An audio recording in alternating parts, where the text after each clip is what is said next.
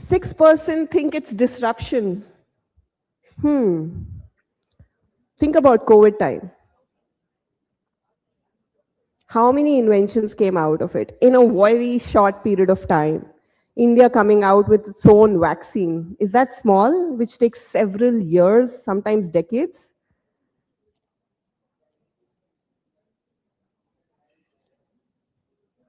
Okay, we'll try to reach the good 100 number and then we will move on. So anyone who's still left to respond, quickly go for it.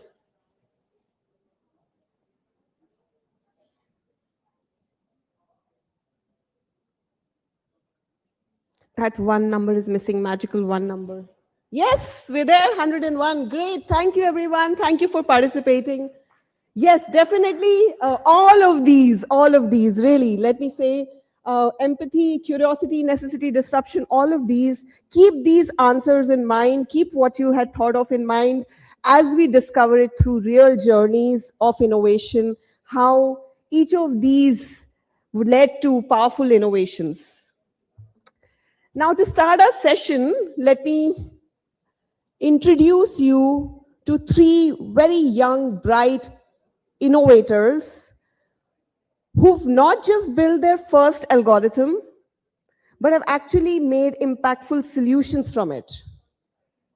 These young innovators are from across the country. I'm just going to introduce you to three today, but there are thousands of such bright innovators who are leveraging AI and innovation into creating very, very powerful solutions that are helping the world at large.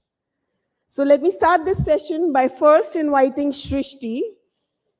Shrishti comes from Haryana. Sorry, Shrishti is from Delhi. She's in grade 12. And Shrishti started with classroom experimentation and curiosity. She leveraged, Shrishti, let me invite you up on stage so that everybody can see you as I introduce you. Please come up on stage, Shrishti. Give a huge round of applause for Shrishti. So Shrishti started with some classroom experimentation, learned a bit of coding, and then she transformed her maths anxiety into an AI-powered tool. She made several other innovations along the journey, and today she's actually a peer mentor who does sessions for other girls, for other innovators in her age group across different schools. Next, I want to call upon Shubhangi. Shubhangi is from Haryana. She's also in 11th grade. Shubhangi first started with being curious and really leveraging all her free periods to be able to go to spaces where she could tinker, where she could learn more, where she could experiment. Systemic gaps stayed on with her and she wanted to create something big out of it. She wanted to find a solution to gaps that she thought existed. And now she represents discipline and long-term thinking in innovation. She stuck onto her innovation and has continued to build it over the last few years. So a huge round of applause for Shubhangi as well. Next, I want to invite Akhila from Andhra Pradesh. Akhila is in grade 12. She comes all the way from Kadapa. Akhila also rooted in tradition, but very curious, wanting to think about questions like access and inclusivity. And she actually thought of connecting heritage to technology. And that's what made her into learning coding, algorithms, AI, and coming up with a very powerful solution that we'll hear more about in some time. Along the journey, she's won several accolades and recognition and is also doing peer-to-peer mentoring. So great round of applause for all three young, bright innovators. Come up in the front. You're the stars of the morning. Please come.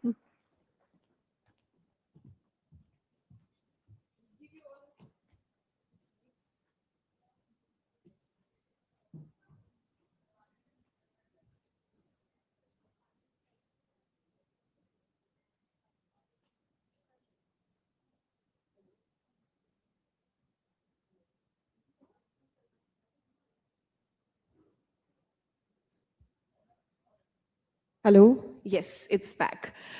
All right, so I thought what better way to showcase their innovations than to ask them how their journey has been. And we all know that an innovator's journey is not easy. As glamorous, as fancy as it sounds right now, it's a very tough journey. And you go through a lot in that journey, and very few persist. Here are three such women who've persisted, and we want to know and share it with the world how your journey has been. So let me first start with Akhila. Akhila, tell us, how did you identify the problem that you identified, and why did you think of innovating on it? What inspired you to do that? Good morning, everybody.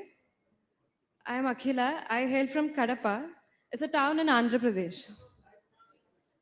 So, before I tell you about my product, now I'll tell you the story behind it. India is often said to be the land of heritage and culture. So, what is culture? Is it just a word in our textbook? Or is it the closed hands of our weavers from Banaras and eyesight fading shawl makers from Kashmir? Back in 2024, in a small room, it was freezing in the mountains of Kashmir. There's been an artisan who was making shawls. He was making a pashmina shawl. He almost spent 3 months of his life, his vision, his posture, and his soul in making a piece of fabric. And later on, then he sold it for middlemen, where he barely received anything that met his daily needs. Then, after a year or so, I've been to Singapore. I was walking on the streets and we went to a luxury boutique where I spotted a very similar pashmina shawl that the man made in Kashmir. And it was under the golden spotlights behind the glass display. And the price tag, it was 10 times more than what the man received in Kashmir. And that is the difference. Just have a thought on it. Back then, we again went, and I asked the man, would you teach your son this craft? He did not lift his head from the loom. He just replied, no, this craft is a curse. I've asked my son to do any job, be a laborer, be a clerk, but don't be an artist. Because this country is losing the value of our hands. And when I've heard that, that is when we found the solution, Desh Ke Haath. This is an AI built platform, AI e-commerce built platform that connects artisan directly with the customer. And this goal is for global level, from state to regional and global levels. Our vision is to reach all the 76,000 towns and 265,000 districts and 665,000 gram panchayats. And this is vocal for local and truly Atmanirbhar Bharat. Thank you.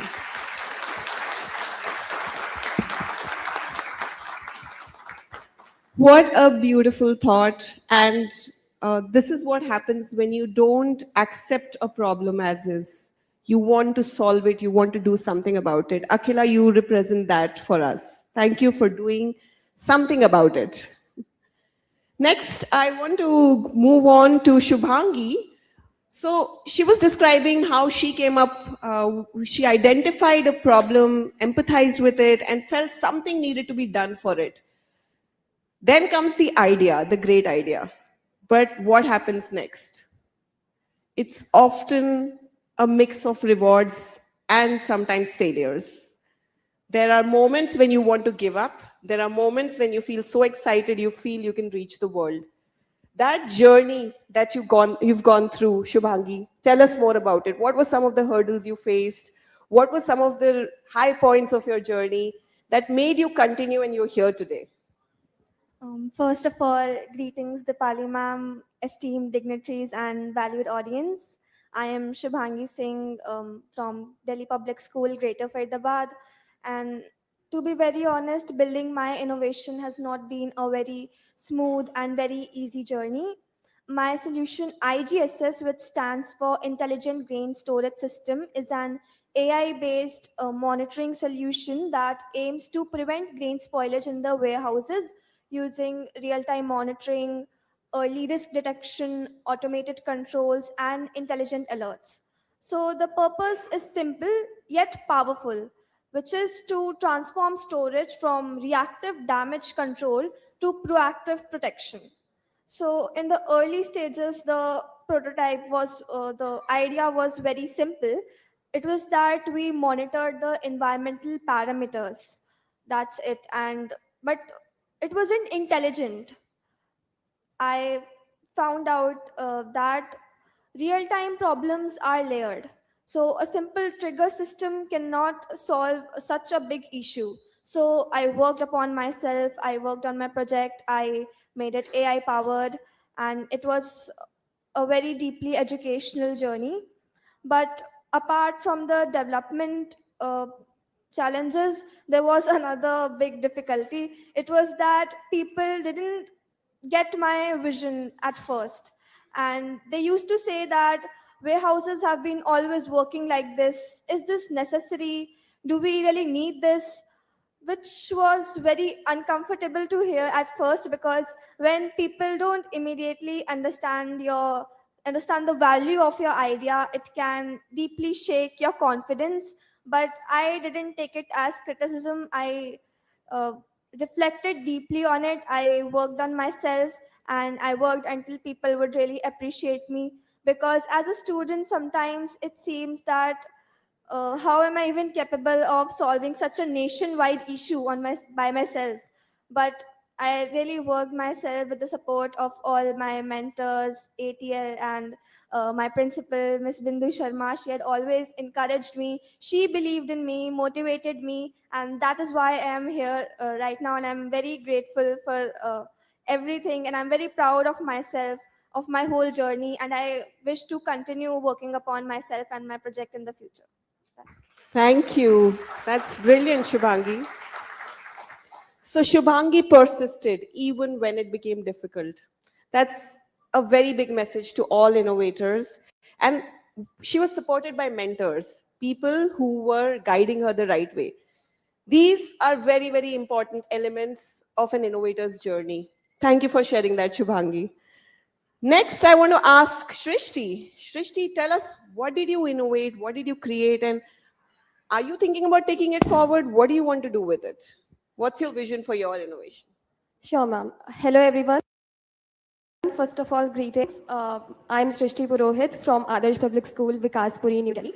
Before talking about the solution, let me first tell you about the problem. The problem I'm trying to solve is that there's a chronic syndrome, chronic fatigue syndrome, which is really overlooked in India. But many people are affected by it, according to statistics as well. Uh, my innovation Enervision caters to their needs through various features, like first of all, symptom tracking. People can track their symptoms, like fatigue, which is the main symptom of chronic fatigue syndrome. And they can also measure their sleep quality. They can view trends as graphs. Also, there is a pacing feature. Pacing is a technique used by uh, patients of chronic fatigue syndrome, where they work for some time, then they rest for some time, and the cycle continues, so that they don't get burnt out that early. So it also has an AI chatbot where uh, people can ask questions related to CFS. Uh, looking at the future, I want to make it more multilingual. I want it to uh, be more accessible because people throughout India are not that comfortable with English, as you know. There are many regional languages in India like Marathi, Marwari, Bengali, etc. So I want those people. I want those people to access it as well. So I'll add that feature.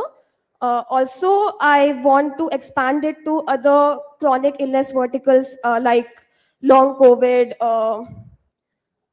long COVID, and for the global vision, I want to collaborate with international organizations. Want to learn more about the background there, and I know the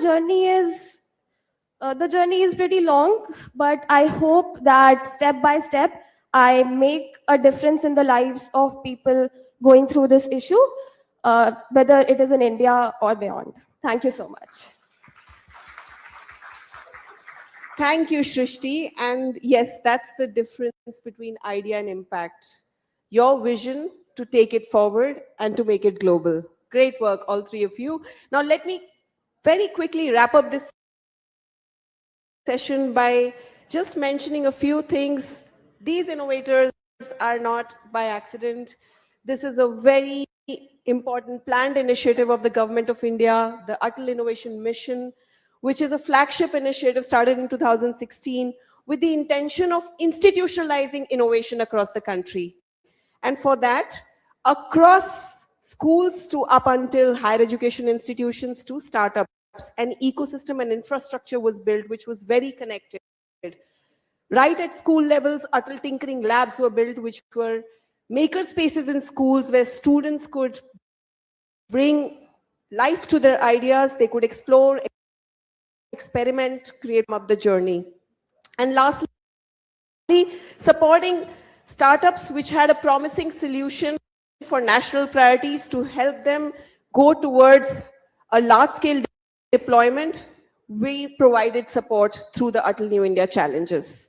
And then a network of mentors were built across the country who were supporting all these groups across their innovation life cycle. So these initiatives and many more under Atal Innovation Mission are taking forward our Honorable Prime Minister Shri Narendra Modi's vision of a Viksit Bharat by 2047, a developed India by 2047. And that, dear friends, is the India's next breakthrough. Thank you.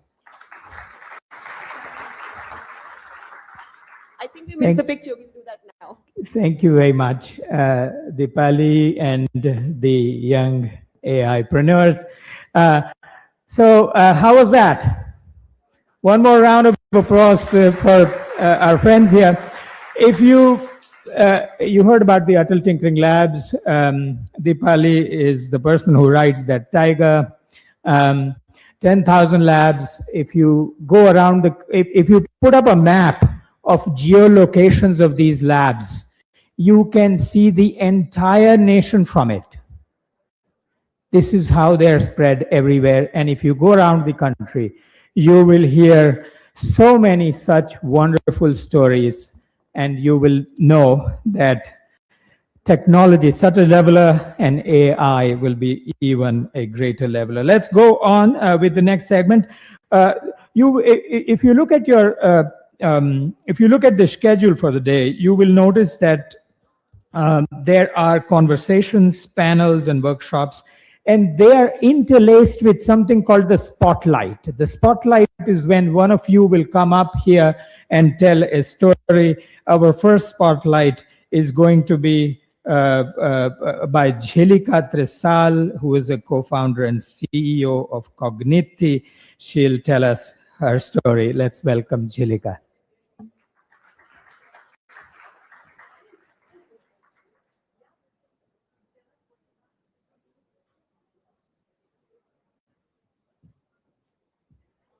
Can we bring up the Cogniti deck, please?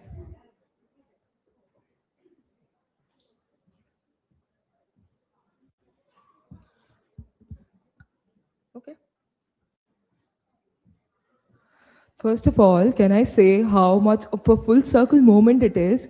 Because I just heard the speakers talk about the Atal Tinkering Labs, And actually, I am one of the people who was invited to pilot the Atal Tinkering Labs in my school, like close to 10 years back from today. So actually, life is a full circle. So,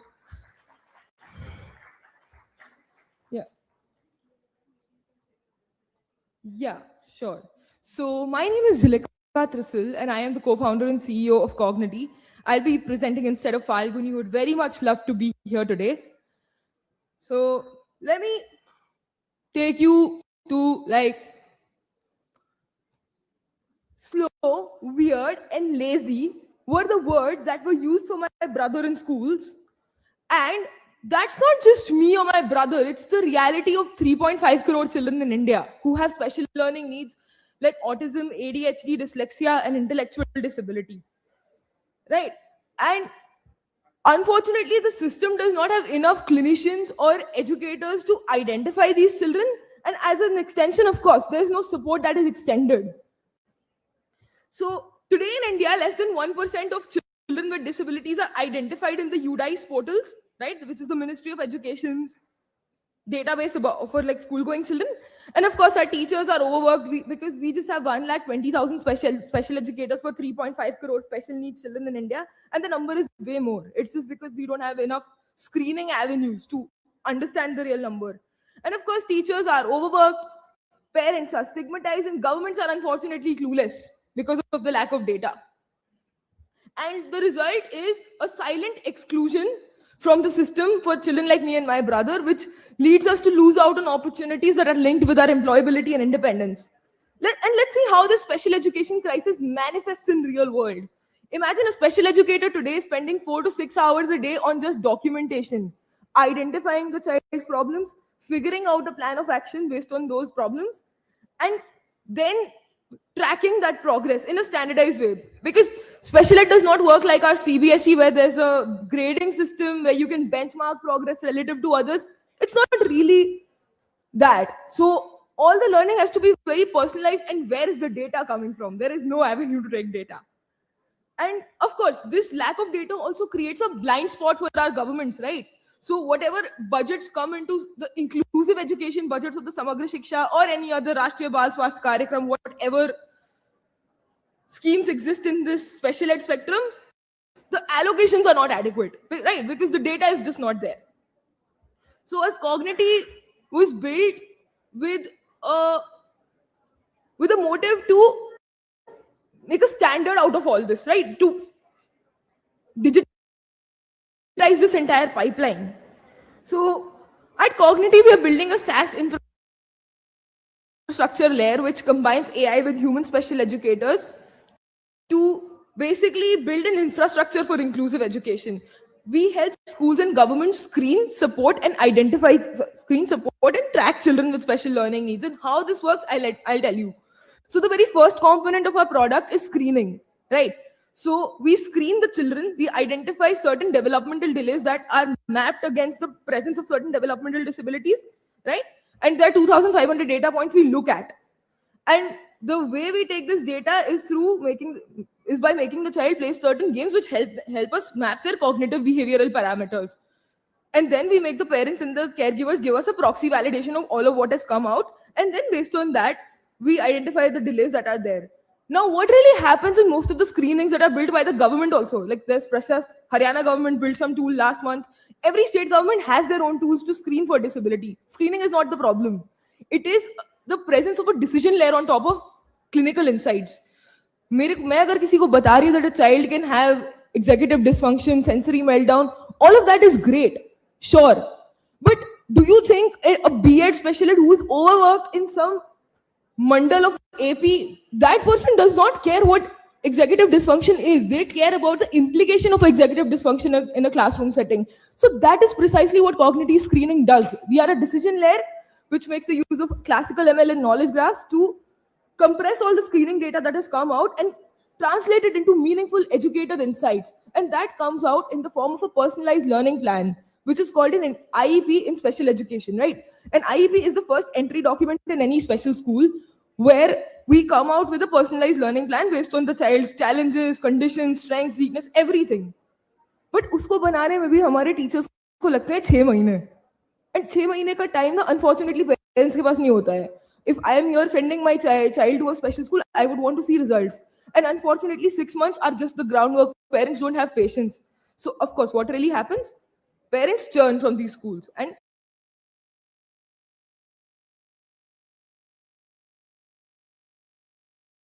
school हर 2-3 महीने के हिसाब से बदले जाते हैं बच्चों के. So,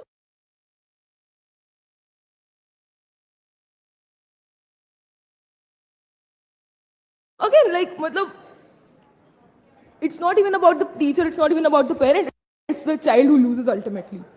So based on that screening data पे हम एक IP बनाते हैं. अब the third problem that we are trying to solve through Cognity is impact intelligence for mandals and ministries. हमारे पास गवर्नमेंट में यूडाइस पोर्टल पे वी डू हैव कि भाई CWSN इतने सारे हैं इंडिया में, but do you think that's the real number? No. हमारे पास स्क्रीनिंग के इनफ हमारे पास जरिए ही नहीं है. So of course the number is not going to be accurate. I'll give you an example of AP only. AP has close to 1,25,000 students who are children with special needs in the school systems. But if you look at the distribution of that number at the SADRIM portal, which is like the state disability identification paradigm in the state, you will see that some districts in AP have near zero prevalence of disability, while some have a concentration. Of course, that's not possible. That's mathematically not possible. So what we are trying to build here is that we are using all of this personalized insights into granular data, into insights about the child's progress, and also, like, because we do large scale deployments, we get like large scale anonymized data sets of how the cognitive profiles are looking like and what is the prevalence of certain developmental delays, which can point to the presence of these challenges. So naturally, I mean, we give these anonymized data sets to governments, and already, like, the Telangana government is building a statewide disability data exchange through their IT missions. And that is what Cognity is trying to do. We want to work with the district administrations to popularize this screening, get it in school systems, because Rashtriya Bal Swasth Karyakram also mandates that RPWD, NEP, every policy is mandating for inclusive education. And I mean, the timing couldn't have been better. And of course, Cognity also, I mean, does not require schools to upgrade on over-the-top assistive hardware. It can work on something as simple as a mobile phone or a tablet without the schools having to upgrade on additional specialists. I mean, somebody like an Anganwadi can also use it. And through that, like, we are building training programs with NIPID and NISH, which are Rehabilitation Council of India accredited institutes, to basically turn our grassroots educators into para-educators. Because what we have realized, I mean, this entire AI summit is about innovating for the global south. Cognity's understanding of innovating for the global south is that we have to do more with less. We have to do with what we have rather than upgrading on top of that. So yes, I mean, and since our launch, our traction has been rather interesting. We have raised 2 crores pre-seed round very recently, and we are active in 10 plus schools, which are like non-profits, they are private schools, they are child development centers across 5 states: Kerala, Telangana, Andhra Pradesh, Delhi, and very soon Maharashtra also. And we are engaging with the governments of Telangana, Andhra Pradesh, and Kerala for like statewide deployments. We're going to start with 2 revenue districts and then take it out to the other districts, hopefully. And yeah, I mean, beyond these numbers, Cognity aspires to be the Aadhaar for special education, right? We're not an edtech app here. We want to be the Aadhaar for special education, which democratizes and gets identification, support, and tracking under the same roof from mandals to ministries, so that somebody like an end user sitting in Mumbai, Delhi, or Bangalore, to a policy maker sitting as a head of a mandal can derive insights and get support. Yeah. And of course, we all talk about a Viksit Bharat, but for Bharat to be truly Viksit, all of its children, and I mean by all of them, they all need to be Sahit, Shikshit, and Sashakt. So thank you very much, and Jai Hind.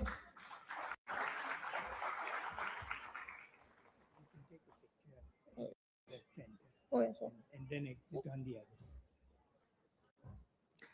Well, imagine a time when there will be an ambient, somebody's going to take a picture, please. Imagine a time when there would be an ambient environment that's AI driven, can observe us and make us cognitively better. I think this is an incredible story. Congratulations, Jhilika, for telling us about Cogniti. Let's give her a big round of applause. So, all right, so we're going to move on to the next conversation. Now, I want you to, how many of you are entrepreneurs here in this room? Okay, that's a good number.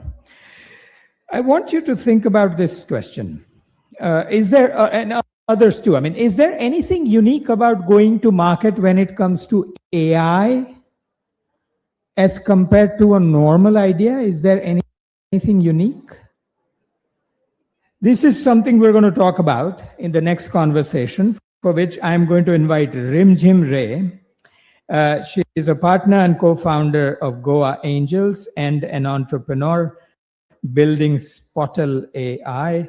And she will be in conversation with Anurag Day of the India AI Mission. Welcome, Rimjim and Anurag.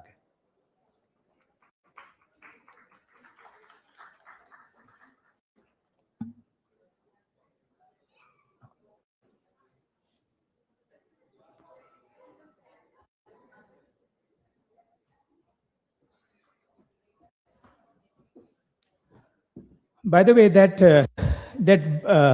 hum that you hear at the end, that's not somebody's cell phone accidentally humming next to a microphone. That's a signal that you, there's 1 more minute left, so please wrap up. So sorry to be intrusive in that sense. We're trying to get the timer working, but AI is not yet supporting.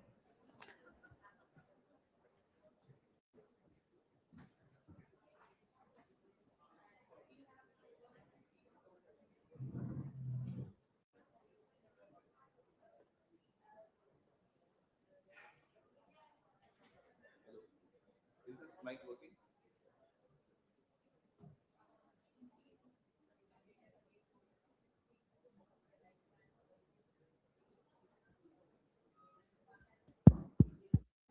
Hello. Yes. Hello, everybody. First of all, I'd like to, really say that this is a humbling experience to be among so many great women founders, and really kudos to and hats off to NMM's team for pulling this off. So today's having worked with the India mission for a while and being able to look at hundreds or more solutions in AI, what we have come to realize that the top percentile of the AI solutions today do not really struggle with talent or even with the model architecture, the solution architectures. But the delta actually remains in the business question. How do these models that the brilliant minds have actually built can then go and win in the market? So having said that, Rimjim, I'd like to pose the first question to you, that what is often one critical difference between startups that scale and startups that do not? Thanks so much.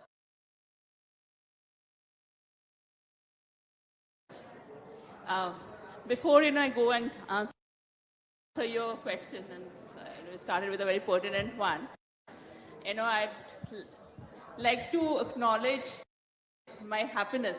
I call it happiness only in being here. India AI started somewhere in 2021.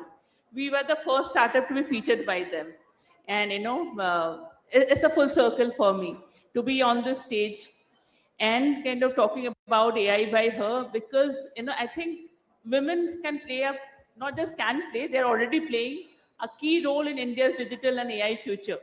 I think digital and AI have broken down those boundaries that typically women face in many other fields, and has kind of helped them take a very take a center stage. And I'm so happy. I've been a jury on this program, to be here on this program. Thanks, Anna ma'am, for having me here. And again, so going back to a question right now, what is the key difference between startups with scale and startups which fall around the way? Uh, so in my last 10-year entrepreneurial journey, I have seen multiple failures and multiple successes. If I pinpoint one reason, I think scaling too fast, too soon is often a reason. Or bear with me on this. And I have seen huge stories of unicorns suddenly falling bust, because either their governance failed or the market did not react, etc. There are multiple reasons for startup failure. Something that a founder can control is basically a very strategically planned scaling. We as founders are in a hurry to grow, and I'll not blame it, and I'll not kind of blame anyone for this. This is a mindset even I have had कि 2 साल में 3 साल में unicorn बनना है, 2 साल में series सी करना है. All those unrealistic goals we set for ourselves, because that's a FOMO, right? Fear of missing out. We see, all right, your friend's startup has scaled and become a unicorn in 4 years. आप क्या कर रहे हो? But often we see, if you're not building the right processes and the foundation in place, you are going into market with an incomplete or what, still a product that doesn't really solve the problems. आपकी initial growth तो शायद आ जाएगा, आपकी PR भी आ जाएगा, newspaper में photo भी आ जाएगी, but you will suddenly see you're floundering on the way.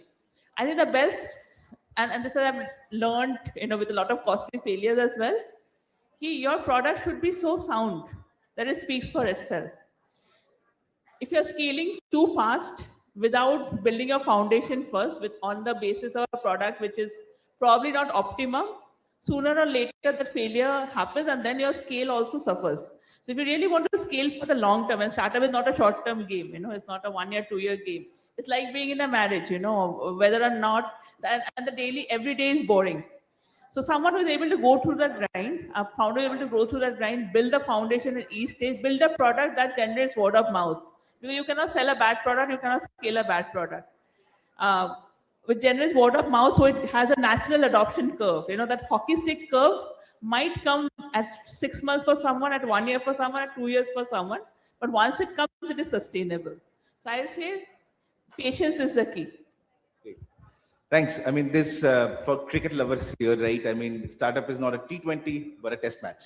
And I think having said this, this scale question, in the India mission, we've seen that there's some startups who are not at a technology readiness level of 6 or 7 or 9, but they come in at 2 or 3 with great, astounding teams from colleges, and they have the skill, they have a great idea, but they struggle to get their first customers for the proof of concept. So how does one arrive at the first 10 sort of customers? So you also asked me, you said that they might have a great idea, but they might struggle with the productization of that idea. Correct. B, even the first 0 to 1 go to market. I'll answer in 2 parts. Or I think AI has made our job for non-technical founders really easy. And I was doing a workshop in Kolkata just 2 days back, very non-technical, people who, I'll not even say they done D2C businesses, got the businesses, and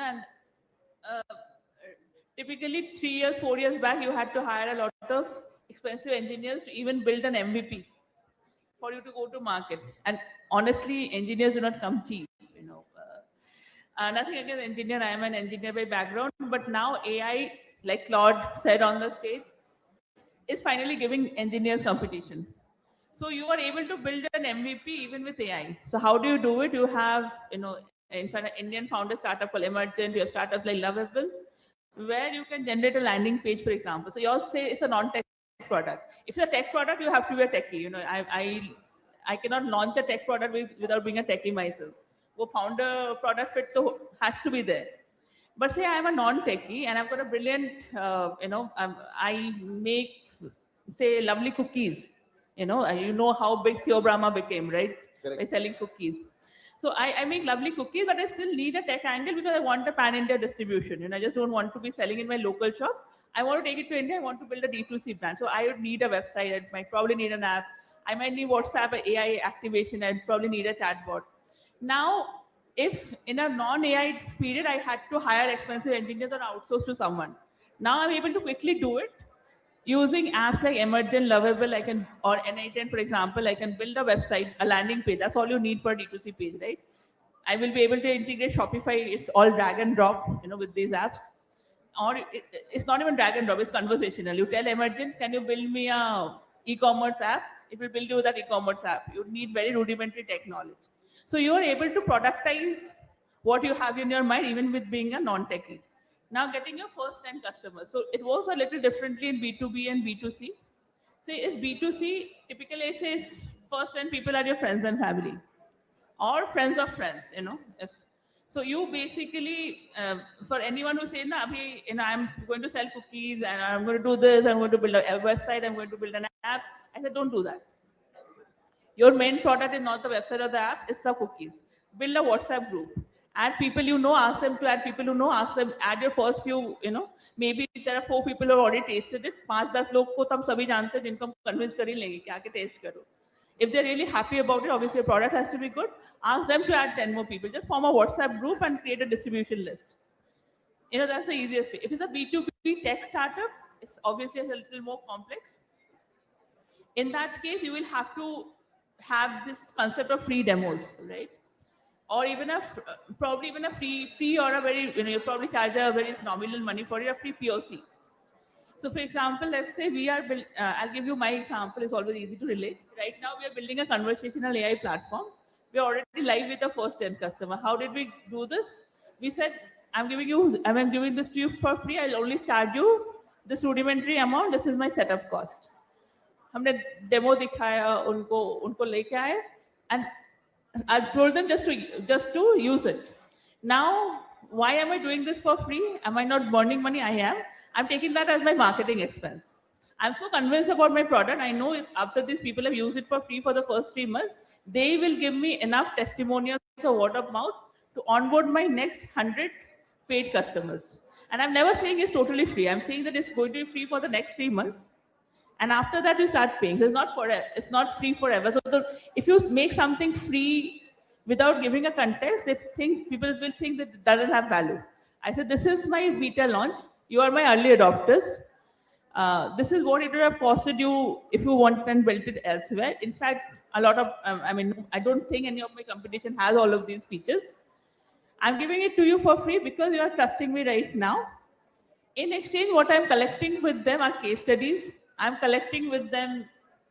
They are becoming my first testers even, They're becoming my first user testers, which is going back to my product team that, let's work on these and kind of perfect it for the market.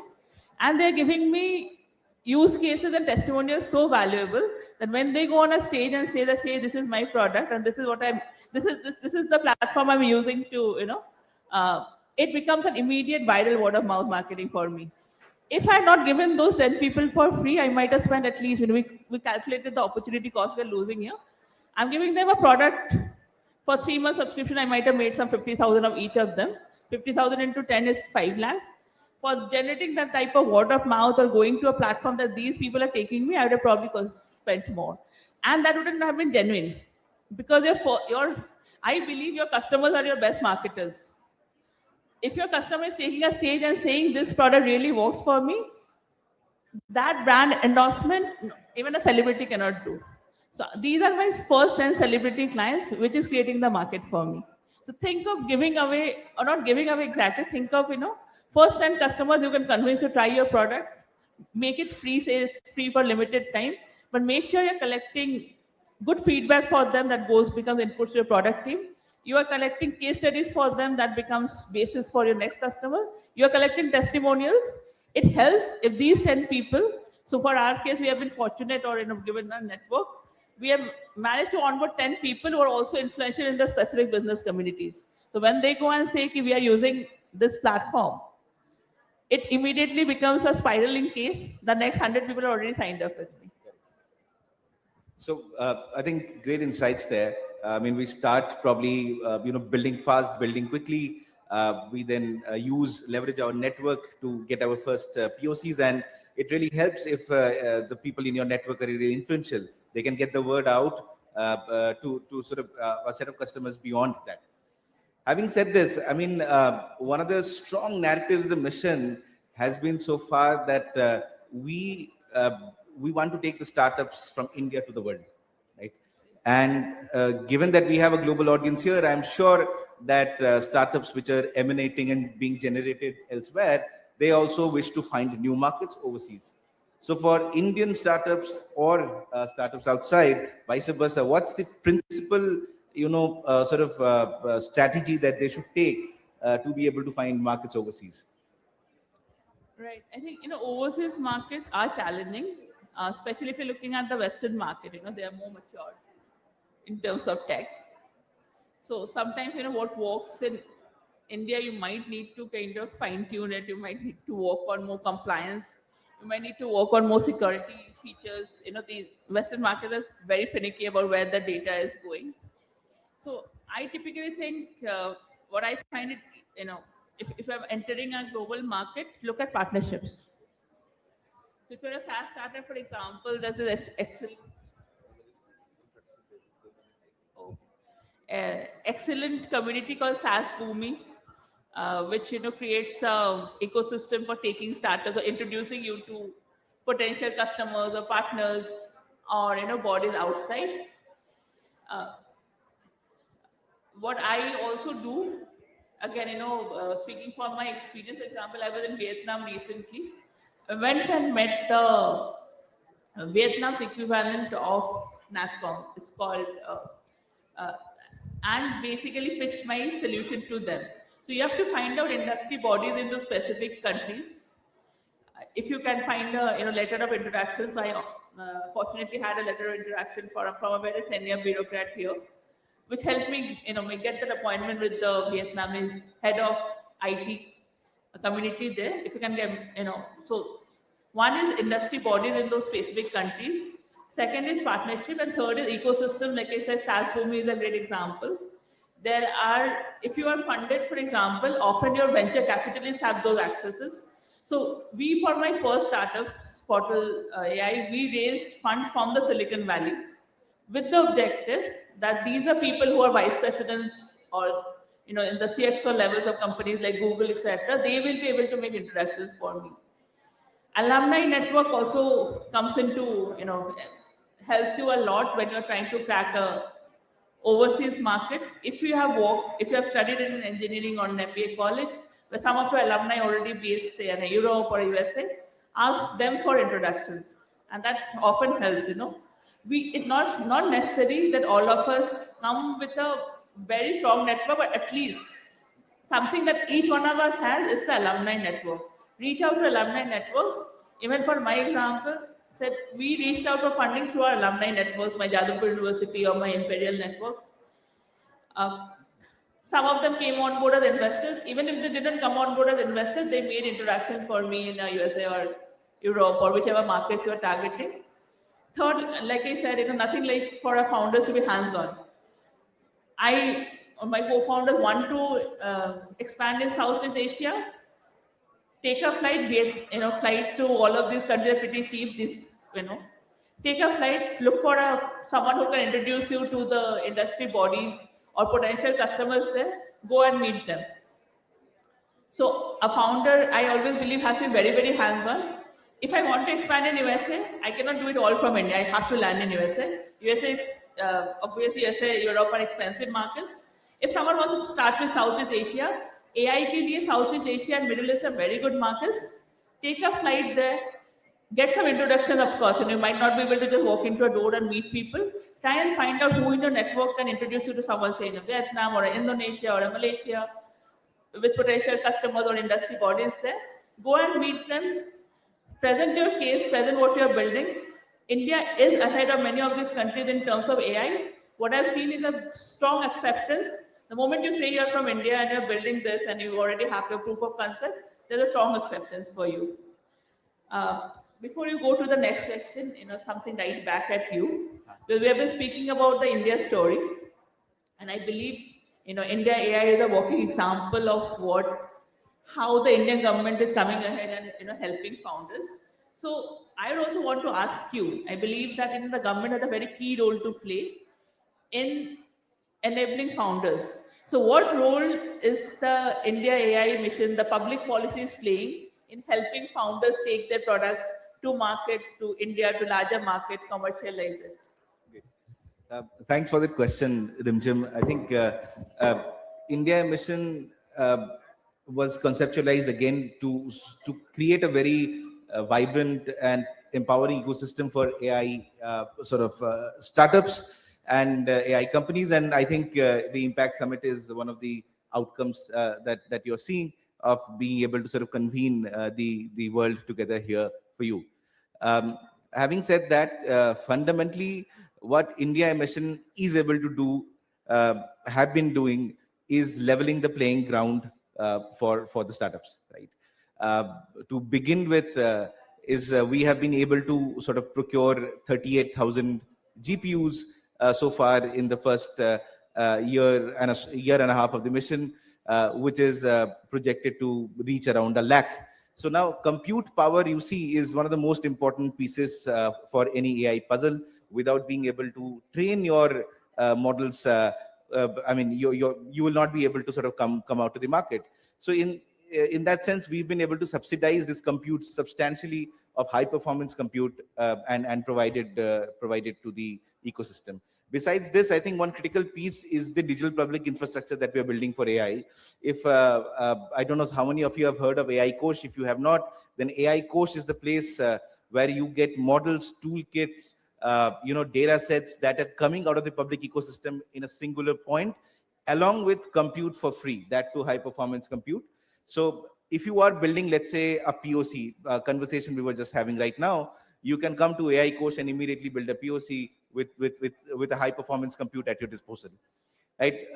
Besides this, in terms of discovering new markets through our startup financing pillar, we had taken 10 very promising startups to a station in France, with sort of resulting in wonderful partnerships across European markets. We also do have the IADI, or the Applications Innovation Development Initiative, where we are scoping, public problem statements, public impact problem statements with various departments, states, ministries. And what we are doing is through, a less of a bureaucratic process, by inviting applications to hackathons or innovation challenges, the startups can directly engage with us and find, the true test bed of the solution where it is supposed to be deployed. We can give an example of, our work with Ministry of Home Affairs, I4C, the Cybercrime Coordination Center, where, they get about 30 lakhs complaint a year, 7 to 10,000 cybercrime complaints a day. And the team that came up was pretty much a neophyte at that point of time.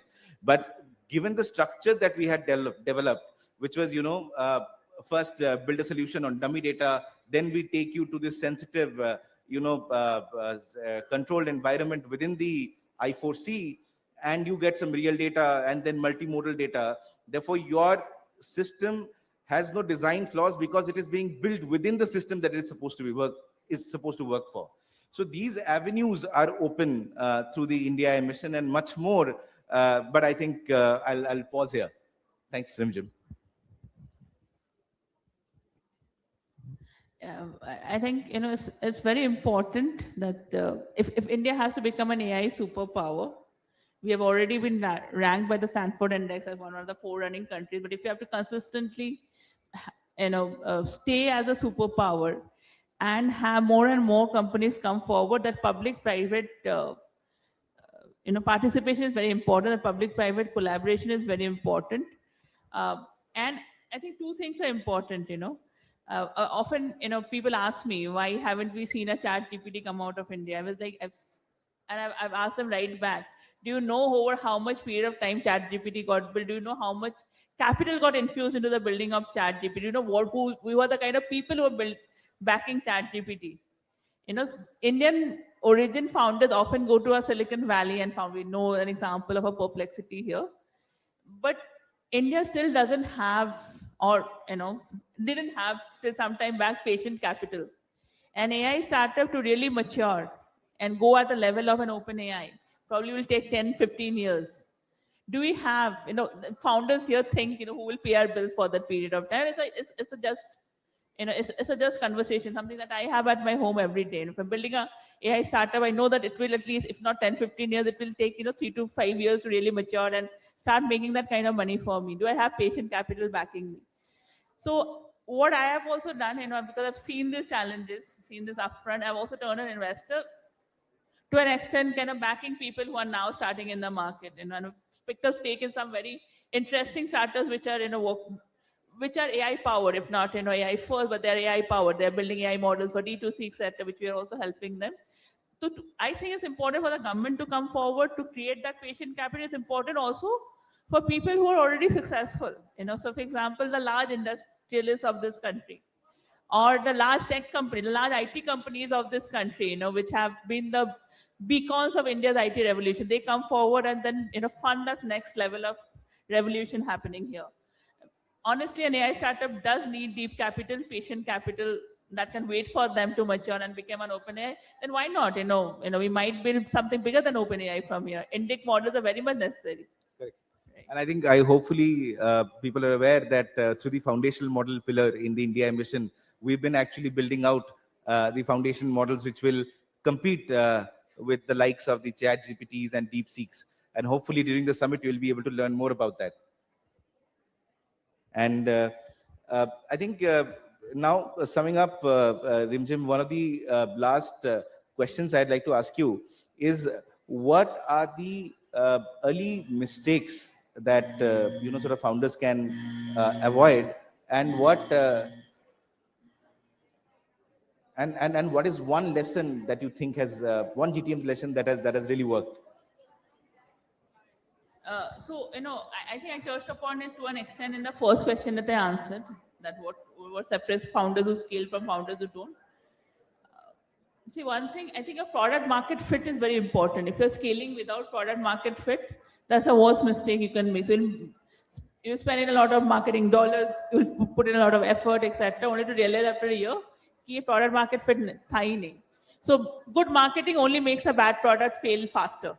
So product market fit, the only criteria you should be focusing on for your first 6 months, 1 year, do it have a product market fit? How do you know that a product market fit has happened? You know when there's a natural adoption of your product. People are automatically recommending it without you needing to fudge Google reviews. I'm being a little brutal here because I know all of these things happen in the industry. Make sure you have to be honest about it. And finally, one GTM lesson for all of us to take away: have a good product, make sure it is visible. So launch it on Product Hunt, for example. See if you can put it on G2. If it's a B2B product, if you can put it on G2 and Capterra and accumulate honest reviews for it. People do look up that testimonial sites or review sites before they're trying your product.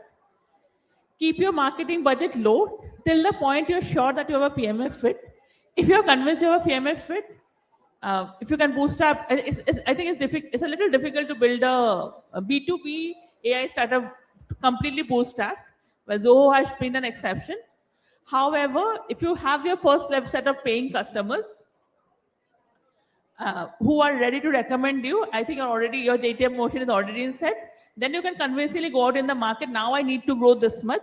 See, I've already got my first 20, 30, 50 paying customers. I'm talking for a pure AI startup. I know I'll be able to make this 15 to 500. I need to raise this funds. And at that point of time, now because AI is a hot word in the market, investors are looking for good AI startups to back, you will be convincingly able to raise funds for your next level of growth. Thank you, Rimjim. She is a 3x AI founder with millions of customers that she has for the company, and what she's been doing is giving you very, very practical on-the-ground advice. I hope that everybody has found it sort of very useful. Thank you again, Rimjim, for this. Thank you. Thank you very much, Rimjim and Anurag, for that conversation. You got some really good nuggets here. I mean, I think Rimjim's point, if you could exit on the other side, and please get a picture taken before you do that. That will serve a great memento. I think you got some great advice in partnering when you enter a foreign land. This is very relevant to this room because about 60% of you in the pre-boot camp survey told us that you are building for the world. So some excellent go-to-market advice that you got from somebody who has done it. Now, some of you, one person asked me that what is the background hum here? Why are other people talking in this room? Well, that's by design.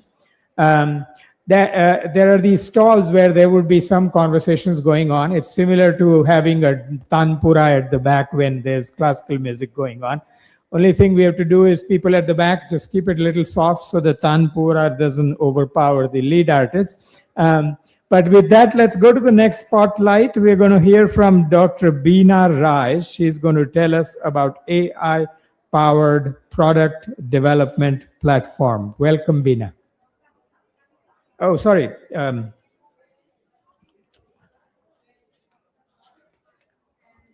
I have skipped.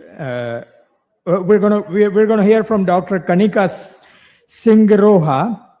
She's going to tell us about AI-validated 3D bioprinted disease models. Welcome, Dr. Kanika. Let's welcome her with a round of applause, please.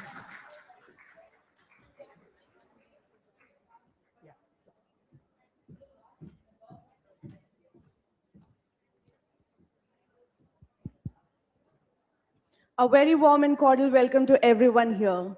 Today in this hall, we have everyone, my contemporaries, hustlers, the ones who've inspired me and also the ones whom we might inspire. This is Dr. Kanika Singroha. I'm the founder and the CEO of Cellverse Private Limited. At Cellverse, we are developing a technology platform. It's a deep medtech company wherein every step of this technology has a potential to be commercialized. This is an outcome of 11 years of my education, which is very rare in these days. It's a deep tech thing. And as we've just heard from the panel just before me, that a real technology, and if you really want to be an AI startup out of the AI bubble, you need to have patience. You need to develop the technology. We make bioprinted disease models for the pharmaceutical industry, and also for the cosmetic industry, so that they can test their products on the live human skins and other tissues, and they do not have to do it on the animals. It's high time when science speaks for science, and that's where Cellverse emerges. We make digital twins of human diseases, which are then converted into a code that can be read by a mechanical machine like a bioprinter, and then we integrate biology into it and we bioprint disease models. This is what we are doing. I'll keep it extremely short and crisp. Why am I here today? I'm here today to make a point that yes, India has reached a position where academia, industry, and also the investor fraternity have come to a ground where a very conventional academic people like me can come forward, have an entity, and do something that makes an impact. And I think which long back the Tatas have already done. The way remains the same, jargons keep changing. Thank you.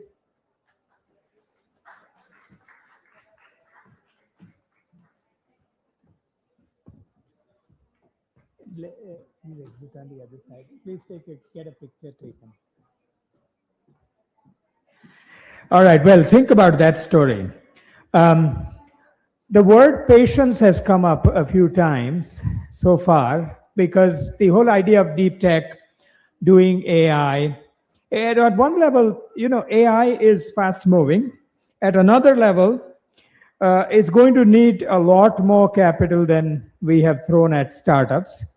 It's going to need a lot more patience. Think about Dr. Kanika's idea to get something like this out of the lab into the land is a long, patient journey. And I think it's going to take a lot of patience from the policy maker also, because we are going to see these ideas which are going to change the world. With that, well, first of all, let me ask you, how's everybody doing? Still going on? Good, very good, very good. In between, if I see you drooping a bit, then we will run a quiz, all right? But I think you are all doing well so far. So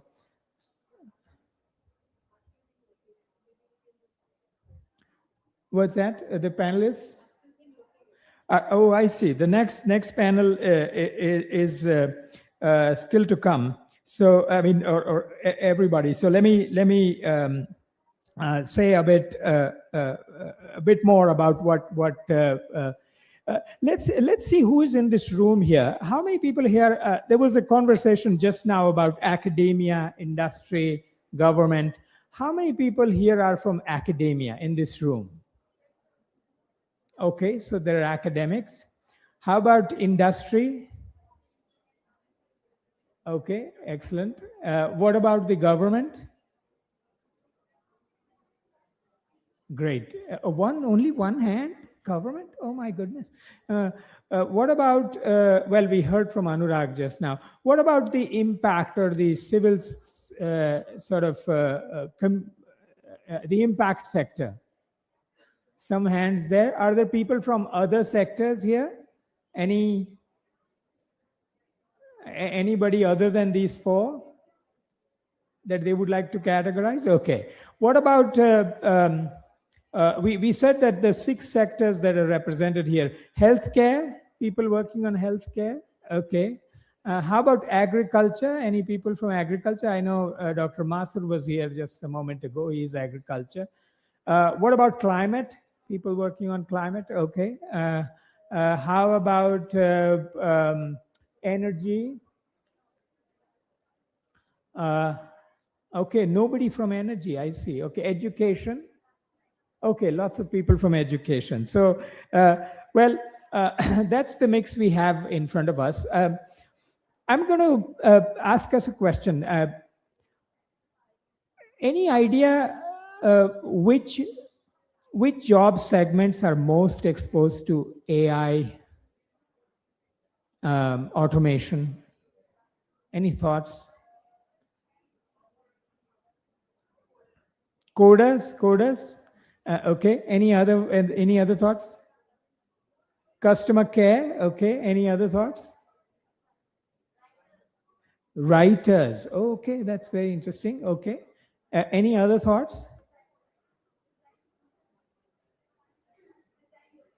Design. Oh my God! Wow. Because I think wouldn't one think that the design is kind of in a way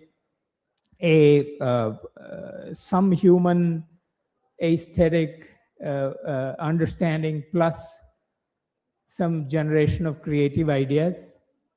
There's one very interesting area of work saying, what does sort of a classic design mean? You know, when you look at something and you say, oh my God, this is a classic design. What does it mean? Will a machine ever know it?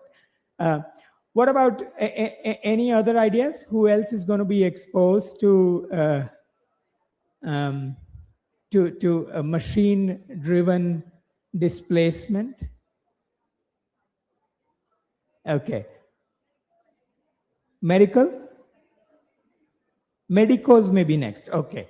All right. Well, excellent. Well, I think, you know, if you look at the International Labor Organization's work, they classify jobs into 8 different employment categories. And then in each category, you have subcategories of the different job titles. And what you see is, you know, things that are extremely rule-based, right?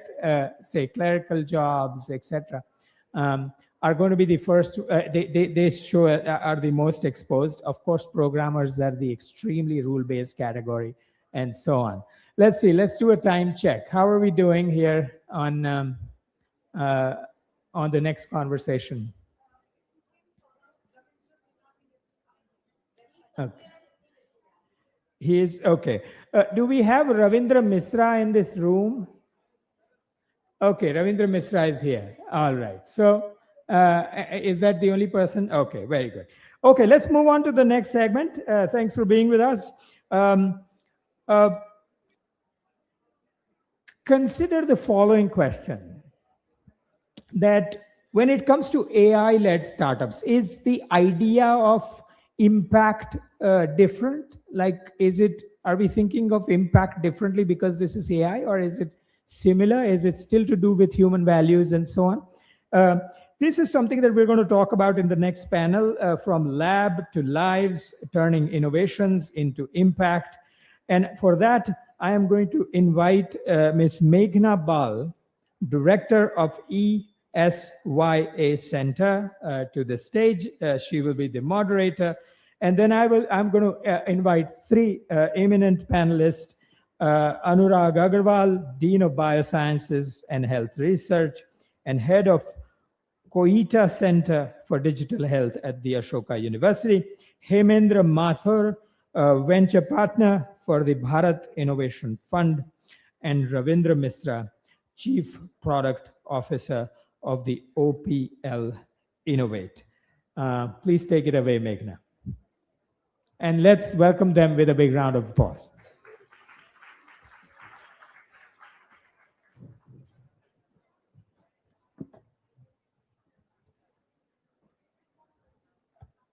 So, first of all, big hand to the organizers, to Anna ma'am and her team for putting on this stellar event.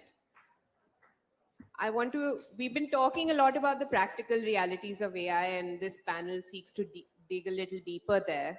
We're going to look at funding, scale, impact, all the triad of things that are central to both success and longevity when it comes to operating in this sector. Of course, we're going to try to get a little granular and look at sector-specific considerations when we're talking about this technology. So, as an opening frame, many AI startups don't fail because the technology doesn't work. They fail in the space between prototype and adoption, what's often called the valley of death. Is anyone familiar with the valley of death over here? What it means? 1, 2 people, all right. The valley of death is the critical early phase where startups, often deep tech or biotech, many of whom have presented here today, face high cash burn and negative cash flow before generating significant revenue. So it's basically a gap in their ability to generate revenue and funding that eats up a lot of startups. And according to the Harvard Business Review, it claims 90% of new ventures, this valley of death. So we're going to try to unpack what the valley of death looks like for AI startups in health, agriculture, and fintech, and more importantly, how to cross it. Given that many of you here are building AI ventures, I'm going to push our panelists to be very specific about what breaks and what actually works. And in that context, I'd like to bring up and kind of engage you guys a little more. And if I could call on even the young tinkerpreneurs in the stalls to participate in this next part of our discussion. We're going to pull up a Mentimeter. Is it up? Not yet. Can we get the Mentimeter up, please?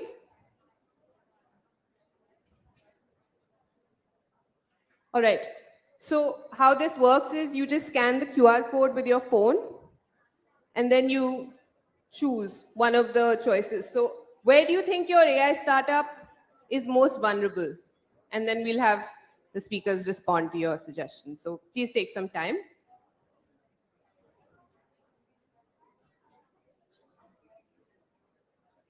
Give you about 2-3 minutes to get there.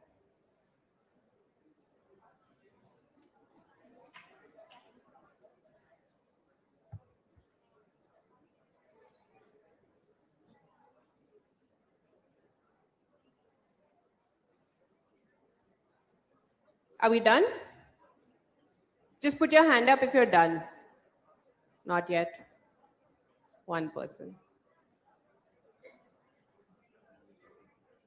We are kind of getting there, building the right model, finding early customers, regulatory barriers, scaling distribution, monetization.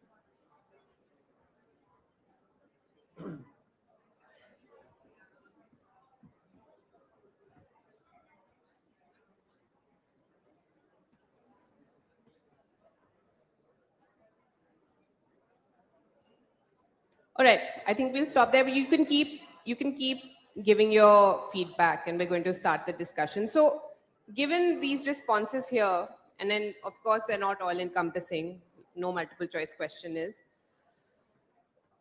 what does the valley of death look like in your sector? Anurag, I'll start with you, and what is unique about it?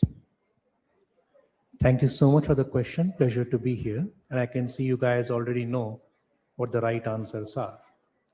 So building the right model, I think, is the first most important step in the valley of death in healthcare. And you can take a variety of examples. Typically, people will choose something in health, could be an X-ray for tuberculosis, could be X-ray for COVID-19, doesn't really matter. And everybody, based on existing data, trains their model, thinks it works. But there's deep skepticism amongst the people on the user side, because they continuously see models come to market having worked well on training data sets, but actually when they work on real on-the-ground data sets, they don't work. And that's expected actually, technically from AI. If the type of patient on whom you propose to use the AI model was not there in the part of training, it usually will fail. And unfortunately, most young startups have no access to real data of real patients in the sector they want to employ, so their models don't work. The second important part, I think, is a combination of the next two things: who uses it and regulatory. Many people build their models for complicated diagnosis, a cancer, a disease. These things will only be done by doctors. That is the regulatory framework of law. A non-doctor cannot make the diagnosis. The question one has to ask is, why should a doctor want to use my model and why should they pay for it? If doctors who are required to establish any diagnosis are not invested in the workflow that you are thinking of for using your product, it will die. You could, of course, bypass that and go to consumer, but then you cannot do complicated things that transform treatment because that's simply not allowed. Then you are in a different sector. So understanding who your user is, why should they pull money out of their wallet and give it to you, I think is the second other part, and aligning it with the regulatory framework of the nation is critical. I won't dwell on that right now. I think we'll have rounds. I'll stop here for now. Certainly, thank you. Hemendra, I'll come to you next. You know, some of the things that Anurag touched upon resonate, I think, in your sector as well, which is agriculture. So we'd just like to dig a little deeper beyond, you know, what we're seeing on the screen in terms of restrictions. Of course, access to data is a big one. What are the kind of issues when it comes to scale for startups in your sector? Right. Thanks, Meghna, and thanks, Niti Ayog, for this wonderful opportunity. Yeah, I think it's a very valid question to me, especially in a sector like agriculture. The valley of death is essentially between a successful pilot and farmer adoption. You know, I think that is where I see 80-90% mortality, which is quite significant. And if I have to drill down what are the reasons for that, I think the first and foremost, as probably most of you would know, that Indian agriculture is extremely hyper-local, extremely seasonal, and very, very risk-averse. The average holding of an Indian farmer is about 1 hectare, huh? Just imagine, right? So unless you build models which are very contextual and curated to that particular farm and farmer, it's not going to work. So that's point number one. Point number two, especially in a sector like agriculture, the AI models are getting built on public data, or the ones who are going to be built in the future also will be on DPIs and public data, right? Who's building it? Mostly agri-tech startups and these big tech companies who have got into it. Who's taking these models to the farmers? I think there's an army of village level entrepreneurs, grassroots organizations, state government bodies who want to take these solutions to the farmer. Huh? I call that trust layer, right? And the one using it is, of course, the farmer. So though it may sound controversial to say, I would say don't build for the farmer. Build for the people who are trusted by the farmer. So it's not a completely digital model. I call it phygital. You know, farmers need to see a person, a face, they need to hear someone. And that's where these models start scaling. Last but not the least, I think for AI in agriculture and probably for any AI model, don't chase perfection. I always say perfection is the enemy of good. Right? If you are trying to get your model 100% right, accurate, I don't think that approach is going to work. Personally, I believe 70-80% accuracy of your model is good enough to start testing the waters, right? And then start code developing, and probably you'll get there. So I'll stop. Thank you. Yeah, farmer trust is essential, I think, for any kind of transactional interaction. We actually did a study on AI agri-tech startups, and the biggest problem they raised, of course, was access to data. But then, of course, how to prove their models. So benchmarking standards became a very important consideration there. Ravindra, I'm going to come to you next. We've seen some recent news actually about big AI pickup in the finance sector with Bajaj Finance relying on models for loan dispersal. So just want to understand for you again, what does the value of death mean when it comes to fintech AI startups?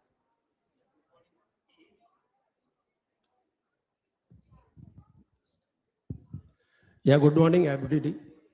Thank you for having me here. See, we have to see from that angle that suppose you try to learn swimming in a very small pond or a very small swimming pool, and then you think that you have learned everything. Then suppose you are thrown into a sea, but you don't know about the sea, the winds, the gust, the velocity. You have never imagined that. You don't have vision for that. So while swimming, if you don't have the vision where you are finally going to get into the market, your customers, your regulator, their rules, you can build a model. There is no issue about that. You have the capability of building a model, but if you don't know about the regulatory part, if you don't know about your customers, where are the target customer, who are you going to target, what are the issue you are going to face when you come to the real world, I think you will not be able to survive in that. So first and foremost, when you are going to scale up, you have to understand that scaling up will come with real world challenges. We also as a company now, when we do a lot of UATs, so these are all internal database UATs, very small data is available. But the moment we go to the real world, when the real customers come, when the real banks come, then we face the real problems. Some customer will come, different problem. Then we'll have to again train our model or redevelop our model. So because we have not looked into those problems, because the data set to that level is not available to us. So I think the biggest challenge here is that the data set which is available to me is non-AI data set basically. It's unstructured data set. So on which I cannot test my model actually. So in the real world, that is the biggest problem I face. And in the financial sector, another biggest problem is finding of a proper talent. So talent is available. You have a talent in IT, you have a talent in AI also, but the talent which has financial ability also, both the things in a one person is very difficult to find. So that is another challenge. Then the moment you come into a real world, you find a lot of regulations coming into picture. And the AI world or the digital world is like that. Almost every month you have the changing regulation. You have every day coming of new laws, stricter laws. So because of that, the institutions which is going to use AI from financial point of view, they are also afraid that when the next law will change, what impact it will have on the customer is also afraid because of the cyber crimes and all. So these are all challenges which one comes into the real world faces, which is not able to see it when he was developing the model.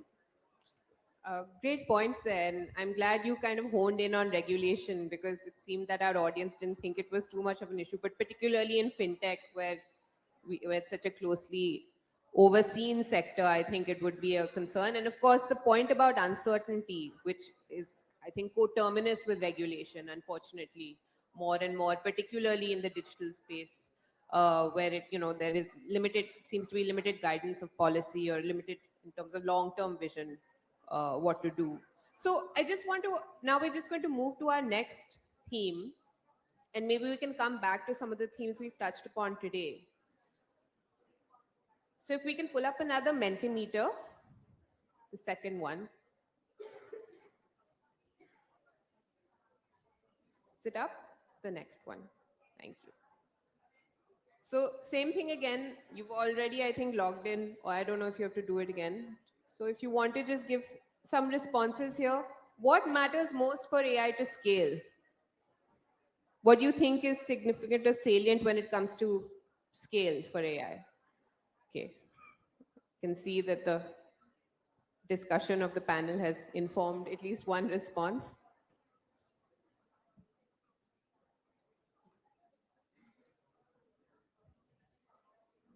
Here, just give it a minute or so.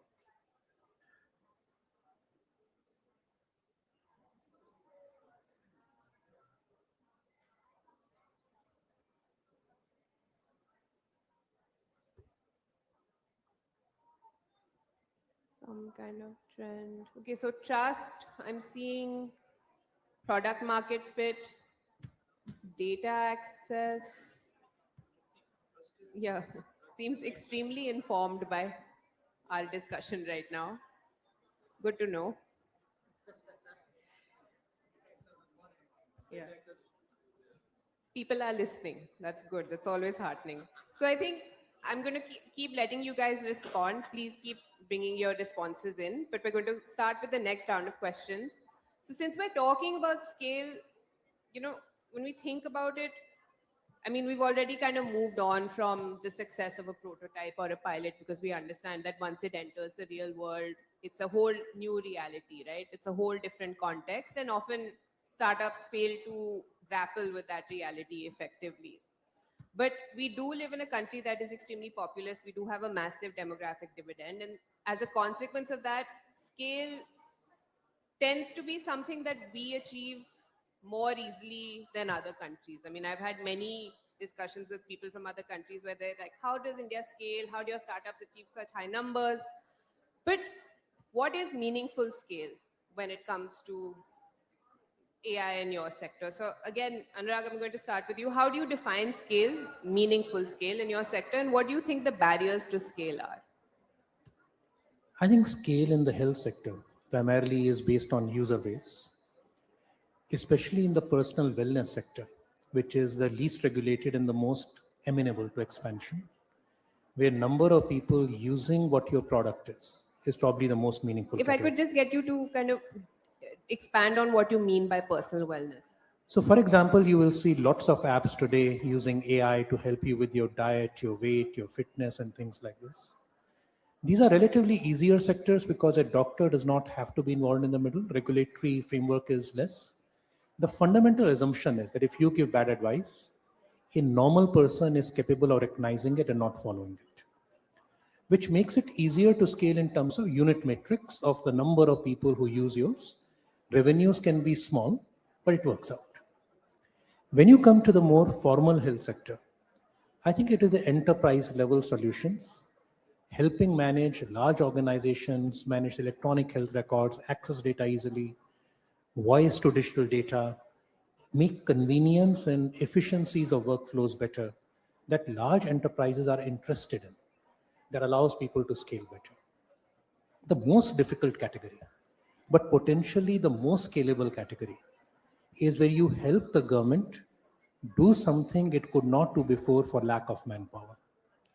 This would require you to create a perfect product market fit where the consumer is the government, meeting a large societal need.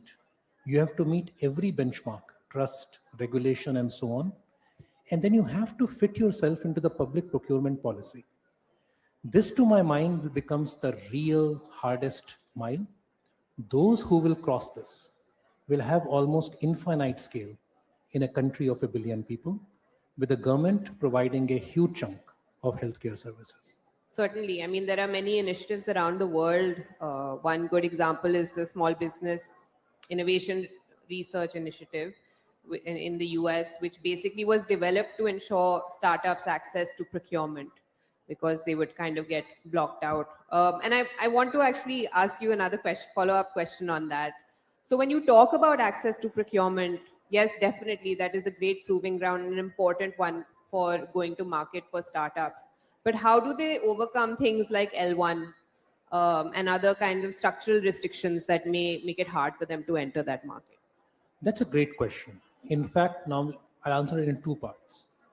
For example, when the India AI mission is now holding competitions, it is guaranteeing procurement for the winners of those competitions. So that is the research way of victory. The second is to meet trust benchmarks.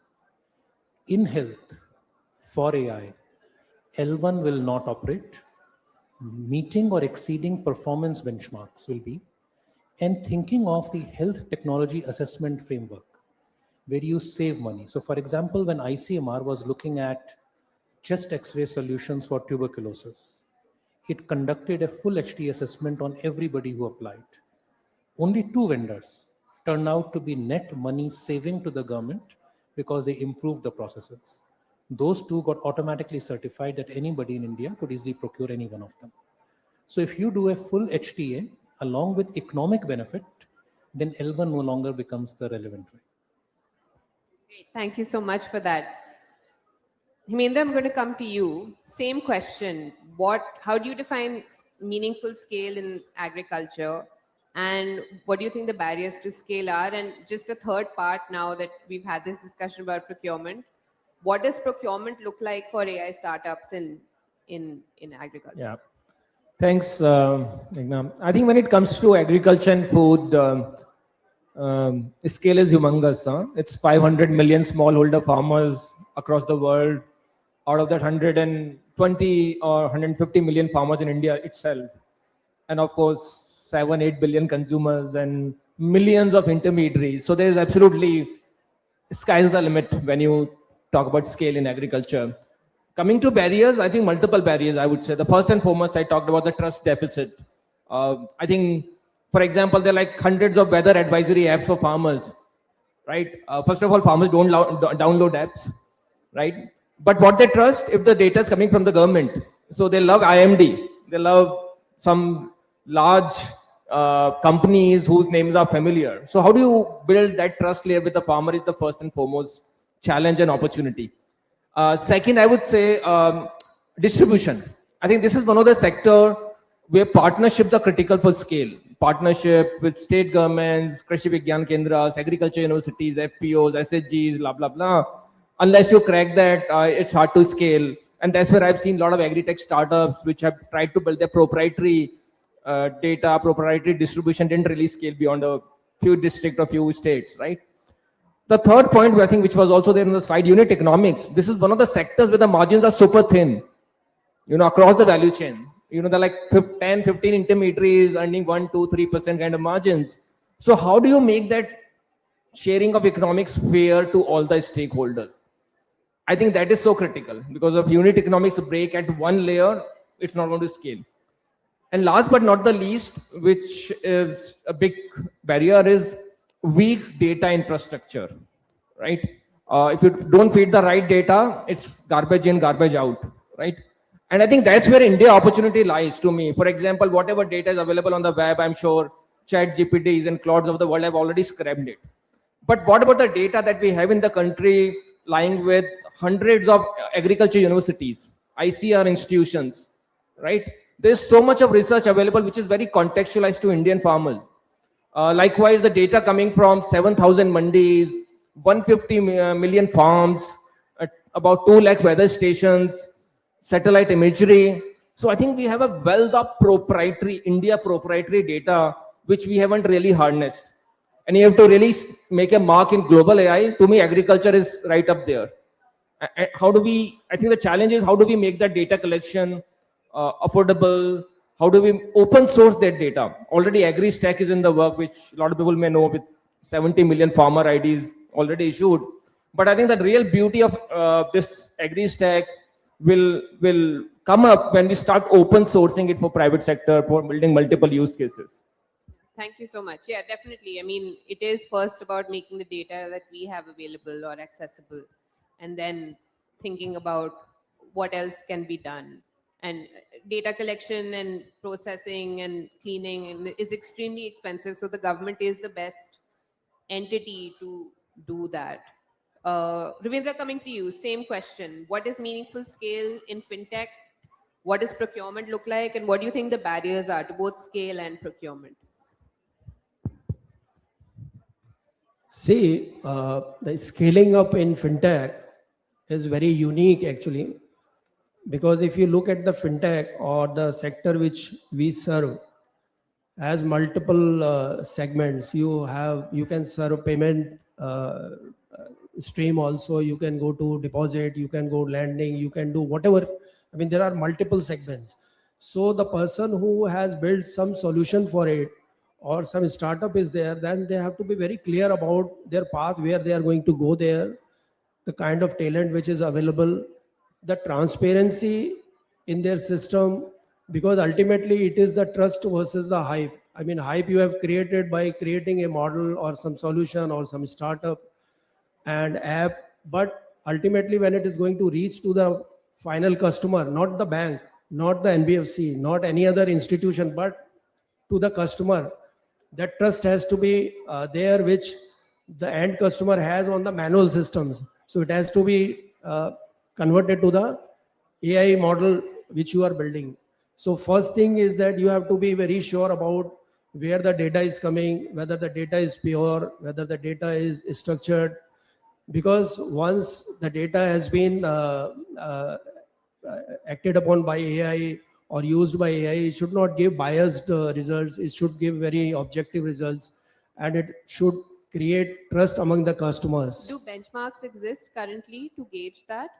In terms What? of, do bias benchmarks exist currently in terms of gauging that? It should not happen actually. Once you have created a model, it should be very objective model. It should not throw you biased results to the for the customer.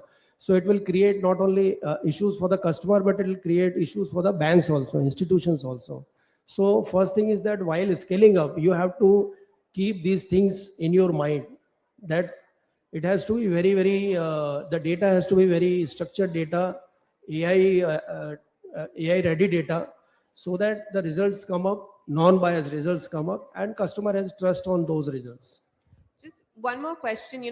Banking is not, if we're thinking about it in a B2B context, banking is not a homogenous sector. I mean, none of your sectors are really. So when you're thinking about, again, a B2B AI fintech business, you're wanting to integrate into a bank systems. How do you approach different banks? So cooperative banks have very different considerations from something like an That's the SBI. reason. That's why I said not only the banking system itself, you have NBFCs, you have cooperative banks, you have rural banks, you have commercial banks, you have private banks. So there are hundreds of banks or systems, institutions. You have government lending institutions like SIDBI is there. So there are a lot of categories of financial institutions. So when you create a product and you want to scale it up, you have to be very sure for what you want to do. You cannot just go in the market and then you try to scale up and then you fail in that model.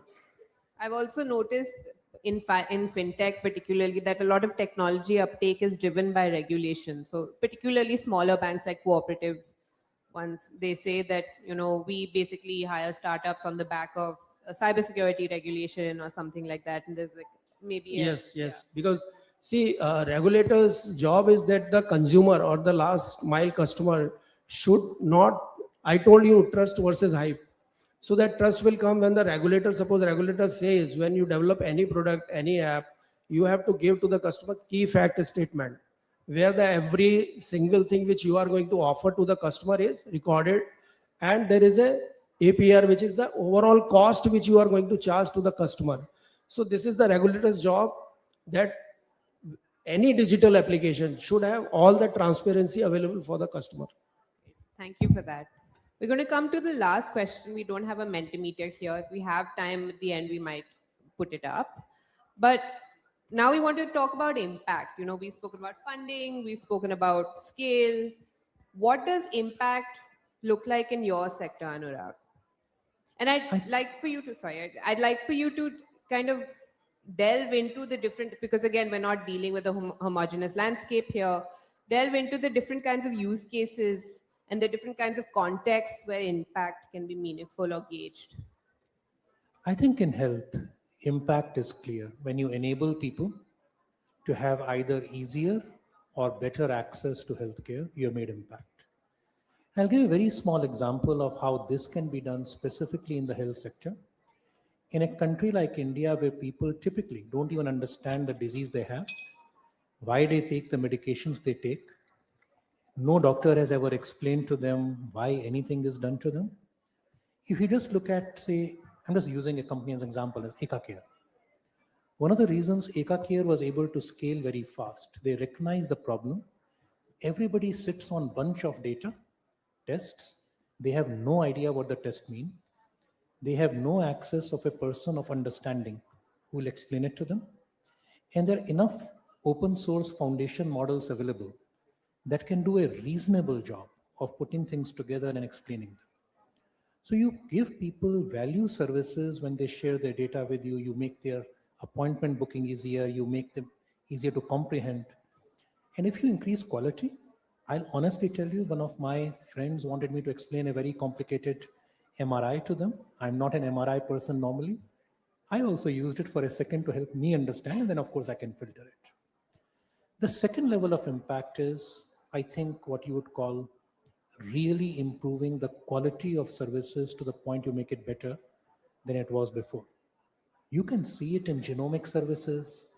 You can see it in corporate level, high level models. You can diagnose diseases that you could not before. You can take people with cancer and plan their radiotherapy that you couldn't before. That's impact at the treatment level. And lastly, I would say impact is when you change outcomes. Very few examples of that in health AI yet, but I would say outcomes are changing by new drugs being discovered by the use of AI in the health sector. Drugs are either being designed better or made faster. People have turned a turnaround of new antibodies to within 6 months from years. We've already seen AI designed antibiotics that are killing drug resistant MDR organisms that couldn't be done before. This is research. But I think research is also impact. So I think the biggest impact in the end will come from solving previously unsolvable problems, then efficiencies, then enablement. Thank you. I just want to double down a little bit and just follow up with one more question. AI, of course, it enhances our ability, in your case, to improve either value-added services, which is extremely important because all hospitals in this country are capacity constrained. But there are also some paradoxes that emerge, right? So on the one hand, it may enhance our ability to diagnose diseases quicker, but on the other hand, there's an autonomy risk that emanates from that if there aren't safeguards put in place. So just want to understand, what kind of safeguards should a founder be wary of or consider when they're creating their solution? No, I think this is very important. AI can make mistakes, will make mistakes, and doctors will suffer from AI fatigue. Recently, my wife's a radiologist who uses AI tools all the time. From a company, Sunita is here. She was pointing out that every third case on her list is turning red because some finding is there or the other. And sooner or later, you are going to make mistakes where AI picked up on something and you ignored it. And then you will make the other type of errors where you became a rubber stamp to the AI, just automating your stamp. Either direction is bad. People who design these solutions need to think a little bit more about the users who will use this and perhaps look at grades in which they would present their findings. And I think it's an active conversation all over the place, including at the company where my wife is in. Thank you so much. And maybe a consideration for standard of care, not only being applied to doctors, but to those making these solutions available in the health sector, specifically in medical context. Meendra, on to you. Same question.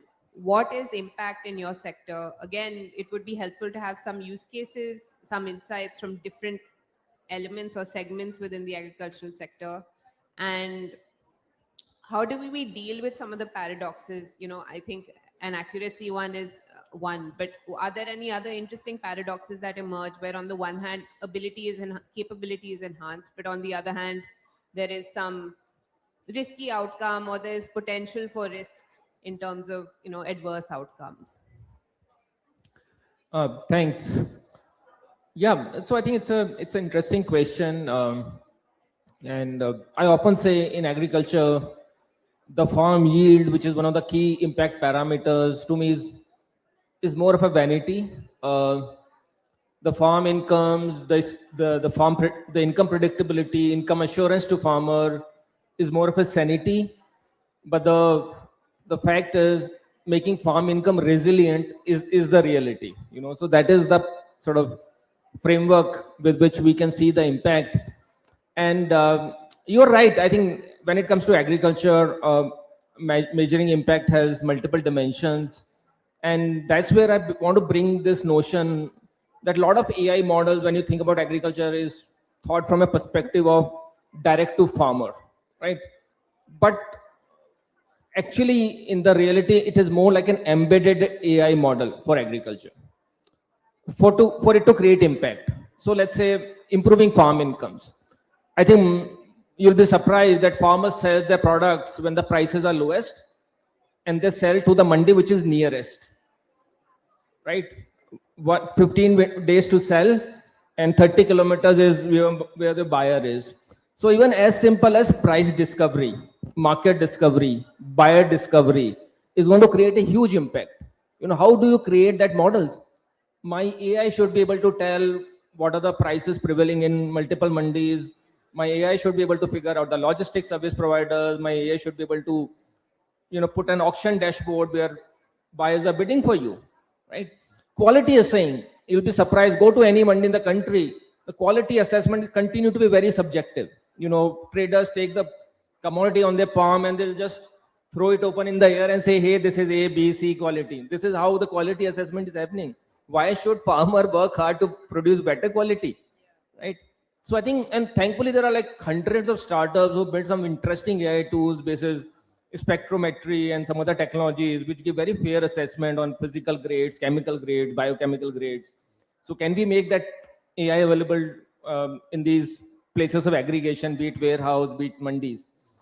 Credit, again, an interesting data point. The 60-70% of lending continue to be through informal sources, and the cost of lending coming to a fintech opportunity is 3 to 5% per month. Who in the world is going to make money on an interest rate which is upwards of 30-40% a year? Forget the poor Indian farmer, right? How do you make this credit accessible, institutional credit accessible through cooperatives, through RRBs, through multiple PSU and private sector banks at a rate which is reasonable, 7, 8, 9, 10%. And that's where credit scoring models comes into picture. Thankfully, we are capturing so much data from satellite imagery that you can build a credit score for each and every farm in the country. And that can go as an underwriting tool to the banks, and they can build some interesting model to make that credit available. Likewise, inputs. In India, we use about $50-60 billion worth of agricultural inputs every year. And farmer uses inputs basis gut feel. And that's why we see so much of urea, so much of DAP getting into a soil and finally getting into a stomach in some ways. So how to optimize use of agricultural inputs? And that can only happen when you run some interesting AI algorithms on the soil health, on the plant health, on the hyperlocal weather parameters. You can actually cut down the input cost by 30-40%. So just put all this together and you will see a huge impact happening at the farm level. But I think the whole ecosystem has to come together to create this impact. I don't think a startup or an AI tech company can do it. We need far more collaborative ecosystem for this. Yeah, I'm going to prod you a little more just on that point because, we've seen a lot of digital interventions. You spoke about market pricing, for instance, or making market pricing available from mandis. We had the Enam initiative, which struggled to get off the ground primarily because, it wasn't really attuned to the ground reality of mandis. There were many, many issues that emanated. How do we overcome those to enable it? Because ultimately you do need some kind of digital interface to be collecting data in order for it to be fed into a model. Absolutely great question. And I must clear this myth. I think a lot of people sitting in big cities think that farmers is not digitally literate. The amount of social media farmer is using today, be it YouTube, be it WhatsApp, be it Instagram, Facebook, is humongous. And not for seeing some reels or something, for actual information which can help him in the farming or the animal husbandry. So first and foremost, farmers are digitally literate. I think second very important component here is building a very farmer-friendly UI UX, right? And I have seen the use of voice, use of vernacular, use of video is far more powerful than a chat. So I think that is, to me, is a more like a design challenge, and I'm sure some of the AI startups in the room can solve for it. How do you make that interface so friendly? Third click for the farmer is going to run away. He's going to run away on the third click. All you have is first click and maybe second click. So if you can solve in 30 seconds, you're good. Okay. We're almost at the end. Given the 5 more minutes. Great. Good to know. Okay. So I think we can fit in a last Mentimeter as well. Ravindra, coming to you again. Same question. What does impact look like in fintech? What are the different kinds of use cases we're seeing across different segments? And how do you deal with the paradox of enhanced capability but enhanced risk as well when it comes to outcomes? See the impact, I will give one word only, huge, huge impact. You have to remember, I mean, you have to go back to the manual days when the banking it used to happen today also. But there was a time when the borrower or the person or the applicant will go to the bank for 6 months, 5 months. He will go with his balance sheet, with his other statements, GST, tax statements, personal statements. And banker will say, come tomorrow, I don't have time, this is there, that is there. Then again one customer will come, he will say, he is my chacha ka ladka, isko to aaj hi kar dete hain, ye mere neighbor hai, so he'll do it. So that was a very subjectivity involved in lending decisions or any other decisions. So the first and foremost thing is that once the AI or the digital era has come, that subjectivity is gone now. The entire data is sourced from the SSOT itself, the single source of truth, and entire data is analyzed based on algorithm. The risk ratings are generated using that. So customer is not interacting in a subjective manner with the bankers or any institution. He is being judged on certain parameters which were impossible to actually judge by the human mind. So one thing is that, and everything is very objective. And now I'll tell you why it is huge. The earlier the decisioning in the lending used to take almost like 60 days to 90 days. It is an average. It could have gone to 120 days. It could be in 30 days also. But now what we have done in certain banks is the decisioning has come down to 40 minutes, 45 minutes. So in 40-45 minutes, a customer comes to know whether the loan is to be done or to be rejected, basically. So it is a huge change from customer's point of view. Now you were saying the impact basically on the bank, the impact is that the customer verification is very objective. The loans are not becoming NPAs, which used to be in the past. Second, bank can lower the cost, like he said. So when the cost of operation comes down, the cost of lending will also come down. Then you come to the customer. Customer is very service is improved because the customer feels that immediately a decision has been made. I am not lingering around the bank. So I think in the lending perspective or the AI's involvement in the banking has created a huge impact on all the stakeholders. You mentioned risky customers and NPAs. I want to kind of double down on that or delve into that.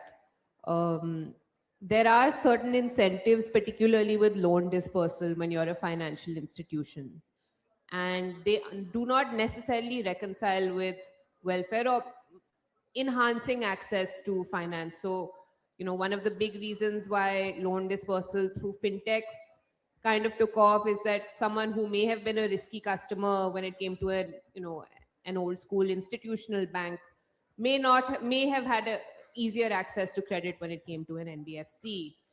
How does AI impact that paradigm? Does it carry forward the legacy of incentives, the incentives of legacy institutions, or does it create a balance between, enhancing access to credit versus being risk averse and safeguarding the interests of the bank? When we say digitalization or in the banking industry or the fintech, it is always the democratization of the credit. The credit has to reach to each and everybody who is eligible for that. Earlier, what was happening, the person who was more maybe powerful or maybe more who can get the loan out of muscle power or something, he used to get the loan. Now it is democratization is there. Even the lowest strata of the person is getting the loan from the bank.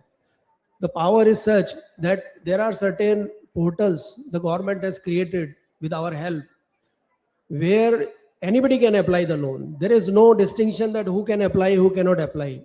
Wonderful. So I think once the AI has come into picture, the loan or the reach to the people has gone up farther up than it used to be in the legacy systems. Yeah, please come in. One very quick comment: from innovation to impact requires a strategy. It was wonderful to see the RBI strategy for AI in banking. And I think we need more of these beyond a general AI strategy for the nation. I'm pleased to say the health minister will be launching the strategy for AI in health for India in the summit, Oh, that's hopefully wonderful tomorrow. to hear. Wonderful. So keep to an hear. eye out for Look it. forward to Thank that. you. Look forward to that. I think we still have 2-3 minutes. So I think we can bring the last Mentimeter up, if it's there.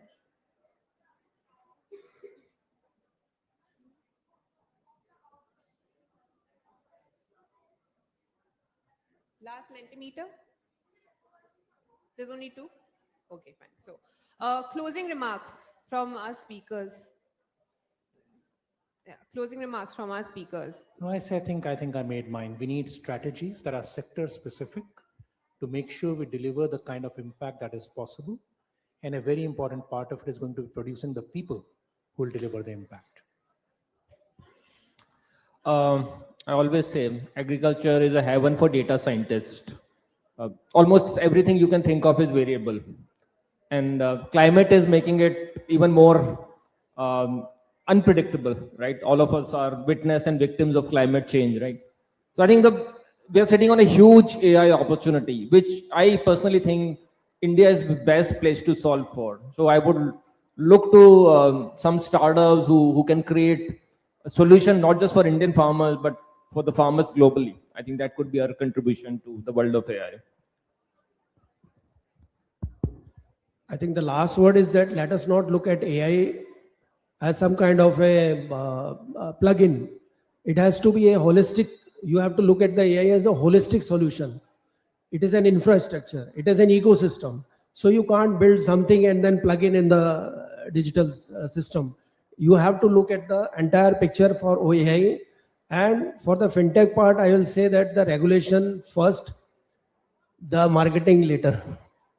Thank you so much. I think, yes, context is extremely important. And what we've learned here today, I mean, I've learned a lot, but is that the ivory tower problem is not something that is restricted to academia or think tanks, which is the space I work in, but startups as well. There is a need for greater industry research linkage, industry university linkage, to understand what the realities are of a sector before you start delving into it, or when you're building solutions, particularly in engineering colleges.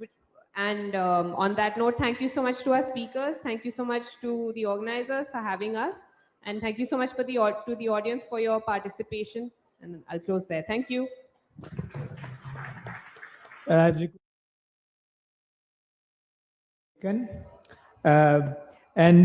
What a great panel. Thank you so much for the great wisdom. I have to tell the crowd that, if you are in any of these 3 sectors, these are some of the finest people you can meet in our nation. So please get hold of them, talk to them. There was a lot of wisdom that came about in this conversation. But the few points that I really loved, I will share with you. I think Anurag said that, doctors are important to have in the conversation.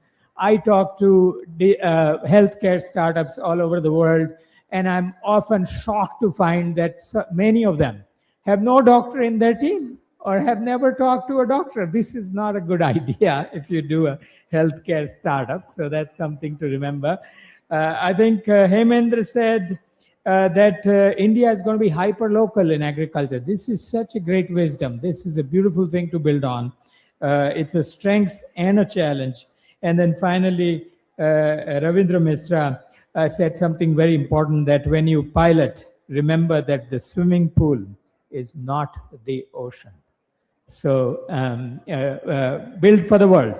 Okay, well, there's one quick announcement for the speakers. If your picture was taken more than 30 minutes ago, then you should have have it framed at the registration desk. So feel free to pick it up. Your pictures are at the registration desk if they were taken more than 30 minutes ago. With that, let's get into the next spotlight. We have Dr. Beena Rai, who is here to tell us about AI-powered product development platform. Welcome, Beena.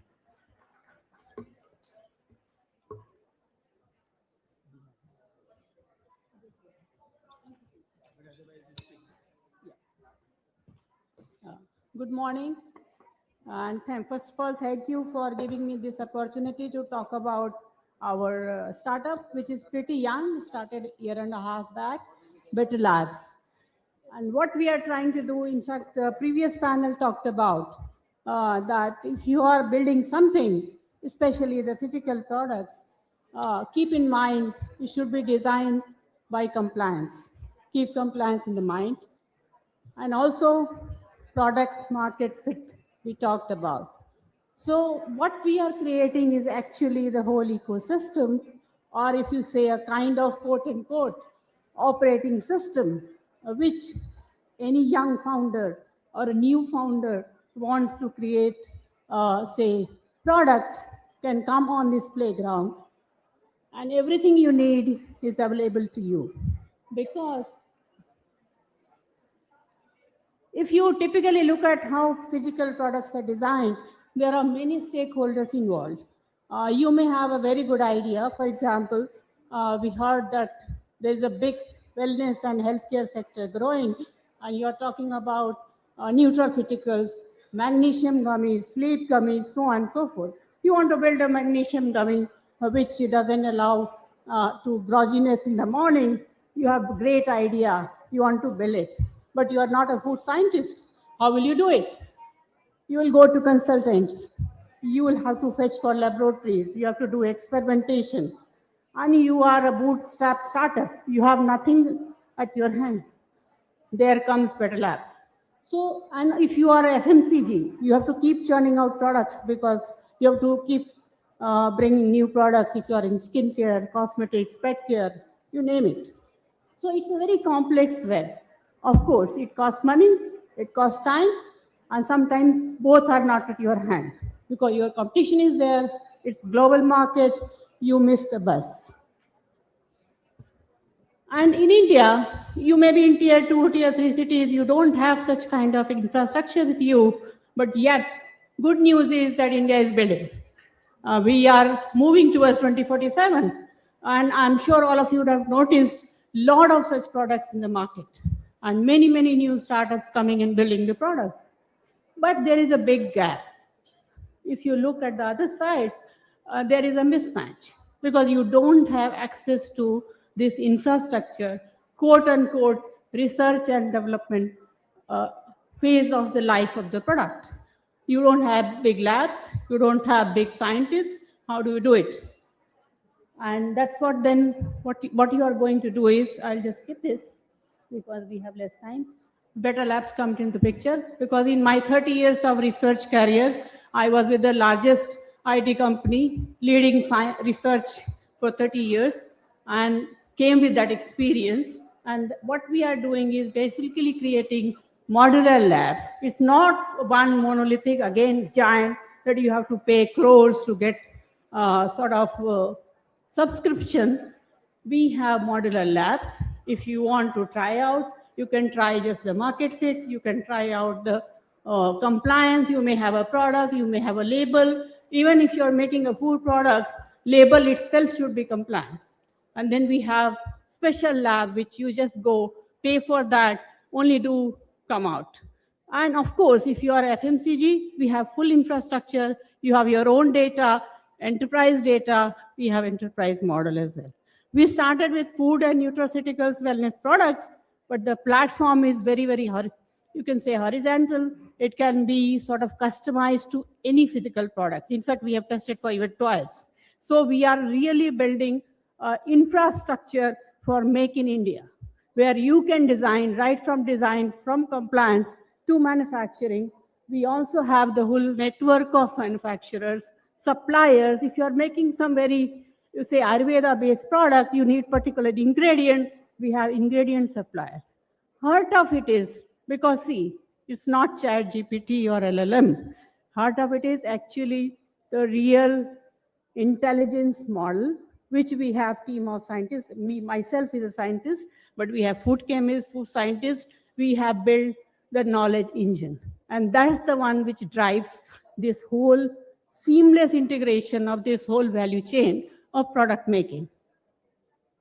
So right now, as I mentioned, we are looking at food products and nutraceuticals and wellness products because we are very young, we just started. We opened the platform in September last year, and it was beta users. We had 150 people, different organizations coming and using it. And in February, first week, in fact, we have now launched the real platform. We have paid users now. Till date, we are bootstrapped.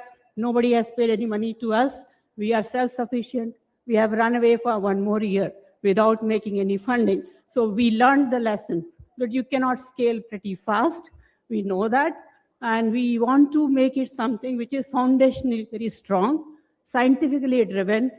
We know there is an AI sort of buzz, and you can ride that hype, but we don't want to ride that hype. We want to build something which is scientifically correct, and it really solves the real world problem. And so, as I mentioned, who can use it? As I mentioned, right from, say, first-time entrepreneur to even large corporates involved in the business of making physical products can use the platform. That's the vision. And since we are talking about Global AI Impact Summit, of course, we say this is the way of democratizing innovation. Basically, how do you shorten the period of research and development, which was largely in large corporates, and they used to invest millions of dollars to come up with a product in the market. But now with help of AI and technology, you can probably shorten the time cycle and make it available to everybody. So you need not be a scientist trained PhD postdoc, yet you can have access to same kind of scientific, you can say, rigor and build your products. So actually the platform is live, and we have also, because we want to sort of market through word of mouth as well. So we give some free credits to every user. You can log in, you can explore different labs. Right now 4 or 5 labs are there, and you can use it. If you like it, of course, then you can subscribe for whatever you want to use it for. I do have a demo. If we have time, it's a video, we can show that. Do we have video? Yeah. So it is just showing, for example, it's very simple interface. You can write that, okay, I want to make, it is showing you. So these are the labs which are active right now. Since I talked about food products, so we have formulation lab, we have regulatory compliance. Currently only Indian regulatory data is there, but we are expanding to European, any other geography. So you just want to check the concept. You want to create a full concept dossier, including the market fit, including the costing, including the regulation, everything you can do it. For example, you are saying that I want to make sleep gummy, and it will then ask certain questions, because it's the intelligence engine which we have put at the back end. It understands if you are making the gummy, what all you will need. So it guides you. And then, of course, it tells you. It is also talking about claims. For example, if you say it's for sleep, you have to say that, okay, how much of the melatonin I should put, how much of the ashwagandha I should put. If I exceed that, then your product is not going to, in fact, pass in the market. So it, right from the beginning, it points you to, and it will, at the end of it, it will get a concept dossier. If you have your own lab, you take that dossier, that's good enough to just go and experiment the product. You can make it in the lab. But we are also creating infrastructure we do have our partners. We have actual labs where we can help also you to make the product physically in case of food products. We also have the set of manufacturers where you can get the batch made, tested as well. And this whole ecosystem, research is also important. So we also have like yeah, partnerships with the research labs, yeah, like NIFTIM. We also have Ayurvedic institutes working with us. We have doctors, clinicians. So we have a full ecosystem, and that's where we feel that we bring kind of a say uniqueness, where we give you a kind of a say scientifically robust platform or infrastructure to build the products. To start with food and wellness products, but we are expanding to other industries as well. So I think I can stop.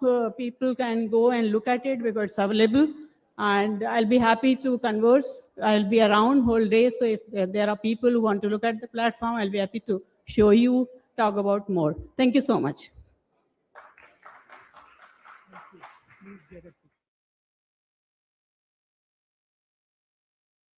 Dr. Rai, I love this idea absolutely because at multiple levels, because fundamentally we do know that we, world over, there are so many diseases that don't get addressed because the cost of research and developing drugs and everything is so high.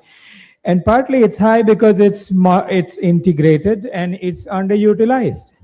And I think this is a beautiful idea to undo that situation. So congratulations. Let's turn to investment. How many of you in this room, let me do a show of hands here, just for a moment, if you can look up from your phones. How many of you have ever spoken to an investor for an idea? Okay. And many of you will probably speak to an investor soon, and I wish you luck on getting to that moment soon. But if you have, whether you have or you haven't, you will come to a realization that there's this experience when you talk to the investor. You talk to them, and they ask you questions, and of course you do the best that you can to answer those questions, and then you go home, you go to sleep, and at night you wake up and you start thinking about how you could have answered that question better. And then in the morning you realize that, oh, this is how people grow and learn and go on and get better and better and better, right?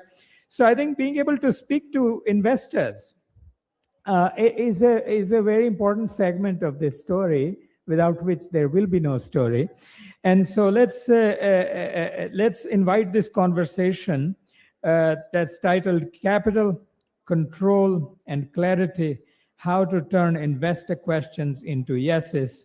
Is a conversation between Yashodhara Bajoria, founder of C Experts, and Jairaj Bharat Patel, AVP of Kalari Capital. Let's give them a big round and warmly welcome them.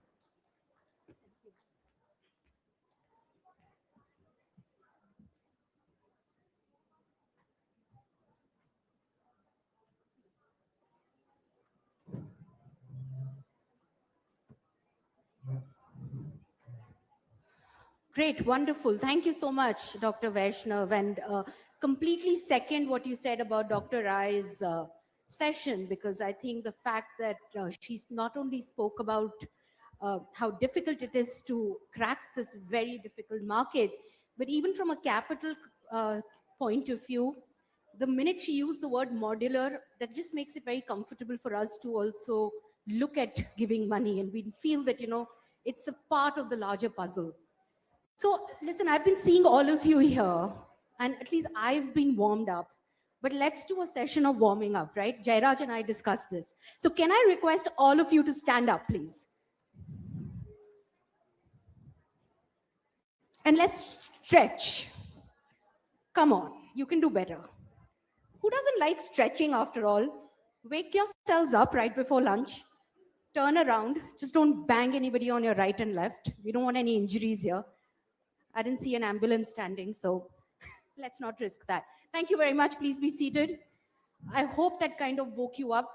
So just some house rules about what we are going to be doing this session and what is this session about and what it is not.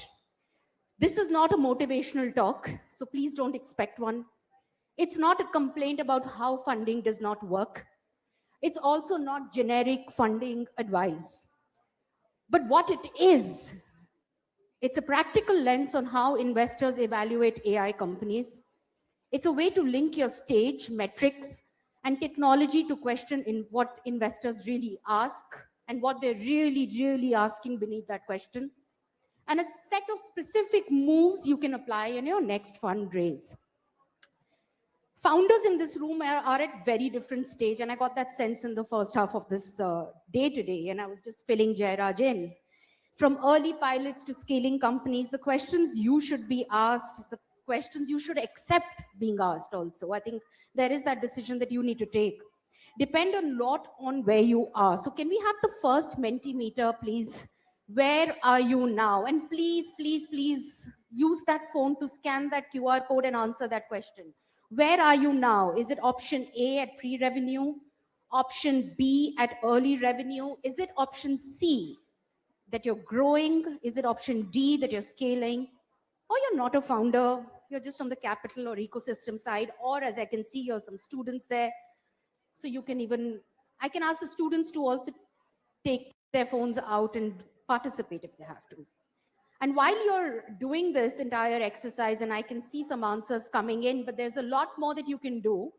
I see that a lot of the people, oh my God, a lot of the people are actually at pre-revenue stage. So that's interesting. That's great because it gives us perspective on how to cater for this conversation. And the pre-revenue tool and the applied, especially for the applied vertical and SaaS, or whether you're at a late stage AI platform, is just so that you know what could be the right questions for you to ask.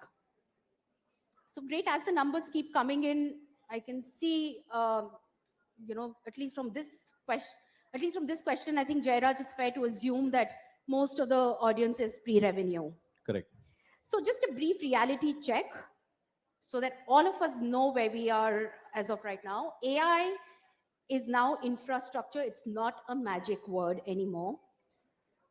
Patterns, bias do exist, but this is not the center of this session, and I have everyone important. I have the permission to not make it about how women are biased and all of that, because I never faced that. And this is a unique window. And the reason why I say that is because you have access to models, infra, data tools that did not exist a few years ago. So strong technology plus clear evidence gives you more leverage than you've ever had before. So keep this in mind when you're listening through this conversation. And there is a small framework we've created, which is called FRAME. It's very loose. This is the lens we're going to adopt. It's F for flow, which means where does the money actually flow in this market? Is there a clear willingness for somebody to pay you money? What's the risk? That's R. A for access. How did the investor actually reach you? Where were you found? M, what is the market, which is where in the AI stack are you playing and what will be your margin in that place there? Last but not the least is E from frame, which is environment. So jumping right into our segment of questions, Jairaj, there are 3 hard truths about AI fundraising. Many AI companies have some revenue, fewer have a funding story that makes sense to institutional capital. Jairaj, my question to you is, when you see an AI company with early revenue, what tells you it's a scalable product or a business versus essentially a service or a project business? No, thanks, Yashodhara. And I think this was very helpful to see that, because most of the people in this room, at least from a founder perspective, come in that very early revenue or early product stages. So what I think for us, it may not even be most of the companies we typically invest in from an AI perspective or the portfolio we've built in the last 2-3 years. These are all companies that probably don't even have revenue at this point of time, right? But what we look for, especially when we're trying to evaluate market and go-to-market strategies, how they're going to scale, whether it's in India or elsewhere, what we want to look for is 2 things. Repeatability. How repeatable are their sales when they go after different customers, and the degree of customization that is required in their product or their platform. Because if the customization is extremely high, irrespective of the customer that they cater to, that means the sales cycle will, of course, inevitably take a lot more longer time. And then the company will fail to establish a structured portfolio of products that it can build more momentum over, especially sales momentum. So we would look at it as very early. You want these companies to focus on, we build a great, product in a particular segment, and then there is enough and push at the same time to scale that in that particular segment. So, Jairaj, tell me, have you ever experienced a time where a company has come to you and the technology is incredible, but the business is not? Give us an example of something like that. So yeah, very recently, I think just about last week, I was speaking to one founder from the US, and they're basically trying to experiment with what they're calling small language numeric models. So their thesis is, in a lot of different quantitative market use cases, they want to go beyond the generic text-based LLMs and build this on data sets that can have significantly more accuracy across a wide variety of use cases. And this is a founder who has really spent about 10-15 years in the Valley. They've really have a very, very deep understanding of what they're building. But at the same time, they've spent about 4 years on this problem statement. And there's nothing to discredit the amount of work that goes in building something that foundational, but they're very far away from reaching the market at a point or having those early customers where they can scale this as a company, scale this with revenue. And therefore, it's what you said, it may be a fantastic tech product, but if it's not ready to hit some of these levers, then it is not fundable yet. Right. No, that makes a lot of sense, because I think a lot of people get excited when they sort of, crack at a sort of a unit level, but just making it into business is a completely different thing. Every segment, and all of you sitting here, we're going to have this one round of quiz in the end, and whoever scores the maximum marks is going to get a crazy gift. And if all of you believed me, then you're listening to me, which is what I wanted to do. So no, after every segment, what we are going to do is have a quick segment of what you should do and what you should don't. So Jairaj, correct me if I'm wrong. You should state clearly which layer of the AI stack you are in. You should show a simple path from your project, make it repeatable, and how that process is going to only improve margins with less customization. Link 12 to 18 month capital use very, very clearly from a de-risking perspective. What you must not do, and I think if you were me, I would be taking notes right now. What you must not do is present a service-heavy business as a product company without data to support standardization. Second, pitch horizontal AI for everyone at early stage. Treat, and the third thing is very important, treat some revenue as enough. So definitely don't do any of these three things. Moving on very quickly to the second truth of today, which is data beats bias. I think Jairaj, very, very gently touching on the fact that data is agnostic of any kind of bias. So when a founder does not fit your usual platform, but has very strong metrics, and when I say platform, you can understand what kind of biases I'm talking about, but has very strong metrics, what convinces you the fastest? And honestly, tell me a little bit about your fit. Who is your fit? It's a very interesting question that you ask. So I'll take the latter part of it first and probably then connect it with what really convinces us fast. I mean, from a fit perspective, our job is to look at only three things, especially early stage startups. It's to look at product market teams, right? And try to make sense of this in whatever way, whether you want to call that a math, science, art, it's all, a mix of all of these in some or the other proportion, right?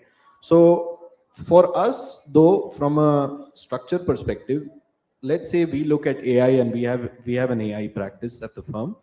We will have different verticals within AI that we want to look at on the application layer, on the infra layer, and what we have is what we will what we call sub-themes, right? To look at founders building in different domains. And for all of these, we will of course do our best when we are building our own thesis to try to come up with a particular archetype or a founder type where I feel, hey, in this particular segment, I feel that someone with a more tech first approach is likely to win and build a more enduring company.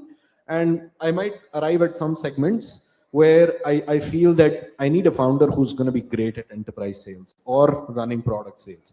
Now, we may have some understanding and, let's say, call it a bullet list of this is what we're looking for in founders on a sub-theme level, but this is never followed by the book, right? So to say that that fit is evolving each time we speak to founders, and we learn the most directly from founders who are on the ground, who are doing their job, right? To the first part of your question, what really convinces us fast is the clarity and conviction that founders will have, right? If, like I said, it doesn't matter if I get to see personally, I get to see that you have converted revenue, you have converted customers in a segment, and you're showing growth at 50% month on month, quarter on quarter. To me, that comes later. And I don't, specifically attribute a lot of weightage to that. What I'm looking for is, does the founder have a clear pulse of where they're operating, who they're competing with, and with the opportunity that they see, what kind of a land grab they're going to do in that segment, right? And their strategy. That clarity, that focus is what, of course, convinces me and therefore pushes me into go into diligence and then go into more kind of a mode where I'm going to be brainstorming more with the founder. So Jairaj, I agree with everything that you're saying, but I'm going to repeat it in a different way. If a woman in her last trimester walks into your office asking you for money, you're going to judge her based on everything else you said. Absolutely. And I'm going to say this because, of course, Kalari, our general partner, our founder is Vani Kola. She's a female herself. At the same time, we have part of our fund that is allocated specifically to female founders, what we call CXXO by Kalari, that is dedicated specifically to promote and invest in female founders, right? So we, like I said, in 5 years of having been at this role, and irrespective of if I take myself out of the role and speak for the ecosystem also, I've never had a discussion with any other investor where they're evaluating a team and thinking whether it's a male or a female. What we are looking for is clarity on the market, on what they're going to build. Yeah, that makes sense. And I would urge everyone to believe that, because when we were having some initial discussions, it came up that, now the differentiator, I think there's something Dr. Vaishnav said, that the differentiator at the level 1 will be technology. What are you doing faster, better, cheaper? And nobody's kind of looking at anything else. And that, and honestly, that conversation now is losing steam, if I might say so. So what are the do's and don'ts of this segment? Do come with 2 or 3 non-negotiable data charts you can explain clearly. Retention, unit economics, model impact, or US usage. When asked a defensive question, answer first with a current data point, then with a forward-looking plan. Third, use your product and customer behavior as your introduction, especially if networks are limited. And what you must not do, rely on narrative alone, especially if you suspect a pattern bias. Spend time debating the fairness of the question in the room. It always fails, let me tell you. Hide weak or noisy metrics. Explain what you're doing to improve them. Not everything has to look pretty, but there can be a justifiable explanation on why they are the base today. I'm not going to go through, or maybe Jairaj, you could, because in a poll, predominantly everybody here is in early stage. Can you just tell us the various stages of funding very quickly? So I think, and thanks for bringing this up, Yashodhara, because I often feel as much, I think, with founders being busy with building and, with technology or trying to acquire your next customer, you have far too many things on your plate. So you probably don't unless you spent a lot of time doing it, like I saw a lot of hands go up when the question was asked about how many of you have spoken to investors, you probably don't have a clear sense of what is the structure or the investor landscape, right? And it's very important to establish that, because that will make a difference in terms of the feedback you get to hear. So in a very simple structure, I can tell you at the earliest of stages, what you have is an angel or a pre-seed, right? Which is where you may be at the stage where most of the people in this room are, that you are currently either very early revenue or still figuring out what your product is, what your MVP is, what your go-to-market strategy is going to be. Then what you have is a seed stage where either the product risk is complete, that you're in the final leg of completing your product, have an alpha or a beta ready, have done some prototyping, and therefore have a better understanding of the markets you're going to go after. Again, early revenue, and then you move into seed. This jump from seed to Series A would happen typically when you have figured out a lot of these structures that are in place. You have a product, you have a base team in place, you have established markets, and the capital that you need really is to now accelerate, right? You just want to hit the pedal. And Series B, C, D, so on and so forth really come at different maturities, but not to go into that. But these three stages are very important. Now, each fund, just talking about India, each fund will have different check sizes, right, in terms of what they do. But why it's important to understand what your investor wants, irrespective of what is written on their website, and therefore some of this is obviously information you will only collect when you have a conversation, is if you're at this early product stage where you really haven't cracked that, and you go and speak to a Series A investor, they're going to tell you the metrics you have aren't enough. You're not cut out. You're probably going to go home thinking, oh, I need to scale my revenue before I can get an investor to speak to me. But really, that's not, because you've spoken to an investor who will, who comes in at that stage.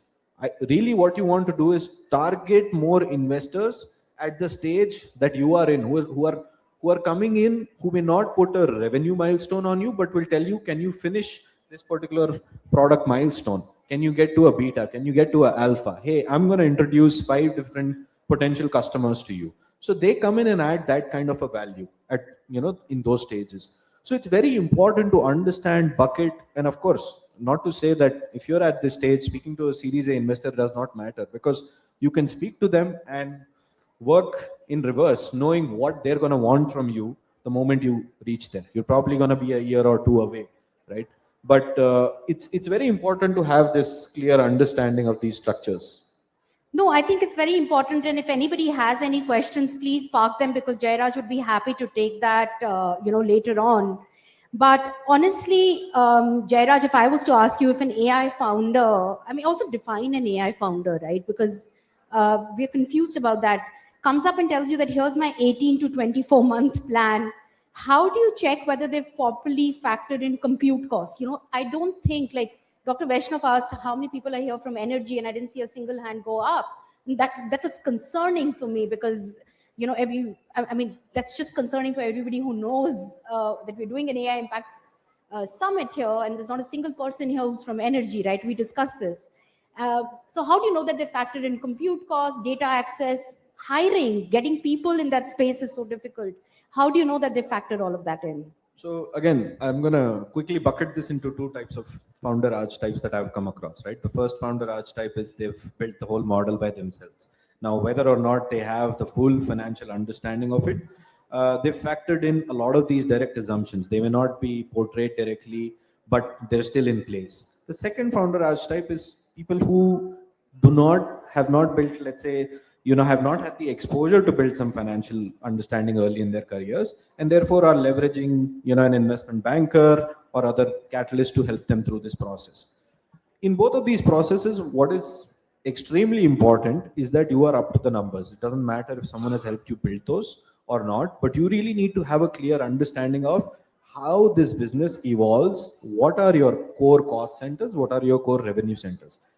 If I was to answer this question from the angle, how do I make sure they factored this in? Of course, the more time I spend, I will provide my input on what they can do, or as a fund, every investor would do that.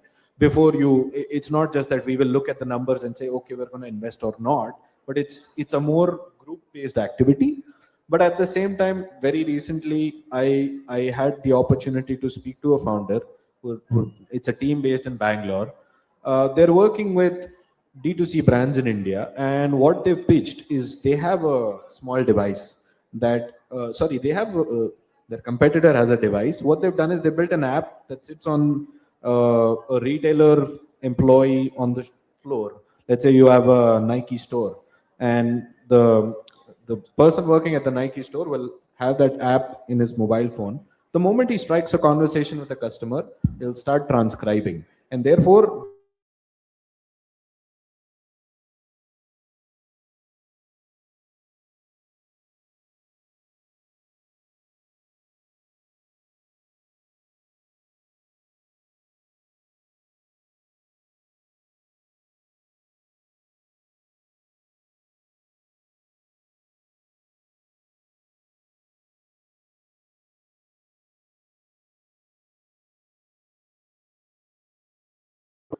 constantly transcribing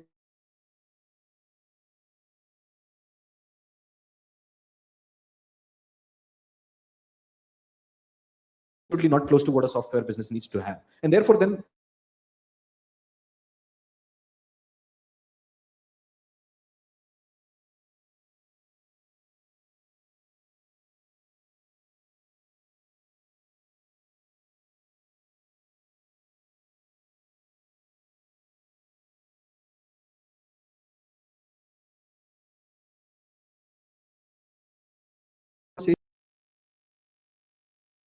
and you can't do this once you've already sold to about 100 customers and realize that my margin is low. At that point, you won't be able to make that change. So it's very important to kind of get that perspective. But yeah, we do it as a group activity to figure that out. Yeah, I think the takeaway there would be to dig deep into this very dynamic, changing landscape of what this cost looks like, and also map that 18. So basically, the do's would be to present a clear 18 to 24 month de-risking plan, just catering into all these kind of dynamic and unpredictable cost variables that will might kind of hit you from the behind when you're not looking. Second is decide and stay whether you are optimizing for fastest possible scale or disciplined unit economics first growth. And third would be seek investors whose portfolios align with yours. The don't would be overpromise release cadence. I think that's very important. Don't overpromise a release cadence of your product. Ignore your own bandwidth and commitments. Don't overstretch yourselves. There is a life beyond work. Take capital because it's available. Just don't take any capital. Trust me, he's being very sweet to you right now, but they can be a hawk. No, Otherwise. nothing like that. Please don't build that impression. Okay, no, I'm joking. Can we have a second Mentimeter up, please? Which question hurts you the most? And please answer this because really, is it how big can this get? Is it when why you and your team? Like how many of you get asked this question? Why you and your team? Show me the numbers. What's the plan for the next 18 months? Who else believes in this? Come on. Can we have this? Can't be 50-50 for... I think the entire room should be voting for this. Wow. Jairaj, I'm so sorry to put you through this. No, I'm glad to. Yeah, I can see a lot of information. Show me the numbers.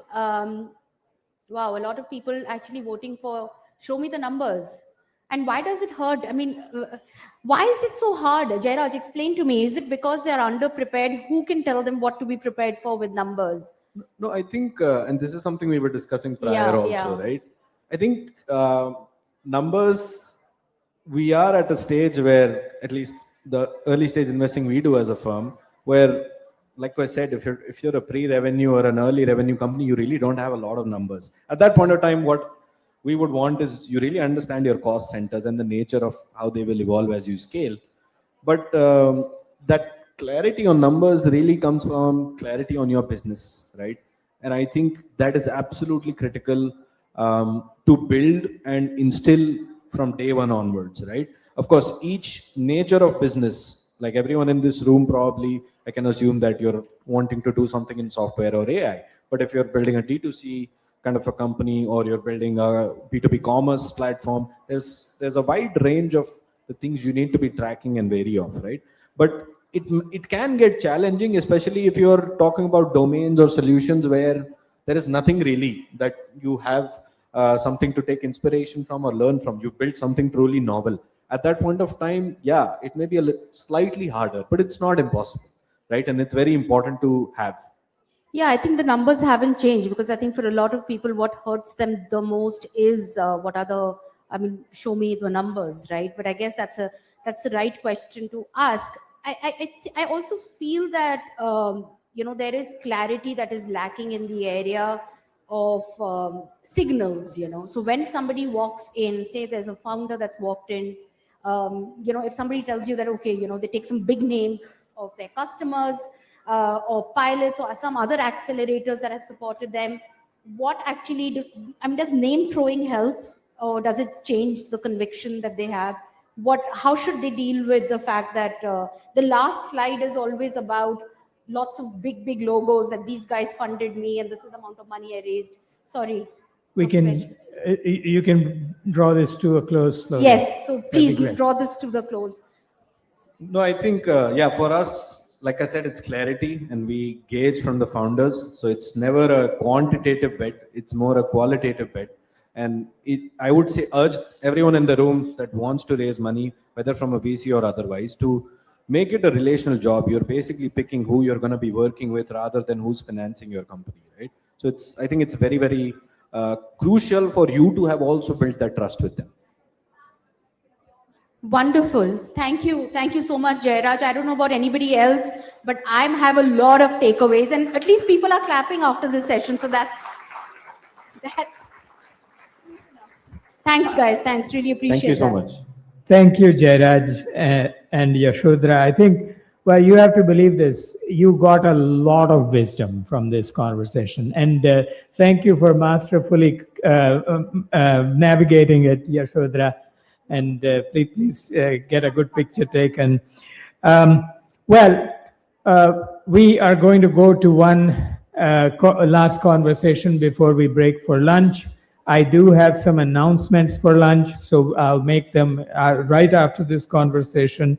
But for the next spotlight, let's invite Sonal Khanna, who will be telling us about Secure Blink Threats Spy. Sonal, welcome to the stage. And let's welcome her with a big round.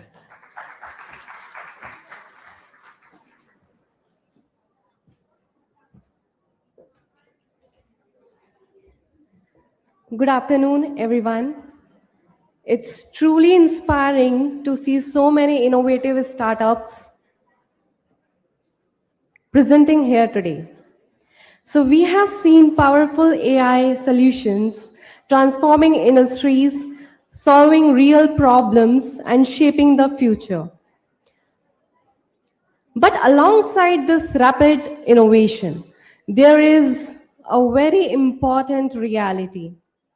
So every application, every new LLM or AI model or any of the digital platform opens a new endpoints for the attackers. So as innovation grows, the need for cybersecurity grows with it. Because no matter how powerful your innovation is, a new single vulnerability can break the user trust, can disrupt the operations, and impact growth.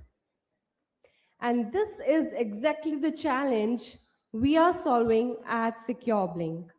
I am Sonal Khanna, co-founder of Secure Blink, and we have built Threat Spy to help organizations innovate securely.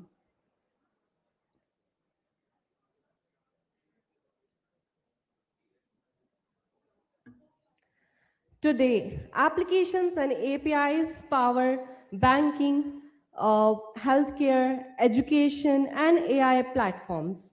But security has not kept up with this speed. So most organizations test their applications and APIs occasionally, while the attackers are scanning continuously. So this creates a dangerous visibility gap where the vulnerabilities are exposed while without the organizations even knowing about it.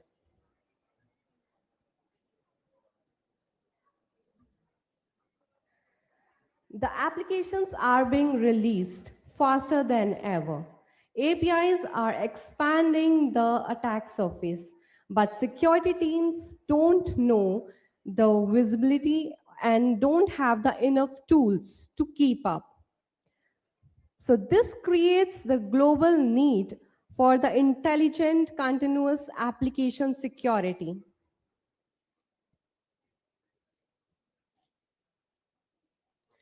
So introducing ThreatSpy, an AI-powered web application and API security management platform designed for the organizations to proactively identify and fix the vulnerabilities before the attackers can exploit them.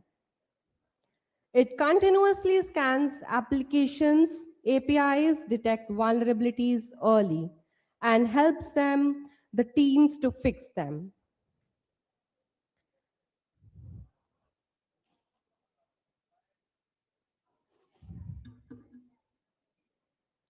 So ThreatSpy doesn't just detect, it explains.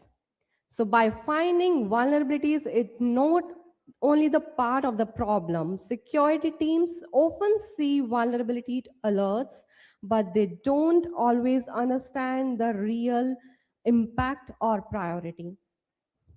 So this is where the ThreatSpy AI review becomes powerful.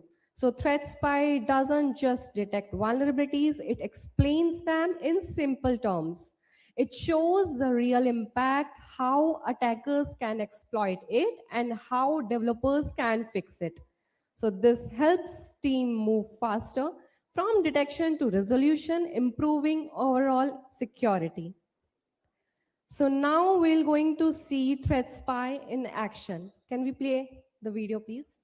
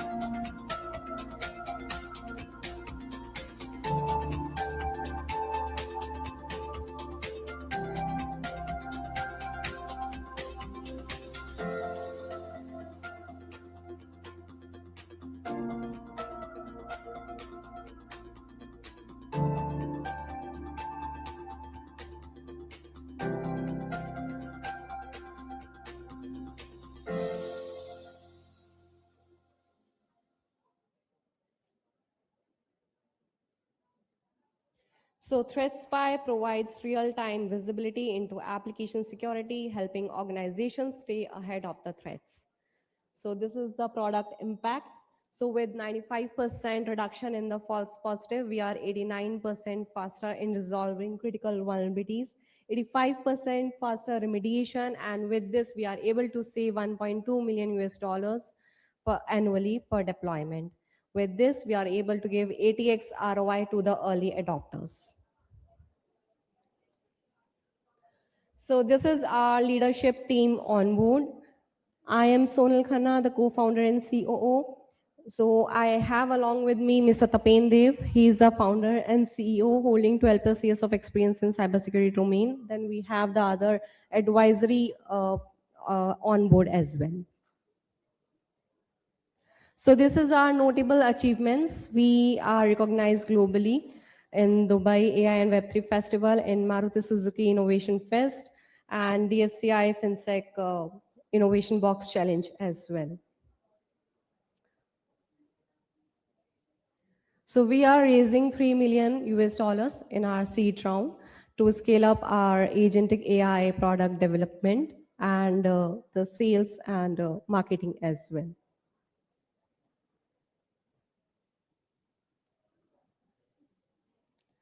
So thank you so much.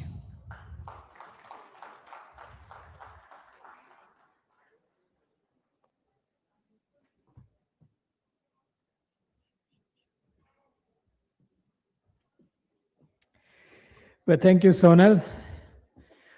So we are at lunch now. And let me first say that these women AI entrepreneurs that you heard from today, I am not excluding men, they were great too.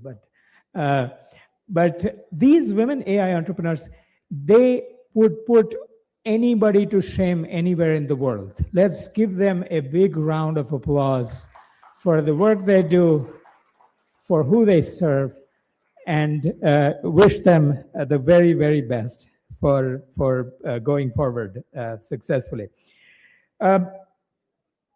The last story that you heard, I have to put my academic hat for a moment, and I have to say that, one of the deepest questions in the internet architecture is the internet supposed to keep me secure, or am I supposed to keep myself secure? And I think with her number, which was a very striking number, 83% is from at the application layer. That means that we have the onus, and here is AI in our service helping us be more secure. So fantastic story. For lunch, we're going to go to Nalanda, which is on the ground floor. Here's a quick announcement about it. If you are registered for the AI by Her bootcamp, you should have a coupon for lunch. This is not a general registration for the AI Summit, for the AI by Her bootcamp. Then you should have a coupon. If you're registered for the AI by Her bootcamp but don't have a coupon, then at the registration desk, you can have a coupon. Is that right? Outside Nalanda, you will have a coupon. And then the rest of you are also welcome to join us for lunch. There's a lunch to purchase in Nalanda, and it's a good lunch and and a reasonably priced lunch. So everybody's welcome to lunch. I want to say one more thing before lunch. Post lunch, we're going to have a design session, a design workshop on why startups fail. We're trying to bring you a glimpse of MIT, where there are 3 tools where there are greatest number of failures. If you have a question as to who is going to be this amazing person bringing you the design workshop from MIT, then my answer would have to be, you are looking at him. See you at 2 o'clock. Oh, just one more announcement. So many of you have signed in for networking. You can have your lunch at Nalanda, and then please join us in the networking lounge at 1 p.m., 1 to 2, which is in Shakuntalam ground floor. And others can continue their lunch in Nalanda. Thank you very much.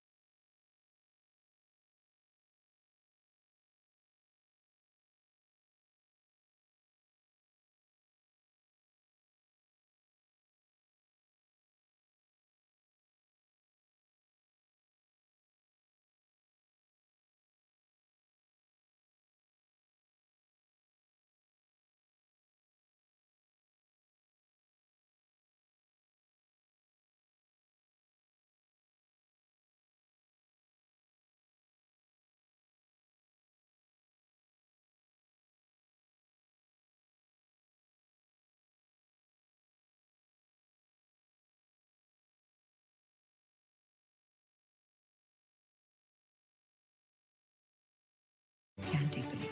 Join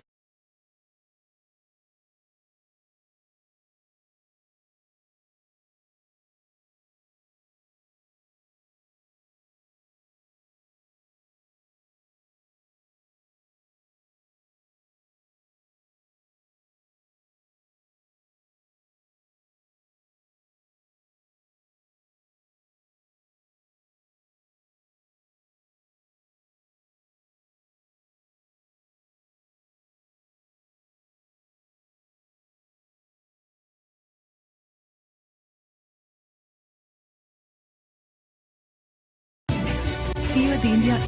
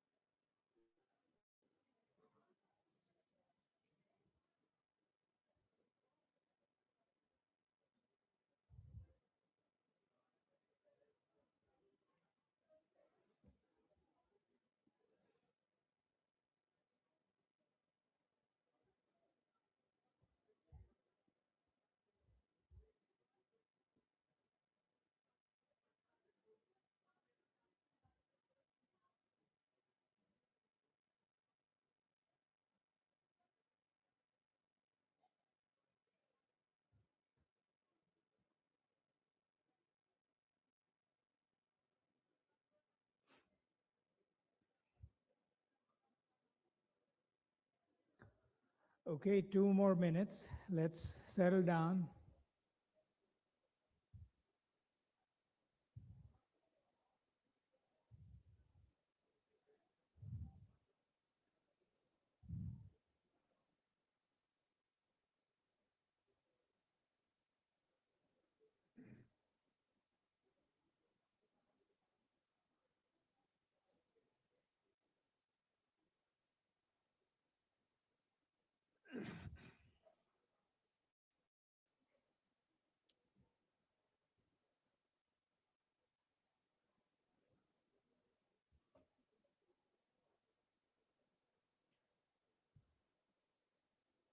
One more minute.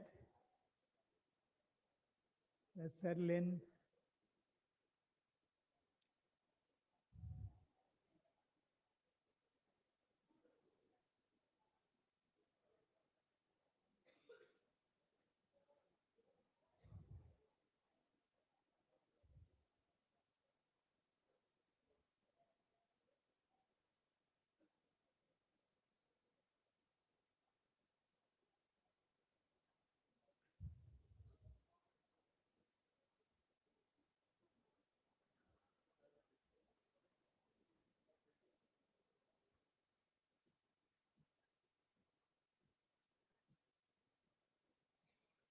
Okay, can you hear me all right? Good. Very good afternoon. How was lunch? Good. Everybody, was it too heavy to stay awake? Okay, perfect. Very good.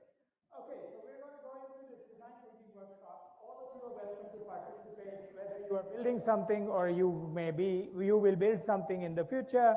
You are all trying to solve some problem, and so you're all welcome to participate. Okay, how many of you here?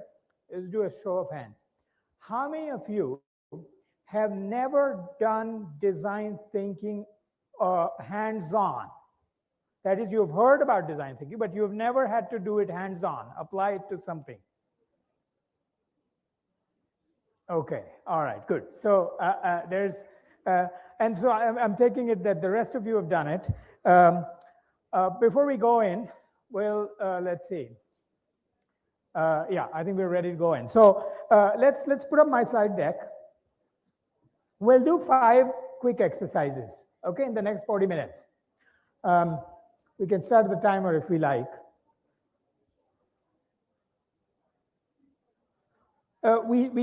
We titled this Why Startups Fail, and the 3 design lenses that one knows from design thinking and teaching design thinking and looking at a lot of startups that show us what are the places where they have the greatest probability of failure. Okay, these 3 things are, first is problem. The problem is murky, it's not stated very clearly, right? That's the greatest, that is the highest source of problem, of failure. The problem is not stated clearly. Question is, how do you state problems clearly? I'll come to it in a moment. Second is assumptions. The person building a solution or a startup makes an assumption that if that assumption was wrong, if it came wrong, then the entire idea would crumble. Okay, that's the second most vulnerable place for a startup. I'll say more about assumptions also. Assumptions are important. Assumptions, you can't get away from assumptions because the world is complex and you're trying to boil it down to something simpler, and therefore you have to make assumptions. But what is a good assumption? What is not a good assumption? That's the question, right?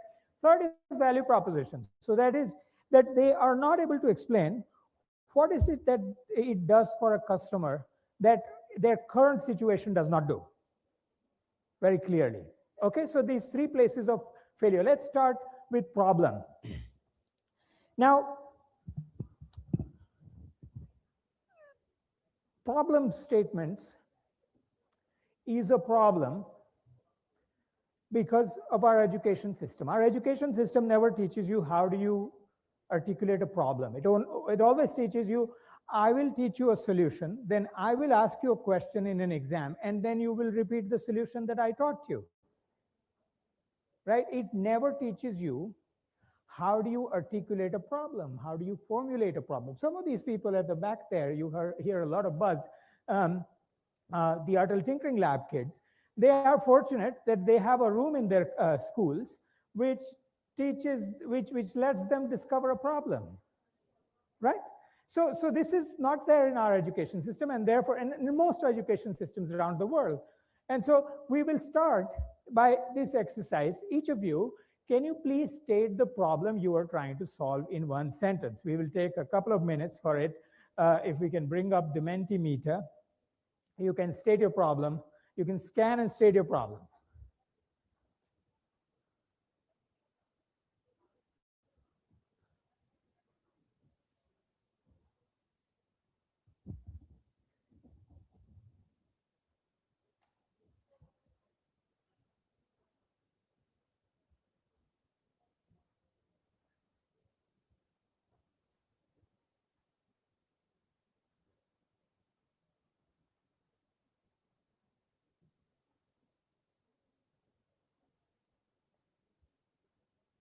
In one sentence, all right?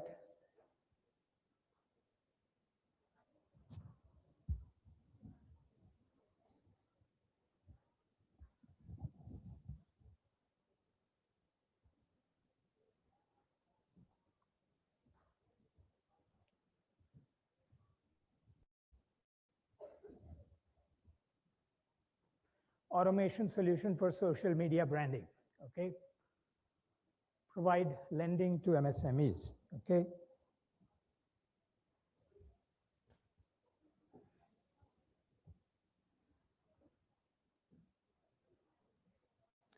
We'll give it 55 more seconds.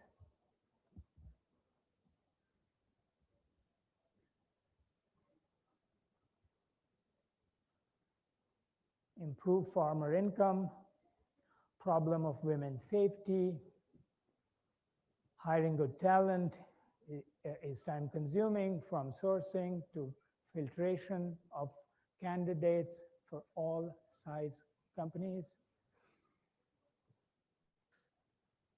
Lack of practicality in education system. Children are going hungry. Okay, 10 more seconds. Keep them going. 48, not bad in 2 minutes. Okay, all right. Let's go back to my slide deck. We saw some problem statements.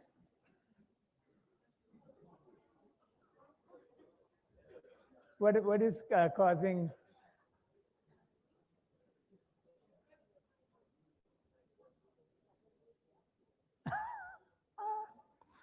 Can we go back to my slides, please? All right. Okay, so here is anatomy. This comes after a lot of research, but let me show you one slice of it, right? This is an anatomy of a good problem statement. A good problem statement has 5 elements. I remember them as G, G, Q, and N. The first G is for goal. It refers to something that a customer cares about, organization, customer, whatever, cares about. And it converts that thing that the customer cares about into a target statement. I'll give you an example. So there's some target that you're trying to achieve. Okay? The second G is the gap. It contains an articulation of where do things stand for that target, and what is the gap between the target and where things stand, right? So that's the gap. It is quantifiable, meaning the key variables, that is the goal, the target, the current state, and the gap, can be quantified even if they are not measurable right now. So for instance, when we were doing the innovation mission of India, Atal Innovation Mission, one of the things we used to think is that what is the what is the amount of risk taken for every rupee we spend on this ecosystem? Now, it's very difficult to quantify, measure, but we know that we can quantify it if we were rigorous about it, right? So the quantifiability. Fourth is, it's a neutral statement. In other words, it's as neutral as possible,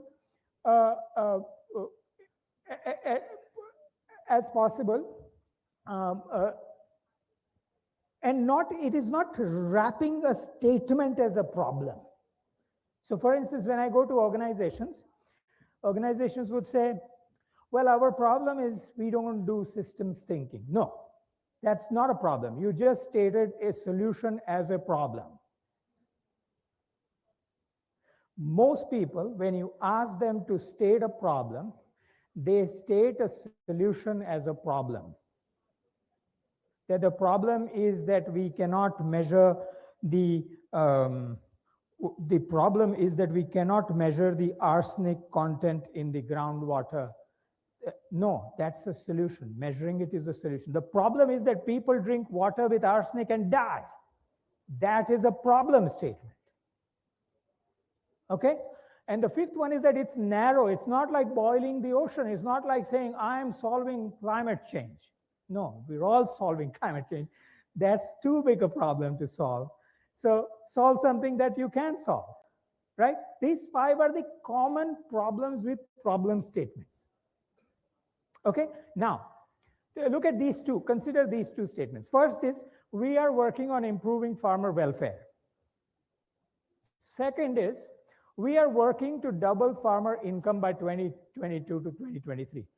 How many people think that the first one is a clearer problem statement?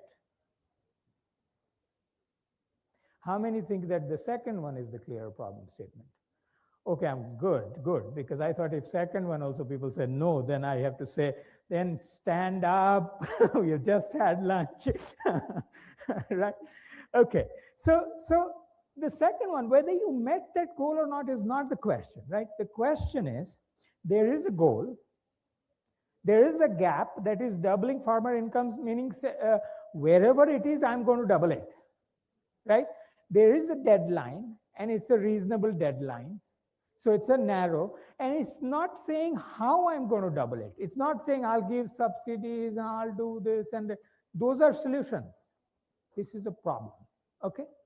Now, can you now restate your problem statement in 1 sentence in the next 3 minutes? Can we put up the second Mentimeter, please?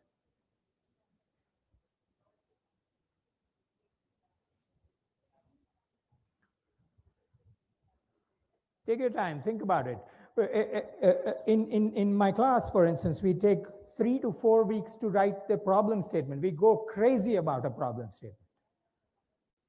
We're doing it in 3 minutes, not a problem.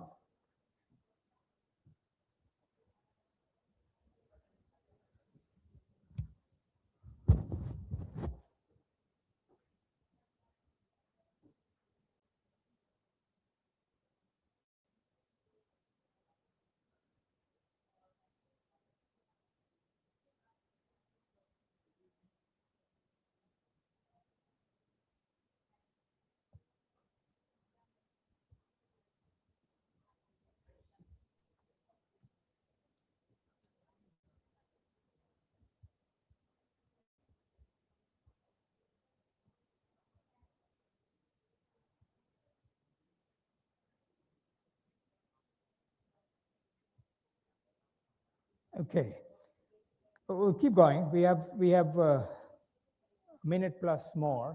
But look at these sentences. Noise-free dentistry. That's such a beautiful problem statement. Noise has to go to 0.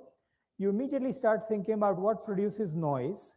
You immediately start thinking about the physics behind how the sound gets produced.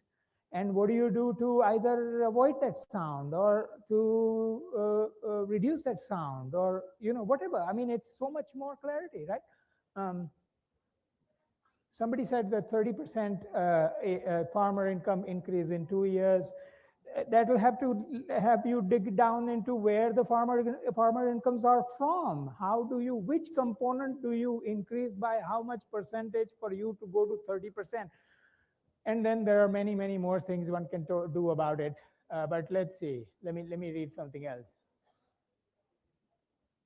Improve the average attendance of the class 12. That is beautiful. By how much would be even more beautiful.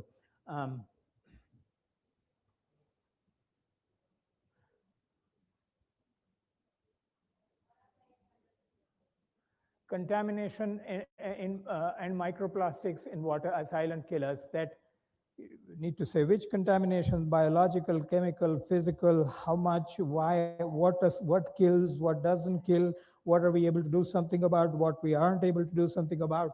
So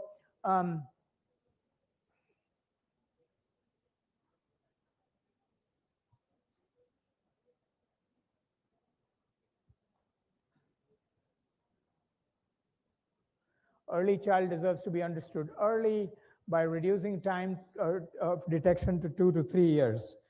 I think, but you basically get the point that when you push yourself to make this, articulate a goal, a gap, a quantification, quantitatively, a neutral statement, not a solution, a problem, and a narrow, then you begin to get a lot more at your disposal to do something about it.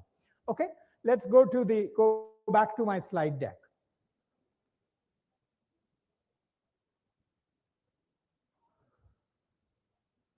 Let's go back to the slide deck. All right. So, because what has been shown is that articulating the problem right is 50% of the journey to solving it. Okay? Let's go to the second thing, the assumptions. I'm going to talk about assumptions more generally first, but then we will talk about, because this is an AI summit, we'll talk about AI later. But can you please state, in your building of a solution, in your startup, what is the most important assumption you have made that must be true for your solution to be useful, or for your solution to exist? What is that assumption that you have made in building this solution? For example, yesterday we were thinking about how many people are going to show up at this summit, because 1.5 million, 1.5 lakh people have registered for the India AI Impact Summit. It would be bad to assume that 5 lakh people are going to show up, for example. So what is your assumption? Let's take 2 minutes. Let's do a Mentimeter, the Mentimeter 3, please.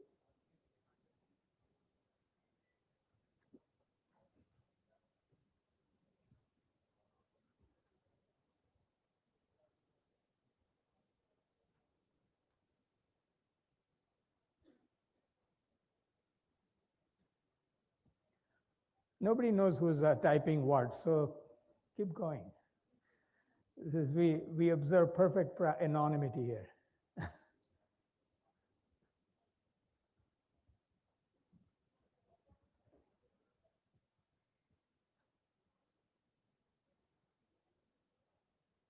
Wow, there are some amazing ones. Farmers are not digitally equipped. Incidentally, from my work, I tend to know a lot about that. Let's see. Women are ready to pay for their career support. Yes.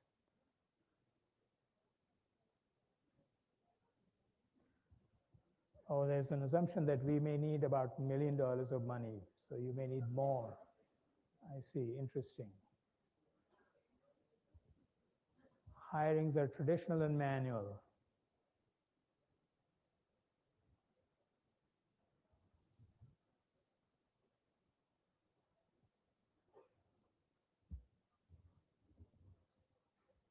Handwritten scripts have close association with neurodevelopment disorders. Fascinating. Jobs-related issues. Wait a minute. That needs more. Enterprises waste time in identifying the right talent. It should be reachable to everyone. That's an assumption made. There are no assumptions made. There's somebody who has made no assumption. Okay. All right, 10 more seconds.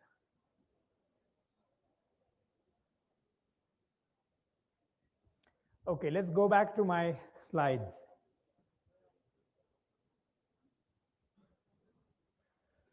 Very good. So you have done the assumptions. Let me tell you a story. This is a story of a company that I used to consult with, but I can't tell their names. So it's an old story. You may have heard it.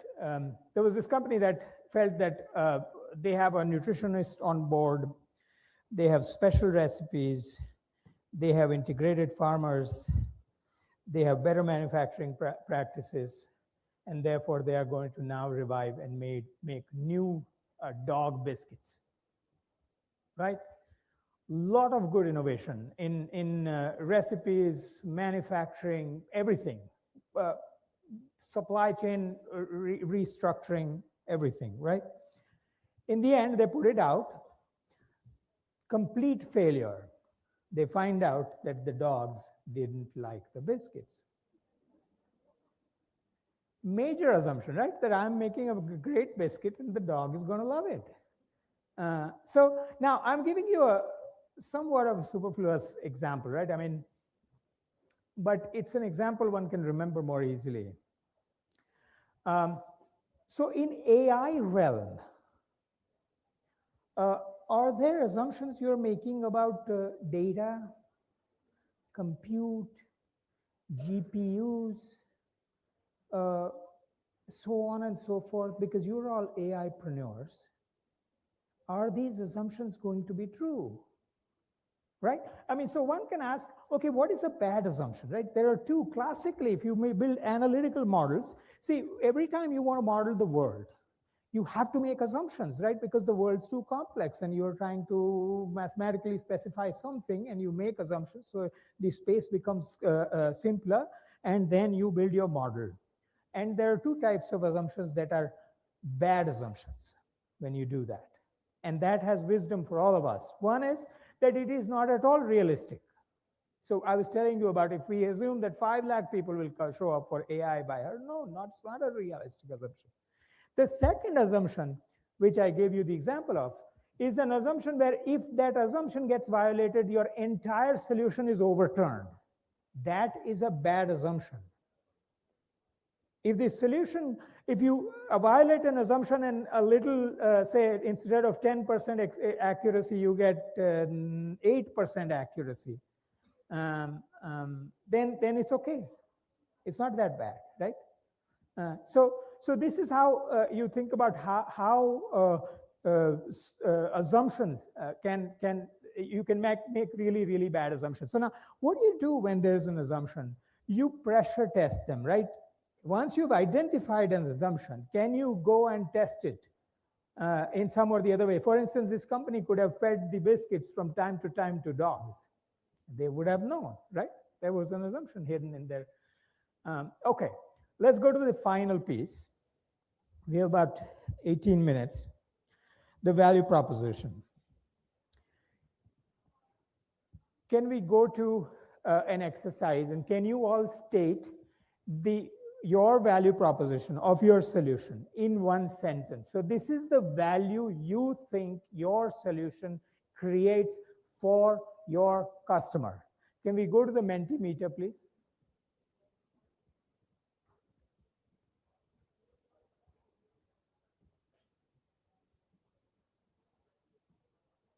By the way, a number of you asked me, where do you buy this stole? I don't have an answer to that question. This is a personal collection of Pandit Jasraj that I'm very honored to wear. So I have no idea where it was bought. Okay, but it was bought in India somewhere, I can say, because it has a peacock on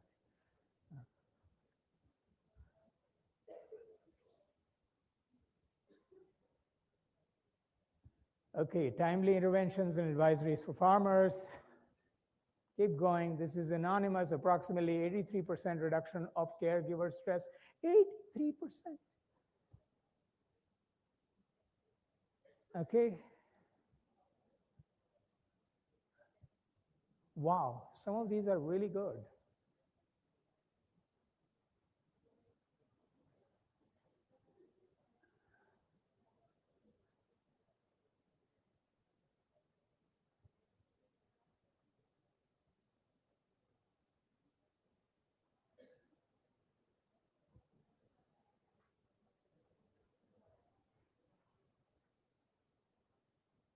"100% stress reduction for caretakers."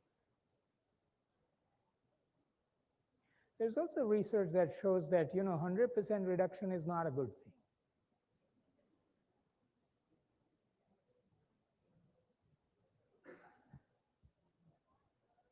Real and smart recommendations by women to women. I see, very interesting. Okay. All right, we'll give it 30 more seconds. People are still writing. I think you all are very good. I mean, there's a lot of good response.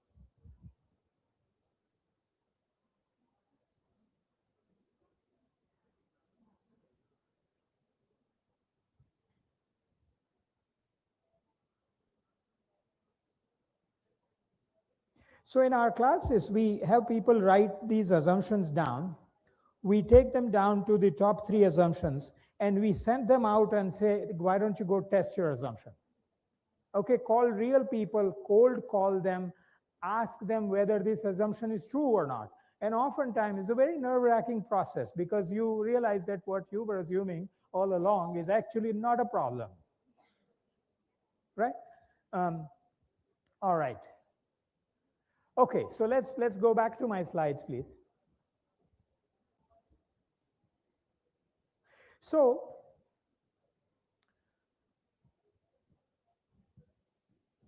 we found that the more quantitatively you can push yourself to state your value proposition, the better chances you have to succeed. How do you do that?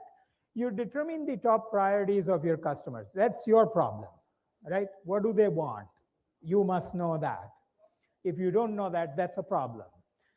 Then you say, okay, quantitatively, what is their as-is state, or what is their life without your solution, right? And then say,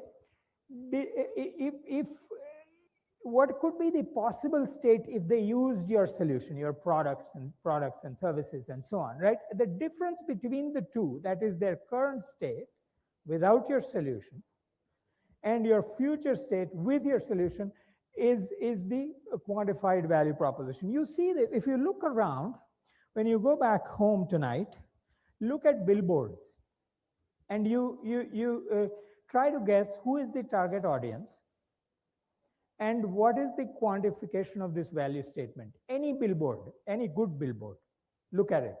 Okay, most of them have a pretty nice articulation of it. Let me show you an example. Never hail a taxi again. Who is this for? Somebody who's taking taxi every day and is facing problems. A taxi wala nahi aaya, abhi mujhe chal ke jana hai udhar, all of that, right? Never hail a taxi again. This is for that person. Okay, choice is a beautiful thing. Who is this for? I want Uber Black when I go to my girlfriend. I want an SUV when I have my family with me. Choice is a beautiful thing. Make your car a cash machine. Who is this for? Who has a car but is underutilized vehicle and they can use it, right? Better, faster, cheaper than a taxi. Who is this for? A price-sensitive consumer, right? Book an Uber for 7 rupees a kilometer. Who is this for? An intercity traveler who is paying about 12 rupees a kilometer, or whatever, 11.50 a kilometer, etc. You see such a clear articulation in a sentence of the consumer this is targeting. Okay? Turn some heads. Now this one, many young people in this room may like blondes, brunettes, and redheads, maybe all 3. Okay, so now, can you restate your quantified value proposition? And I'm going to put up the Mentimeter now.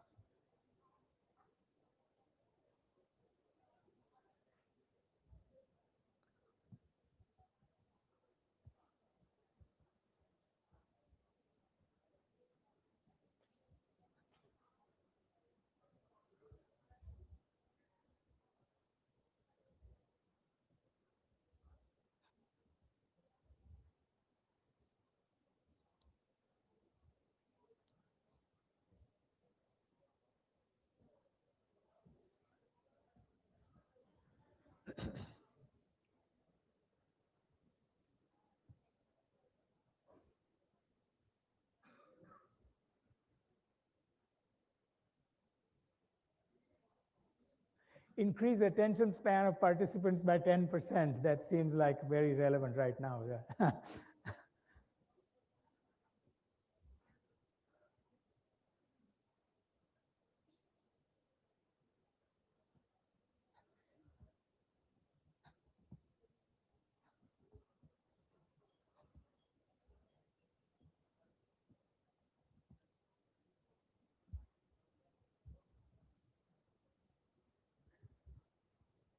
Reduce stress about growing your crops. That would be nice to quantify. This is the crop stress or individual stress, I'm wondering. Turn your video making skills into cash.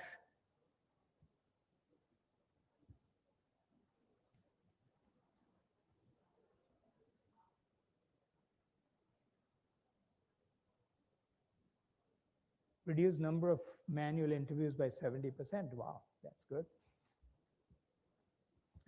Okay, we'll take about 30 more seconds.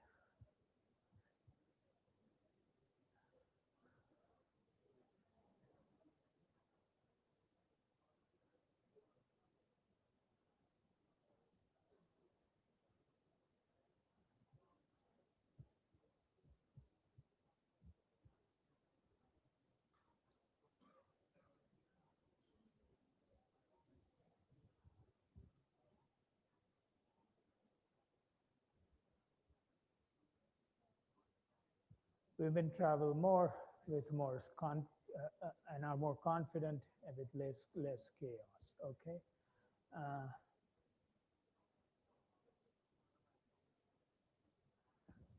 All right, good.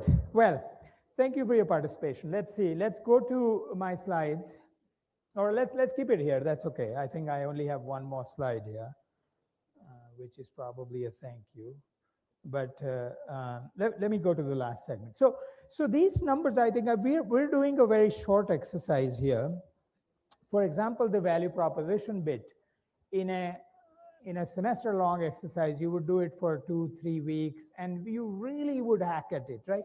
And the moment you put some numbers on and say, I want to reduce this by 10%, or this reduces your stress by 10%, or whatever it is, then you realize that you have to get into it to really see whether this is happening or not. And that drives a lot of your thinking. Now, let me end by, we have only looked at 3 pieces of the long journey of design thinking and entrepreneurship. And there's much more before and after. Let me talk about before, because in the morning, when in the first session there was a Mentimeter poll, I saw that the people voted that what drives innovation, the element that got voted the lowest was empathy. Right? There were other elements who were voted higher. And that is partly not surprising, but it's slightly disappointing. Why? Because really, empathy is really the foundation of innovation, all right? I will give you an example. For years together, we ran this center where graduate students would come and pick up problems in health, water, agriculture, energy, environment. This was called the Tata Center at MIT. And what we would do is we would send these students into the field first. When they say that I want to work on such and such thing, we will send them to the field first and we'll say, okay, why don't you learn what people really are facing? And time and again, we saw that that experience of empathy completely changed their objective function. Let me give you an example. There was this young fellow, Canadian, came to the center, mechanical engineering PhD student, said, I want to work on water systems, urban water systems, and I want to reduce the urban water leakage to 0. Urban water leakage worldwide in best of the cities is 20 to 30%, depending on how you define leakage. Okay, so we said, okay, why don't you go to Mumbai and you hang out with the municipal crews that go and fix the pipelines. So this man, quite a sport, would get up in the morning, get into his jumpsuit and get on that bus, on that truck, and he will go around Mumbai with the crew, what are called the valve men and so on, right? He'll go on, he will go and fix pipes, and he'll come back in the evening exhausted for 2 months. Then he came back to MIT. And then he said, I don't want to work on this problem. Our first reaction was that we lost 2 months of money in supporting this man, go down to the field, and he doesn't want to work on this problem that he said he was passionate about. And he said that I saw that if I could hypothetically end the urban water leakage and bring it to 0, then the poorest of poor man in Mumbai will have no water at all. I don't want to do that. What I instead want to do is that now that the pipes are leaky, and when you see there are these pump wars, right? So people have, if my neighbor has a X horsepower pump, I have X plus delta X horsepower pump, and everybody's sucking water. And now that the water supply may not be 24/7. When this water supply closes, the pump is still sucking, and it begins to suck impurities into a leaky pipe from the outside, and that begins to make people sick. And he said, I want to solve a problem of people getting sick because the pipes are leaky, not reduce the leakage. And he built this valve, which was a unidirectional valve, which will let you suck water when the pressure is high, but when the pressure drops, it will shut off the motor, right? Entirely changed the objective function of the that he was going after. That was because of empathy. You have if there was one thing, most entrepreneurs, most funders, if you ask them, if there was one thing you would do differently in social impact space when for innovators, what would you do? They would say, I would want them to spend more time with their intended customers. Okay, so this bit is important. I saw this morning that we had a different response, and I thought I should say something about it. But with that, I think we stand at the cusp of an incredible revolution, right? With AI and all that's going on, including this summit, of which this is the first day. Thank you very much for your enwrapped attention, and thanks for all the responses, and hope what we talked about will be of some use to you. Thank you.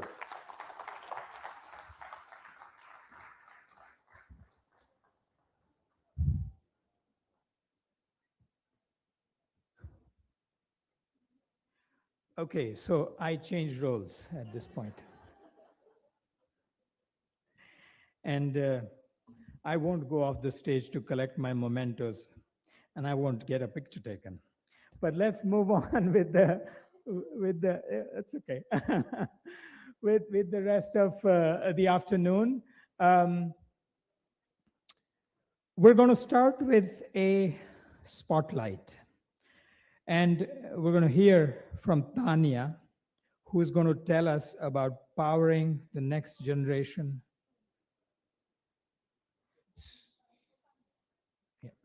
Powering the next generation of autonomous operations. Welcome, Tanya. Let's give her a big round.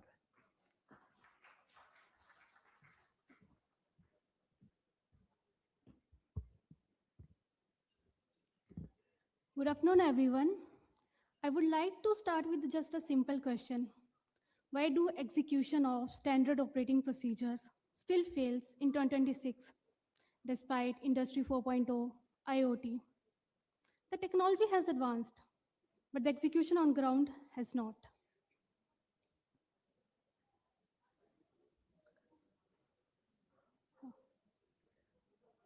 So,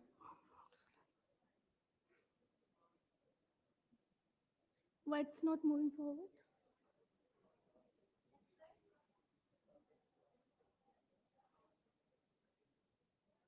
Okay, just let it be.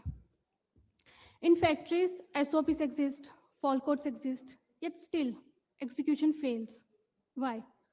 Because the information is buried across hundreds of pages in different systems, in different languages that might not even known to the frontline of workers.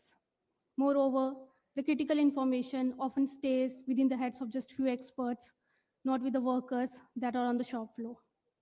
Let's take an example of our factories. ये वाला हाँ अच्छा down कर दो okay thank you. Where was I? Okay, so let's take an example of our factories when a machine starts behaving unexpectedly or it fails. So the entire situation depends upon, at that moment, the one worker who is standing right next to that machine, often semi-skilled, under pressure. This gap is further amplified by language. Let's say the worker's strongest language is Hindi, but the SOPs could be in Spanish or English. This leads to production loss, quality defects, escalation delays. It's not just limited to India, it's spread across the world, especially global south. Now the thing is, manufacturing doesn't fail because of lack of data. It fails because of lack of real-time execution intelligence. Critic AI is a multilingual AI co-worker for the factory floors. It supports frontliner workers throughout their daily operations and becomes especially important during high-stress moments. It only surfaces verified, factory-approved relevant knowledge. No hallucinations, no speculations, just relevant knowledge, that too in workers' preferred language. Critic AI doesn't replace workers, it augments them. That's AI in workers' hand. So there must be our impact layer, alert layer, but it's not there actually. So I'll just explain it what it does. It doesn't just provide what happened. It tells us what is about to go wrong. That reduces downtime, that reduces escalation delays, that reduces production loss.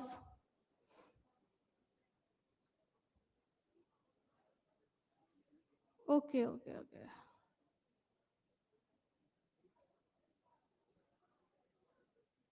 It's not moving. So let's talk about the human impact that it makes, that actually compounds.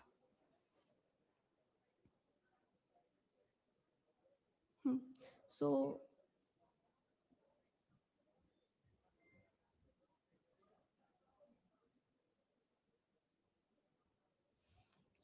while they are correcting the PPT, I'll just state the statements.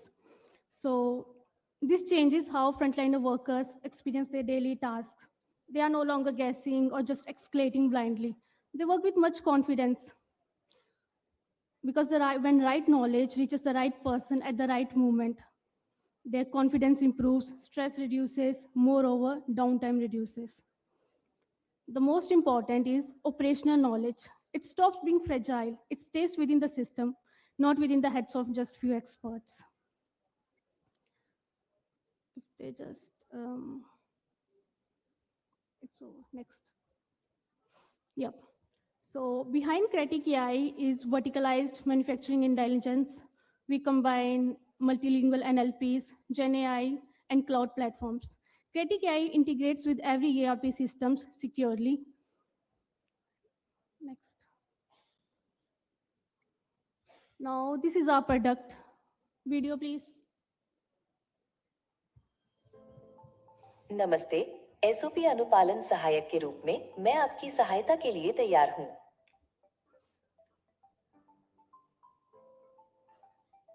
Communication centre को call करें जब तापमान उचित सीमा से बाहर हो, तो सहायता के लिए कम्युनिकेशन सेंटर को 777-2591 पर कॉल करें। जब तापमान उचित सीमा से बाहर हो तो सहायता के लिए कम्युनिकेशन सेंटर को 777-2591 पर कॉल करें।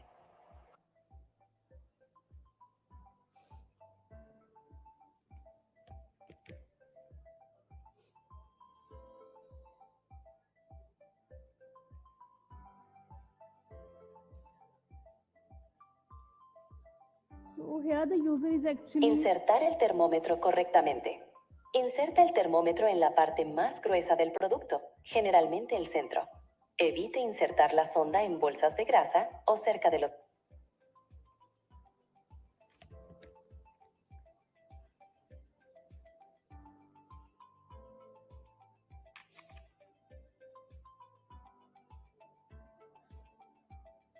手洗い。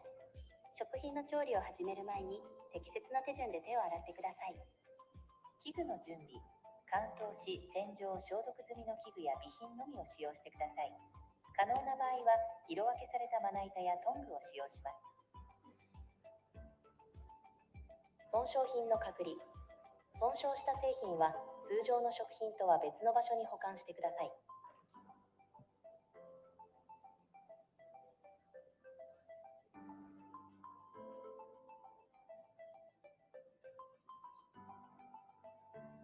So this is basically the motion detection that is powered by NVIDIA's VSS.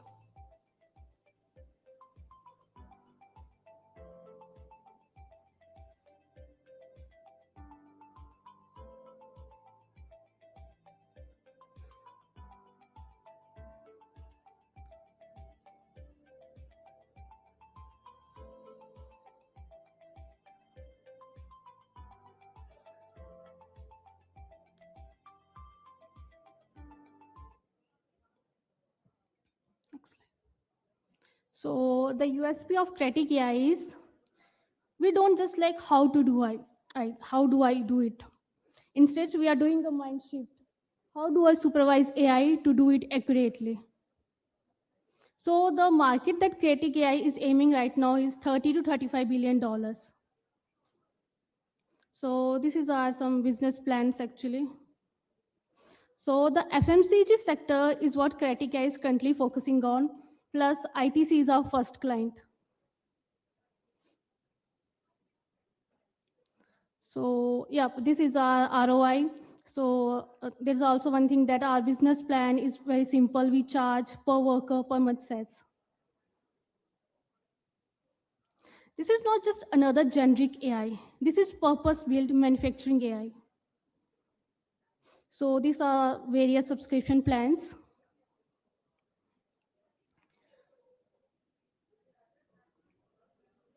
So our milestone includes MVP validations, plant deployment, then global partnerships. So this team has experience across factory floors, enterprises. We understand both technology and its consequences. I would conclude it with the statement, AI has advanced really well, but yet it hasn't reached the hands of workers. Critic AI ensures that every worker in every plant, in every language, has an AI co-worker with them. Thank you.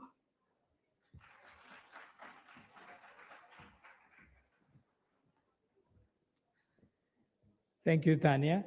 Let's get a picture taken before you go up the stage. Yeah.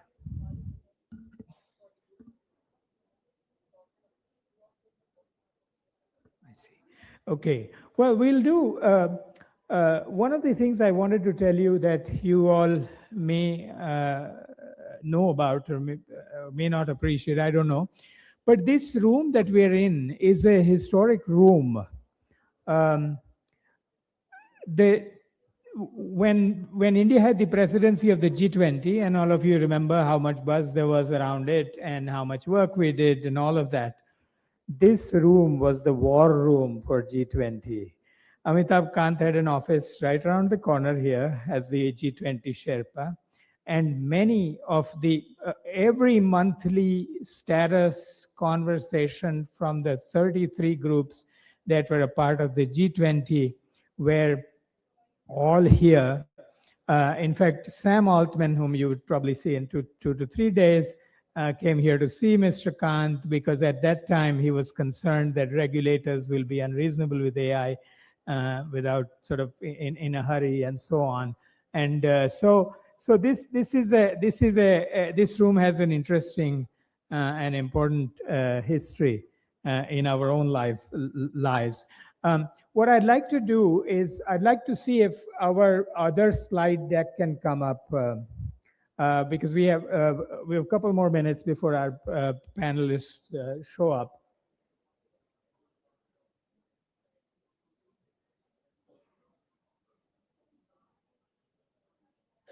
So any idea which sector has seen the greatest AI adoption? We had panelists from 3 sectors: healthcare, agriculture, and finance. Any idea which one? The first sector? How many people think it is healthcare that has seen greatest AI adoption? Okay, some of you. How about agriculture? Okay. And how about finance? Okay, finance is right. Okay, well, we'll do one more thing before the panelists show up. We have this little quiz for you that we'll play from time to time. Look at these 3 pictures. The leftmost picture was generated by just giving AI a picture and saying, can you produce a picture like this? The middle picture was generated by telling AI that can you produce a picture of this famous person from given what's available in the public sources. And the right-hand side picture was given was told, which said that don't use any of these resources, but render a picture. The right-hand side picture is the rendered picture. We're ready for the next panel, but I'll do a quick question for you. This picture, how many of you think that, I'm going to ask you 3 show of hands. How many of you think that the entire picture is AI? Okay. How many think that the front, the bust is AI, but the back is real picture? Okay. And how many think that the front is real and the back is AI generated? Okay. The third group is correct. All right, good. Okay, so let's go to the next panel. We are going to talk about women in AI now, more specifically. Now, at Women Entrepreneurship Program, something that Anna Roy here, whom you heard from, has steered for many years. At that program, there was always a belief that technology is a leveler, and AI is even more of a leveler, right? So with that in mind, we're going to go into this panel that's titled Startup Playbook.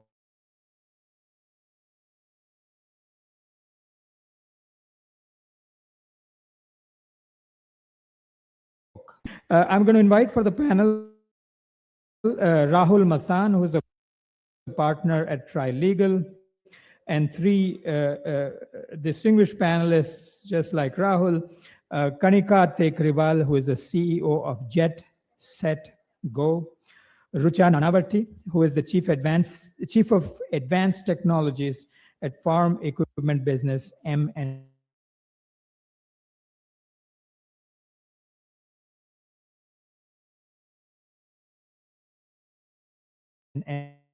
Limited, the Bot Lab Dynamics.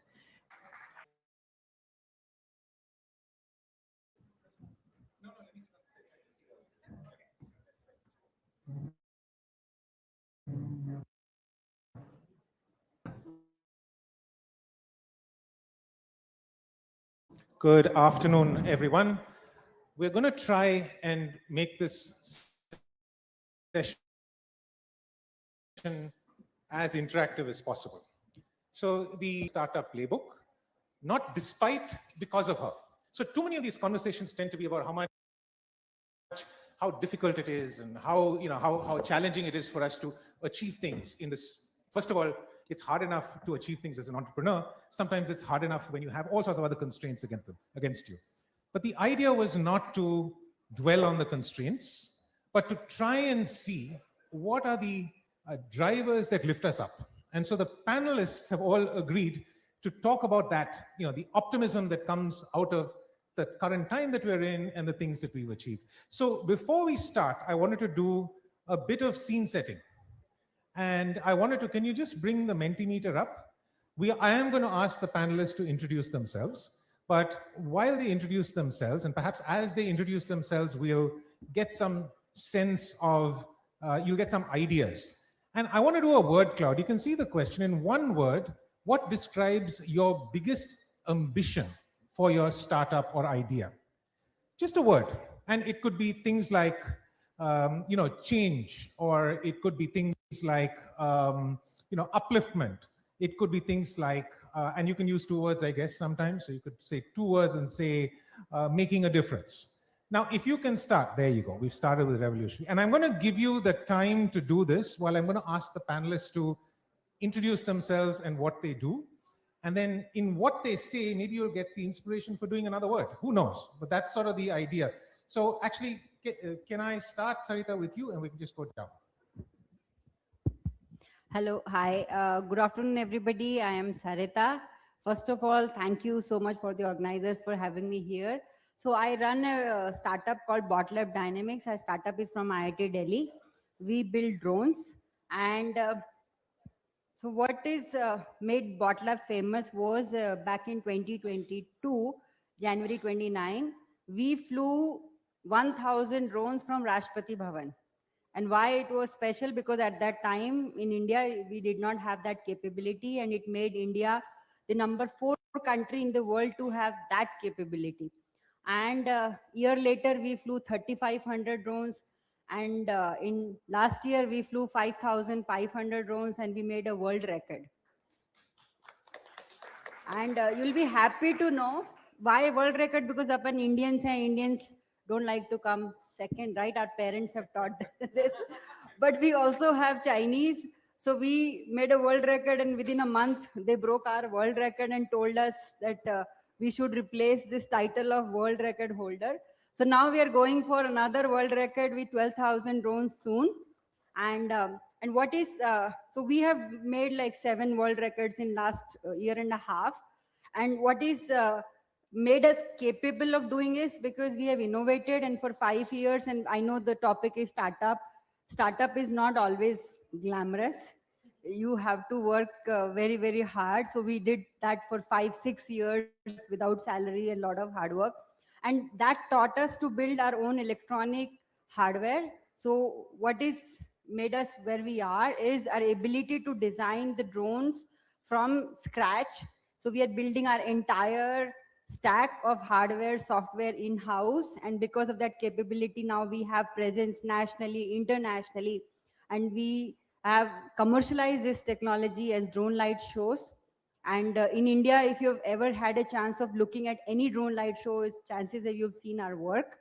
And we are using same capability, and we're taking it to defense. Our dream, where we started BotLab, we want to build drones for Indian defense system. And we have now orders from defense that includes Army, Navy, and Air Force. So, and I'll share more along the discussion. Thank you. Excellent. I'm just looking at the word cloud: passion, people, revolutionary, impact. So these are the sort of buzzwords. Kanika, if you can tell us a little bit about what you do. So no world records here. And I think, what you're doing is absolutely incredible. I'm Kanika Tekriwal. Again, startups are not glamorous at all. I think we're often known as the Uber of the skies. We operate private jets and helicopters, which is nothing short of being a glorified taxi operator, but in the sky, with very expensive taxis, if I can put it that way. But what are we actually setting out to do is, democratize air travel, democratize air mobility. We're working on eVTOLs, which are nothing but passenger drones, as you would know. And we're trying to bring those to India. Again, I don't think we'll be the first to, India will be the first to operate them, but we're trying very hard to make sure India has the right ecosystem to get you from home to office in an air taxi instead of a car. So that's the mission and vision we're working on right now. Thank you. Thanks. And Rucha. Awesome. I think once you're in Mumbai, right, let me know. So very different background. I'm Rucha Nanavati. I am Chief Digital Transformation Officer in Mahindra & Mahindra, and moving on to trying to work with a lot of farm and agriculture startup to establish our Advanced Technology Center. My journey has been not necessarily with startups, but I've mentored startups. I still do that. I'm angel investor in a lot of women-led startups.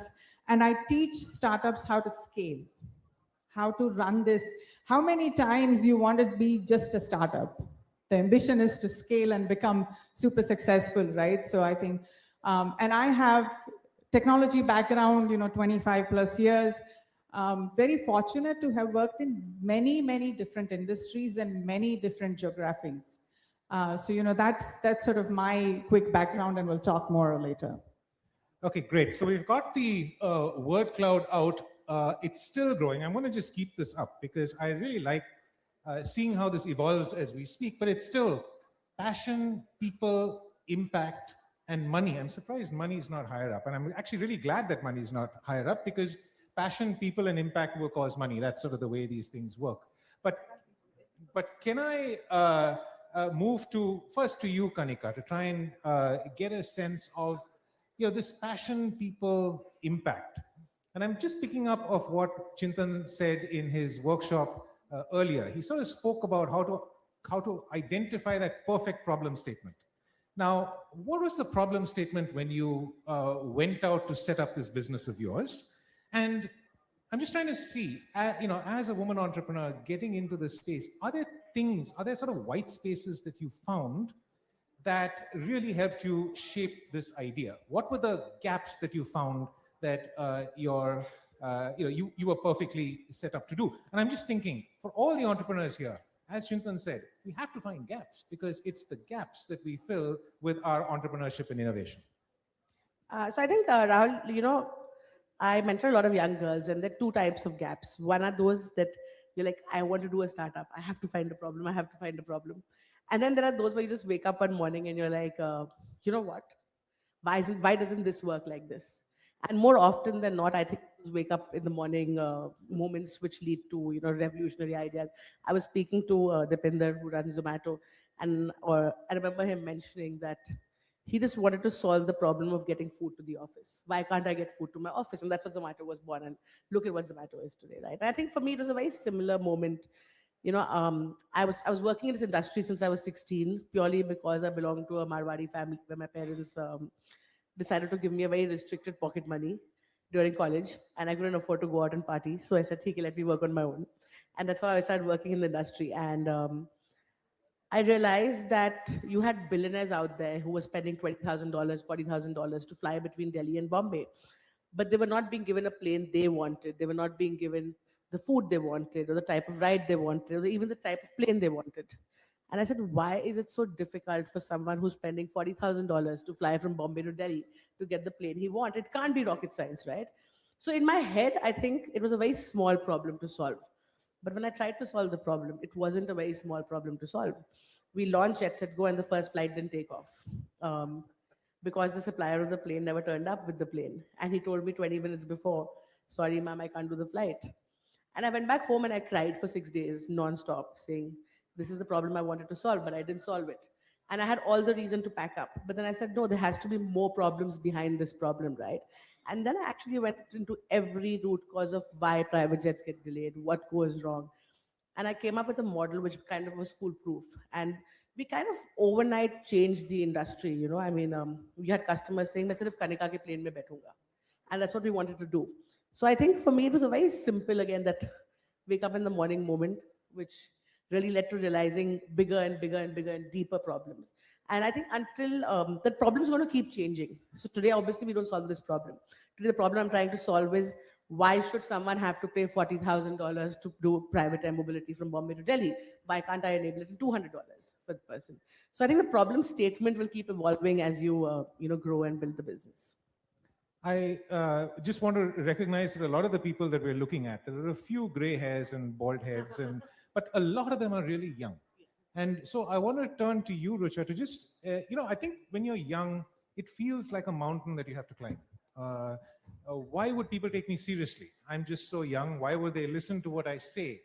And just with your experience of having mentored and invested in startups, what advice can you give to a set of young entrepreneurs that have this, maybe as Kanika said, have already got this wake up moment, but are doubtful as to how to take it forward? What can they do to build their credibility? How can they become better entrepreneurs that make a difference? I think I'll build up on what she said. Is clarity of problem is such an important thing, right? But I think in anywhere, not just in startup, right? Anywhere, if you are new, if you're entering a new sort of arena, workplace, whatever, content, skill is important. There is no shortcut to that. I think work we have to do, you may do hard work, smart work, whatever you want to do, but be prepared. Come in prepared, right? I think skill set is something we can build. We know that today. Volunteer for taking up. Don't stick to the role that has been given. I think don't need to say that to founders. They do pretty much everything. But even otherwise, if you are in a specific role, volunteer to look at the bigger picture. Keep an eye on the entire spectrum rather than a very narrow definition of what your job is or what your role is. Ask for help. You'll be very surprised how many people are eager and willing and really out there to help you. A lot of time, I'm going to say this, I think women are a little bit more hesitant in asking for help. Don't. Please, please fix the monologue in yourself first that I'm short of something or I don't know something. That's not true. Your credibility will build with preparation, showing up with the right skill, let your work talk, and ask for help. Build your network, have mentors. It comes with time. It doesn't come overnight. I don't think anybody here thinks anything comes overnight, right? So just showing up with that discipline, with that prepared work always helps. And I think in anything, not just startup, anywhere. And if we can just go back to the Mentimeter, I just want to see where we are. But Sahit, I want to pick up on just this idea of doing a drone startup. I mean, until 3 years ago, maybe even less, it was illegal to operate a drone, right? To bring a drone in from outside. So obviously, once the law changed, it's a small number of people who identify that and then create an opportunity. I want you to sort of help the audience understand how to do that. So this idea has already been done and taken, but there will be a new window that comes. And how do people learn from what you did to actually go and find, I don't know if it's some nanobots, I don't know, whatever is going to come later. How do they pick up on that thing and then capitalize on it to build it into a business? So first is, I just want to continue with my colleague, why do a startup? And everybody have their whys, why you need to do something. And our why, so we are 3 founders, me, Tanmay, and Anuj. Tanmay and Anuj did BTech from IIT Delhi and I did PhD from outside. And our why was we wanted to build hardware in India. Agar aaj abhi bhi dekho, your cell phone, TV, any hardware that you touch during the day. Abhi Chintan sir was talking about AI. Lot of emerging technology, India doesn't have a footprint on that. And much less when it comes to hardware. So jab main PhD kar rahi thi, all the expensive microscopes are made outside. And when you look at defense, we still have more than 80% dependency for defense equipment. Aapke fighter jet hain, kuch bhi hain. I'm glad that LAT is making air taxi and a lot of exciting stuff is coming from. So when we started back in 2016, our why was कि हम India में कुछ technology बनाएंगे defence के लिए, because it puts us into very vulnerable place when you can't defend yourself, you don't have your own technology. पर मैं आपको एडवाइस दूंगी कि आप ये मत करना, because इतना बड़ा हमने सोच लिया, but the path is very hard and it is a joke that hardware startup are hard. And it's partially less joke, but more of a reality. So if you get into hardware startup, थोड़े muscle बना लो, exercise कर लो, because it's going to be still is very hard. Because आपको कुछ बनाना है, वो चलना है. Ecosystem is very poor in India to make PCBs and design. And अभी भी बहुत, I mean, Mahindra folks can also say that. Tata's, everybody suffers from that our ecosystem is really poor when it comes to electronic design, manufacturing, and those has been our reasons of staying into this and suffering. And so one reason was we wanted to build drones for defense, and 3 years we tried to do demo to defense and we failed. We went bankrupt more times than I can count. And in 2019, I went to Tanmay, and so some have Dipinder as a friend, but I had Tanmay who's very poor. So I went to him and I said, Tanmay, हम लोग bankrupt होने वाले हैं, हो गए हैं, यार कुछ करते हैं. And तो हमने सोचा कि उसके 2 महीने पहले we had taken our swarm drones. So what it meant is you're flying multiple drones operated by a single user. वो हमने पोखरन में Indian Air Force को दिखाया था. While the Indian Air Force was very impressed, but there was no money. And so, they ask you to make it better and all of that. How can you make it better if you are running out? And by that time, we were putting all our money, all our savings had gone.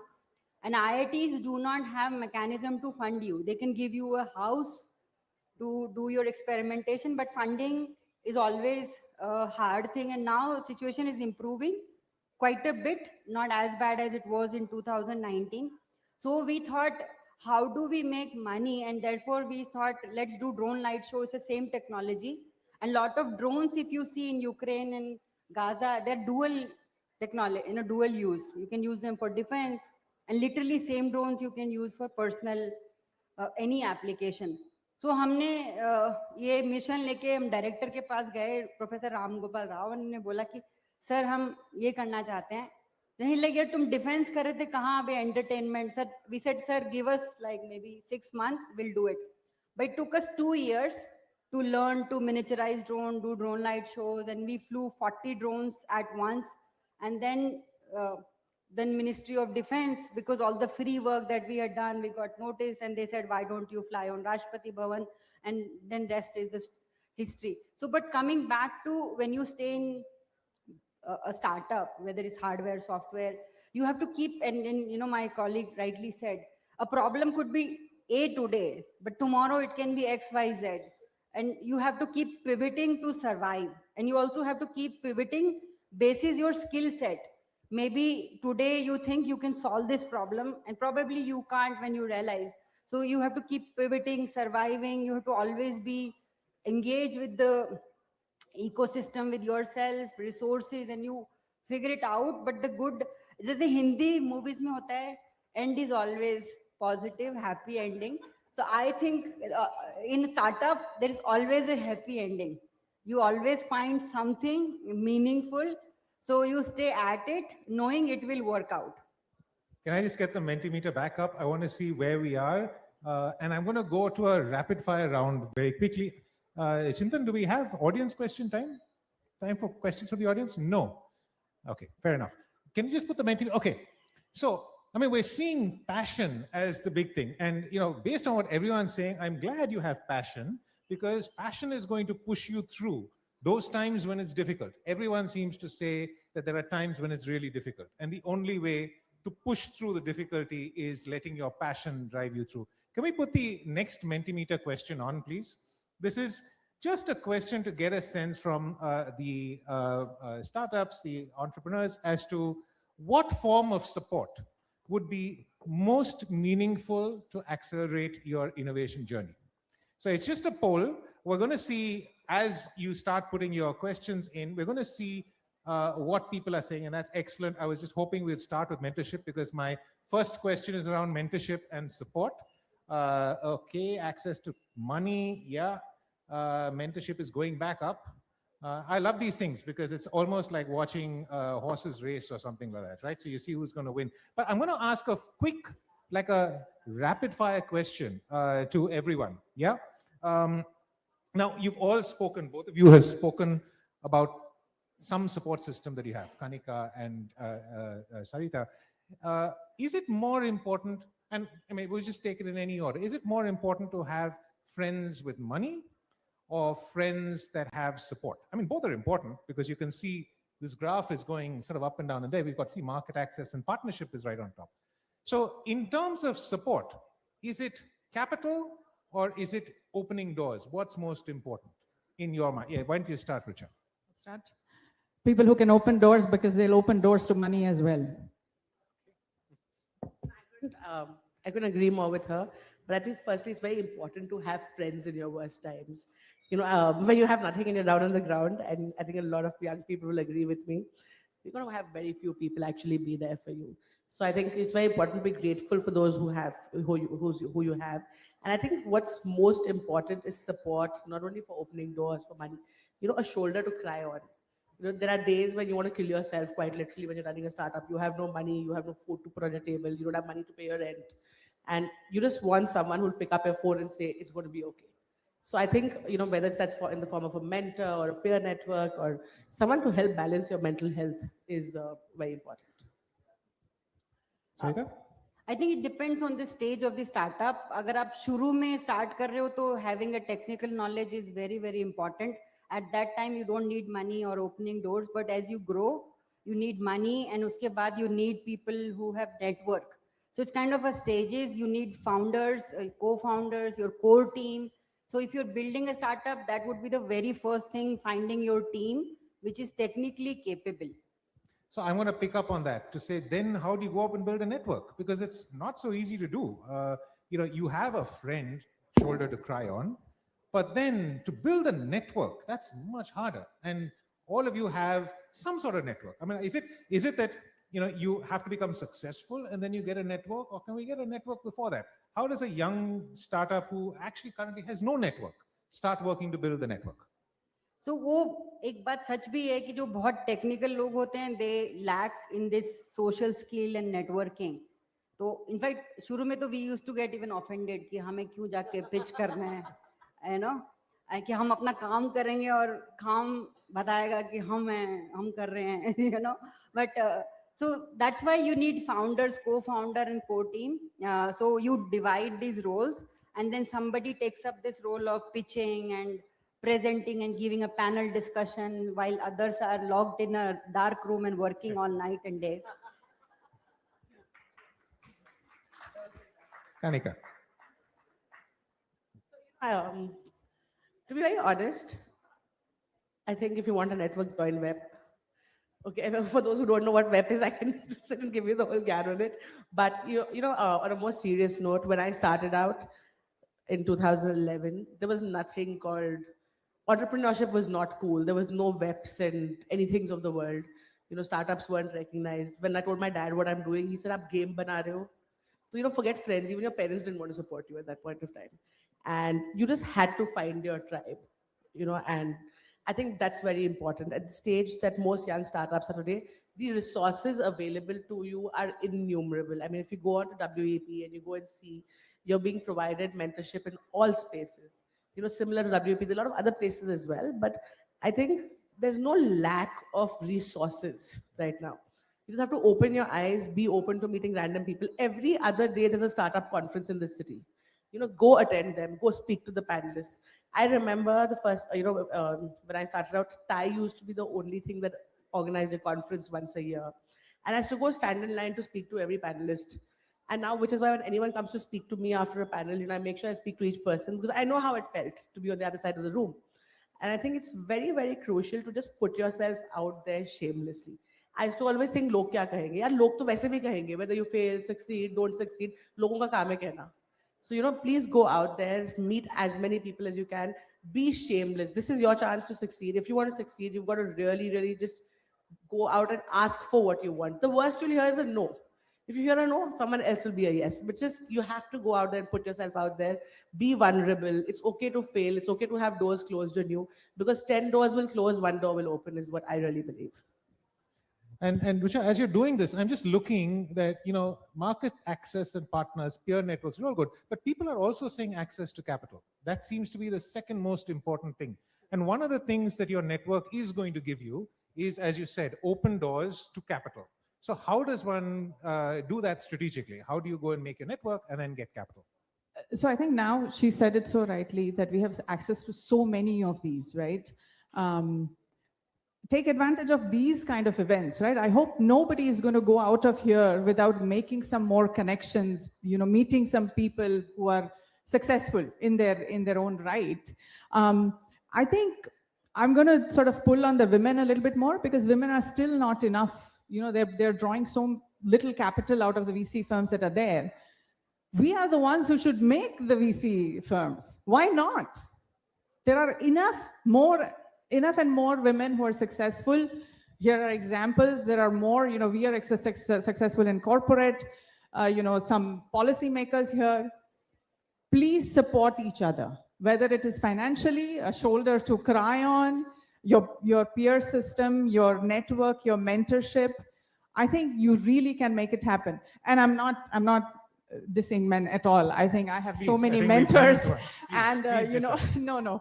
I actually have mentors, mostly have been men, and I'm standing on their shoulders, and sponsors and so on, one sitting right there. But I think consciously need to support more women through VC fundings. That is absolutely true. Still only 18%. Only 18% in India. So, yes, of course. I'm sorry to just jump in. I was Shark on Shark Tank most recently, and I was surprised to see that we had more pitches from women than men this year, at least in my time at the tank, which just goes to show you that there is so much talent out there, and all of us are looking for more and more women to invest in. Although I try to shut my eyes and be gender agnostic, but dil se lagta hai ki ladki ko hi support karna hai.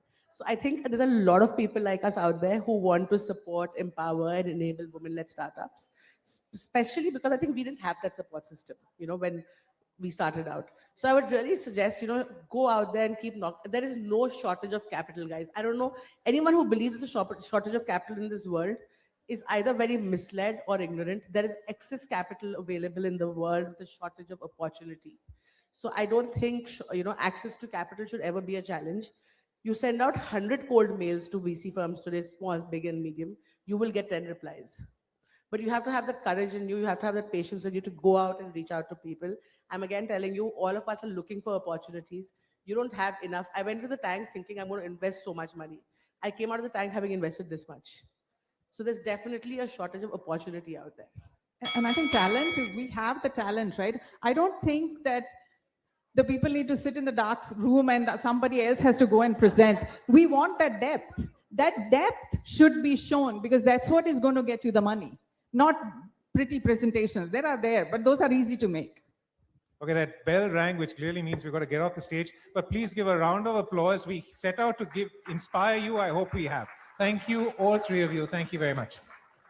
Thank you so much. And what an incredible panel. 3 cheers to these crusaders and to their gracious host. Please get a quick picture taken before you head off on the other side of the stage. There was somebody in this room, I was telling you about the G20 story, who wrote an article at that time that said that for a worthy idea, there is always the capital. So thank you for everything you said. Let's go and hear from one of you. Let's invite on stage Ria Rastagi, who will tell us about psychedelic. Ria, welcome. Let's give her a big round.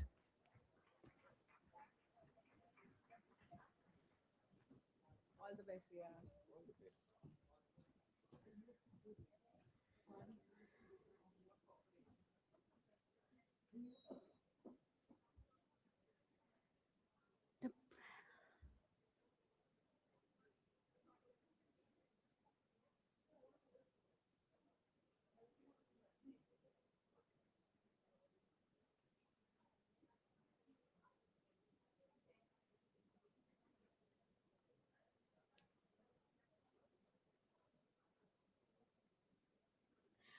Hi, everybody. My name is Ria Rostagi, and I'm the co-founder and CEO of Psychedelic. And these are headphones that do more than just play music. These are headphones that understand you, your mood, your emotions, and help you transform it. With the same team who built Newfini out of India, Newfini was India's first brain wearable EEG device. We built that for 4 years. We worked with a lot of B2B research entities, researchers, Sri Ravi Shankar, Art of Living, a lot of IISc, IITs who we worked with to understand how brain health, how neuro health really works. We've been in this space for more than 6 years. We were the first ones to start creating a wearable for your mental health and neurological health before we actually entered into the D2C space so that you as users can start using headphones that understand your emotions. When we try to understand, there are two types of people here. People who are hustlers, people who like to work 16 hours, people who like to work 12 hours, but they get tired, they get stressed, life comes in the way, they want to take a break, but that creates anxiety, that creates sleeplessness, and then your health takes a toll. Not that working hard is not good, it is, but then your health is the utmost priority. How can you actually manage both passion, hustle, and health? And this is how. Where there are a lot of variables which tell you just what's wrong with you, that you have high stress, bad sleep, bad recovery, and low steps. Psychedelic is that variable that in 15 minutes through neuroscience can help change your mood. These are normal headphones. You can use this to take meetings, you can use this to listen to music, but we have a PPG sensor in this which understands your heart rate. Through your heart rate and brain blood flow, we are able to estimate your emotions. Not just through that, we also take manual input. Through the manual input, we create a VAD score through the AI model that exists for the past 50, 60 years. We're able to estimate if you have anxiety, if you have sleeplessness, if you have drowsiness, what does that mean on your heart rate data? Over a period of time, through reinforcement learning, we are able to understand your emotions better. Over the next 1 month, 2 months, we are able to understand what sleepiness, what focus, what anxiety, what flow state means for your biomarkers. And not only that, we, through the science of music, can actually change your mood. We have an AI-based recommendation engine which plays just the right music to help you fall into sleep. Just the right music to help you focus better. And if that doesn't work, there comes neuromodulation. Neuromodulation, which stimulates your brain waves in the right direction. It's like that gear and that engine to your car to help you smoothen out the journey much better. It's backed by neuroscience. We're the first ones in the Indian market trying to do this in a headphone form factor so that lifestyle fitness is not just a 20-minute routine. It's a part of your life. We have a 92% efficacy where we tracked your EEG, we tracked your psychometric qualitative analysis, and your quantitative feedback before we even came into the market. This was my first prototype. I got this tested across 500 people in Delhi NCR, anybody and everybody who would try it, before we launched this version in the market in April. We've done some 80 odd units of sales in India before we launched globally, and we are seeing some amazing traction. Neurable was one of the companies in US who's working with NASA and defense, pricing their product at $699, which can just read your brain. Psychedelic is that variable which can read and write into your brain. Halo Sports was one variable funded by Khosla Ventures, $599 pricing, which did neuromodulation. And Innophones is another headphone which could read.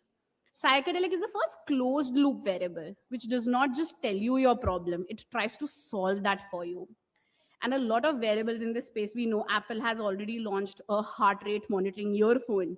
We know Samsung is entering into the market of dementia. We know brain health is the utmost importance right now, be it mental well-being or be it neurological health. And that's why we are doing this. Why we are doing this is because my elder sister was diagnosed with meningitis infection at the age of 25. She passed away after 4 months being in a stroke ICU with not much help.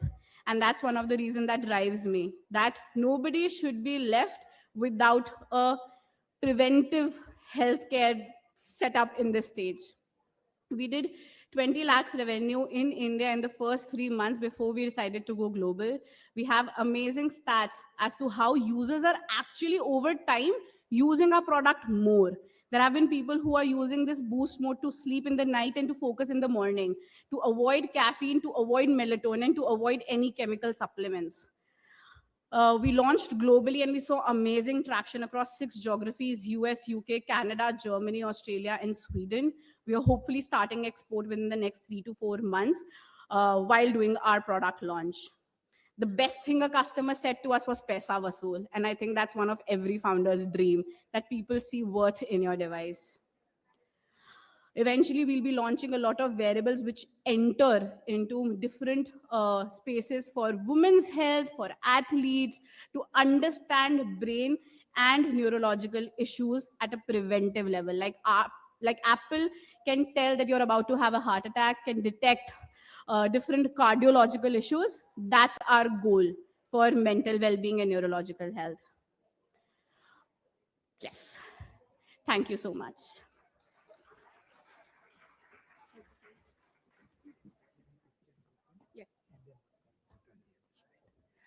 Well, what an incredible story. Congratulations and wish you the very best. You reminded me, Ria, of Professor Amar Bose, who built the Bose corporations. You see their headphones.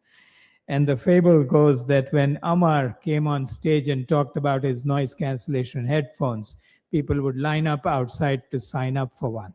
I hope something like that happens to you. So, well, before we go to the next session, do you all want to stand up and stretch like we did before? Why don't we stand up and just stretch a bit? Nobody minds a stretch, eh? In the afternoon, good. Tadasana, as they say it. All right, good.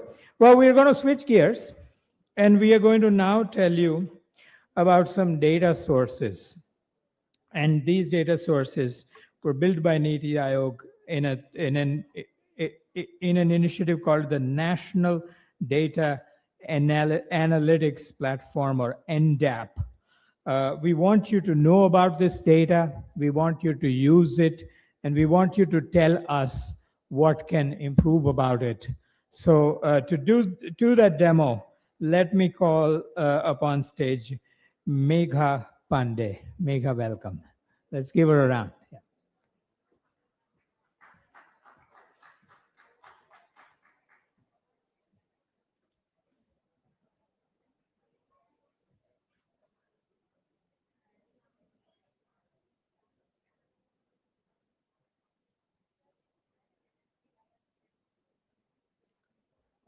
Hello, everyone. So the focus of today's demo is on unlocking the public data for innovation using India's National Data and Analytical Platform. The objective of this presentation is to demonstrate how a centralized data access platform can simplify the data discovery, improve interoperability of the data across ministries, and support evidence-based policy making. So here we'll briefly introduce you and walk through what is NDAP, and we'll see the practical use cases, the real life use cases where this NDAP is used for the quick data insights and policy decisions. So what is NDAP? NDAP is a flagship initiative of Niti Aayog. It stands for National Data and Analytics Platform. So it is a one-stop platform for all the published, publicly available data sets, which allows users to easily search, merge, visualize, customize, and download these data sets in few clicks. The aim of NDAP is to improve the access and the use of the public data sets by hosting it in a clean, machine-readable formats and ensuring the data in interoperability by mapping the data to the common sets of geographical and temporal dimensions. So what are the challenges, basically? Since we know across the public departments, public sector, huge volume of data is published every day, and it is available for public use, yet much of this data remains underused. Why? The key challenges are, first, the data is often fragmented. The data is available in silos. The data sets do not talk to each other. Why? Because the data comes from different departments in different formats, in different location and time granularities. As a result, they do not easily connect to each other, making the cross-sectoral or the cross-regional analysis really difficult. The second challenge is the cluttered. So many data portals exist in public, but they are mostly cluttered and the navigation is not that user-friendly. As a result, users face complex interfaces, unclear metadata, and inconsistent structures, which discourages the use and adoption of the public data from the various available portals. And the third major challenge is static. Most of the government data platforms have visualizations or dashboards which are static and which are not interactive and cannot be easily customized for further analysis. So these are the key reasons why the data which is available in public but is not fully utilized. So as a result, what NDAP, National Data and Analytical Platform, addresses all these challenges in the data ecosystem. And even though the substantial amount of data exists in the system at present, but at present, the tools and the frameworks that are required to convert this data into actionable insights is missing. So here, NDAP provides access to the standardized data in a single platform, allowing the users to search, merge, visualize, and download easily in a user-friendly way. Now coming to what are the features of NDAP. NDAP is designed not just as a data repository, but as a data access and analytical platform. The key features of NDAP addresses many of the practical challenges that are faced while working with the public data. First is standardized data. So NDAP hosts public data in the clean machine readable formats, and all the data sets are standardized using LGD, Local Government Directory, which is most up-to-date standard set of administrative boundaries. Second, key feature is interoperability of data. Data sets on NDAP are interoperable. And since we know that data sets come from different sectors, different departments, and they cannot be quickly merged. So with the NDAP's inbuilt feature, which is inbuilt merge tool, wherein you can quickly merge the data sets for deeper analysis. You can further customize, create your own visualizations. So data is made interoperable in NDAP. Second is user friendliness. Now NDAP offers a simple and intuitive user interface. Users can search easily using semantic search, natural language search, and filter the results by various ministries, region, sector, location, and time granularity. So in this way, NDAP makes the data discovery quite easy even for the non-technical users. Interactive visualizations. Using NDAP, users can select any data sets and indicators and create the required visualization in just a few clicks. It can be a bar chart, scatter plot, heat map, etc. These charts are interactive and customizable, allowing users to explore the patterns rather than just relying on the static and the fixed dashboards and reports. Feedback and suggestion. NDAP also includes a feedback button in the portal, wherein various users can comment, can give suggestions about improving the portal or including any other data sets as well, which are being reviewed and the action is taken upon. Even you can also register as an NDAP user to see the personalized search results based on your usage and the history. Now, the last and the most important feature of NDAP is use case-based approach. The data sets on NDAP are not directly onboarded, but them to view their child's health information directly. This reduces administrative workload while improving transparency and trust. Moving on to the impact slide. On a micro level, VV Vitals improves day-to-day student well-being at the surface. Schools can respond faster, identify recurring issues, manage these seasonal health illness cycles that take place every year. This leads to healthier environments and stronger school-family relationships.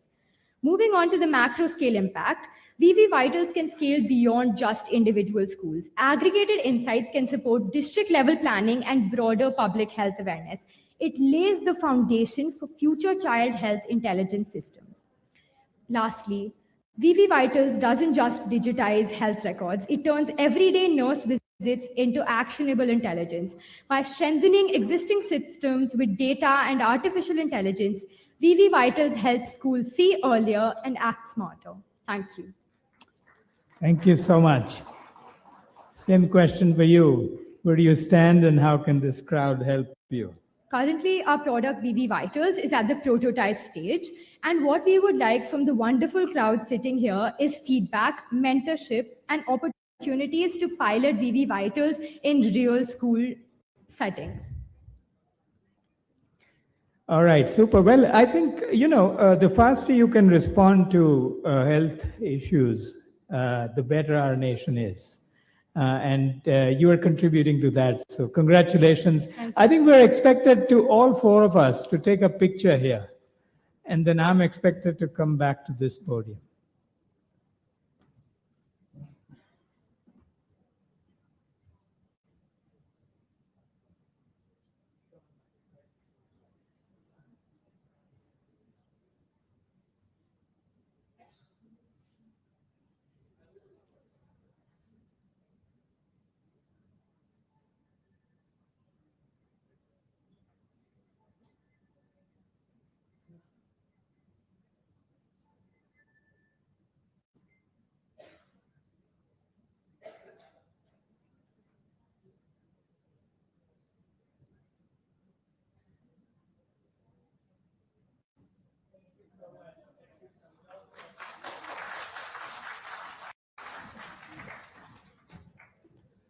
Okay, we're in the final stretch. Why don't we do a stretch? Why don't you stand up and do a quick stretch? And I'm going to ask you a question. Two quick questions. This picture, Pandita Ramabai's. How many of you think that the entire picture is AI? Nobody's hazarding that guess, because I think last time that wasn't the answer. Eh? So what about who thinks that the background is AI? Okay. Okay, and who thinks that the foreground, the person, is AI? Okay, roughly equal. Okay, the answer is background is AI and the foreground is the real person's photo. Okay, one more. We'll do one more. Feel free to stretch as you do that. How about this one? Maya Angelou's picture. How many of you think the entire thing is AI? You did instruction and then rendered and it renders and all that. Yeah. No tricky elimination business, okay? Yeah, okay. What about the background is AI? Okay. What about the foreground is AI? Okay, fewer votes for that. The answer is everything is AI. Okay, let's sit down. Let's go to a few more stories, and then we will invite Anna to tell us the winners of the top 10 teams. Okay, so the next story comes from Gautami, and she is going to tell us about Acquirex autonomous systems. Gautami, welcome to the podium. Let's give her a round of applause.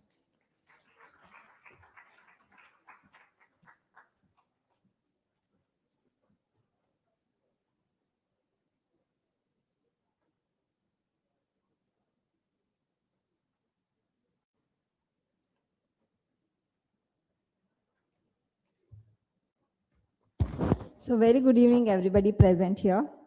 Firstly, to all the students who pitched before this, my kudos to all of you. You're gonna make something great by the time you're off graduating, because I started something like that immediately after graduation, soon after completing engineering, had this thought, we want to build products from India to the world. And that's how Aquarix Autonomous Systems was started, with a vision to build. So that's how Aquarix was started, with a vision to design and develop more sophisticated autonomous vehicle technology to conquer the ocean of opportunities. So today, if you look at the problem, even the smallest of the smallest inspection in the offshore environment takes a biggest of the biggest ships deployed. And that causes a huge operational and capex in the projects. And even today, we send our divers to do our underwater inspection, repair, and maintenance. And day by day, the death rate of divers and the skilled divers availability is declining. This is where we bridge the gap with the most sophisticated autonomous technologies, which can bring down the cost of operation, manpower involved, and carbon dioxide emission back into the water by 80%. These are the industries that we cater to, starting from marine borders and exclusive economic zones, subsea cables, submarine cables, and hydrocarbon, oil and gas, shipping, ports, harbor, and defense and security, of course, and environmental. Now, most of these use cases or the industries that I spoke about deals in this 4 category. One is survey and site intelligence, then asset inspection and asset integrity, then we have execution and intervention jobs underwater, then we have asset intelligence. Now, large part of this is done within a payload capability of 5 to 12 kgs, and that's exactly where we are catering into. So that's the team. My name is Gautami. I'm the co-founder and CEO of Aquarix, and Jitendra is a founder and CTO of Aquarix. 2 classmates started this immediately after graduating with no experience working in any corporate, not building a startup was our thing. We figured out our way. Now we stand strong. We are one of the IDEX winners.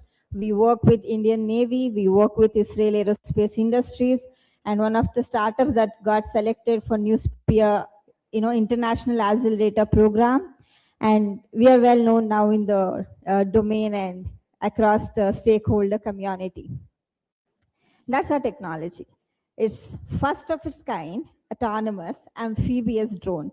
So this is the first kind of its vehicle which can transition from air to underwater and underwater to air. So this can do your dual domain ISR activities, and we actively work with defense applications for this. And this is a commercial vehicle, Nexa. Nexa is first of its kind, hovering autonomous underwater vehicle, where we bring autonomy layer to the inspections jobs that are done today. This can operate both with inbuilt batteries and externally powered theater systems, can give you up to 6 hours of endurance, can carry a payload up to 10 kgs, and also currently we are in a TRL 8 stage. We have done some of the deployments, and the depth rating is 300 meter. This can go all the way up to 300 meter down and do your inspection, surveillance, or search or reconnaissance activities. That's a recent deployment. We cracked one of the largest oil and gas company to work with, and you won't believe this is just a prototype. We don't even have a fully ready production level product, but we navigated that journey. We got our first big client and we deployed it real time with the client site. And the first sea test happened directly in the site of the client. We never did a sea trial before we take it to the site location. The entire team was, finger crossed to pray for the vehicle to not blast inside or get compressed. But we believed in our engineering. We believed in our team's work that has gone in last 1 year, and we successfully completed the project. And on the right hand side, what you see is the images captured by the vehicle. That's a pipeline clamp general visual inspection that we did. And there's a video, because it's a PDF, I'm not able to play the video here, but I can connect and show you the video later on. And yes, this is where the AI comes. We are not an AI software company, but we work a lot on physical AI. Now, AI that moves physical robotic systems. Now, if you see, our drones collect a lot of data, right? It could be a camera, it could be sonar, it could be acoustics. Now, the large part of the time goes in processing this data and making sure the data that you process gives reliable, compliance-ready reports and insights.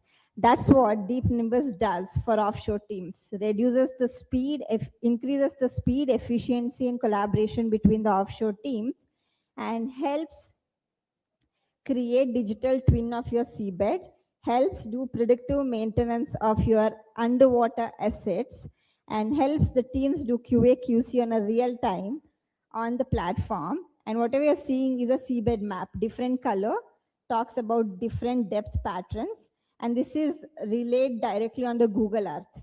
So if you don't need to render the whole sonar data to actually go and understand what's there in the data.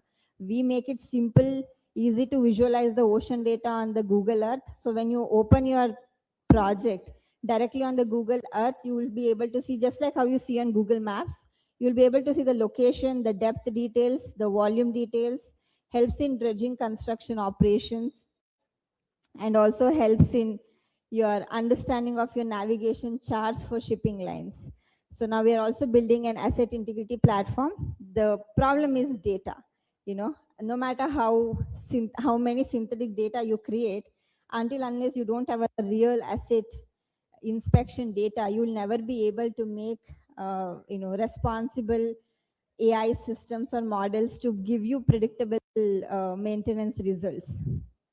So the upcoming projects in pipeline is, as we have 2 projects already where we deal with inspection. Now we have won one of the project with Karnataka state government to develop Aqua Groomer. Aqua Groomer is autonomous hull cleaning robot where we provide end-to-end service by doing inspection as well as cleaning of your marine growth of the hull, which usually results in 10 to 20% of reduction in the fuel consumption by ships.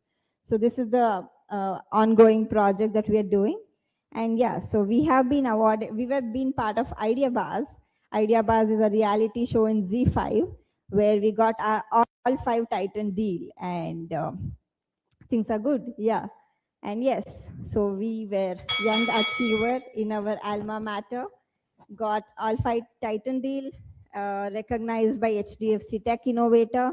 That's our Honorable Defense Minister meeting us in a stall. Top 4 cohort startups in IAN Newsphere. Top 50 Blue Robotics startups that was selected last year.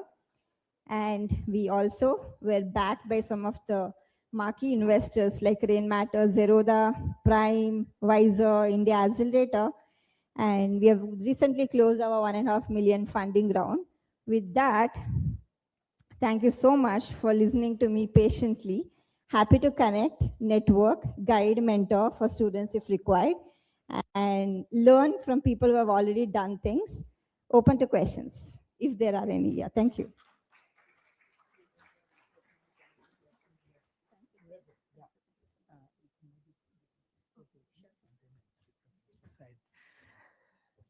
Oh my God.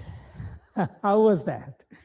Well, what an incredible problem statement to go after. Really terrific. Maza aa gaya, really. Awesome. So I think this is where India's edge is. Let's hear from one more entrepreneur. I'm going to invite on stage Shweta Sinha. She will tell us about Roshni AI by Dharma Life. Welcome, Shweta. Let's welcome her with a round of applause.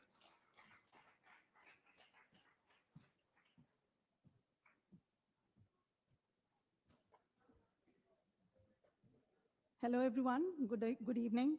It's been a really interesting day seeing all the solutions that everybody have brought here, and I hope I'm going to be going to excite you as much as I am excited to present Roshni AI. So I'm here representing Dharma Life.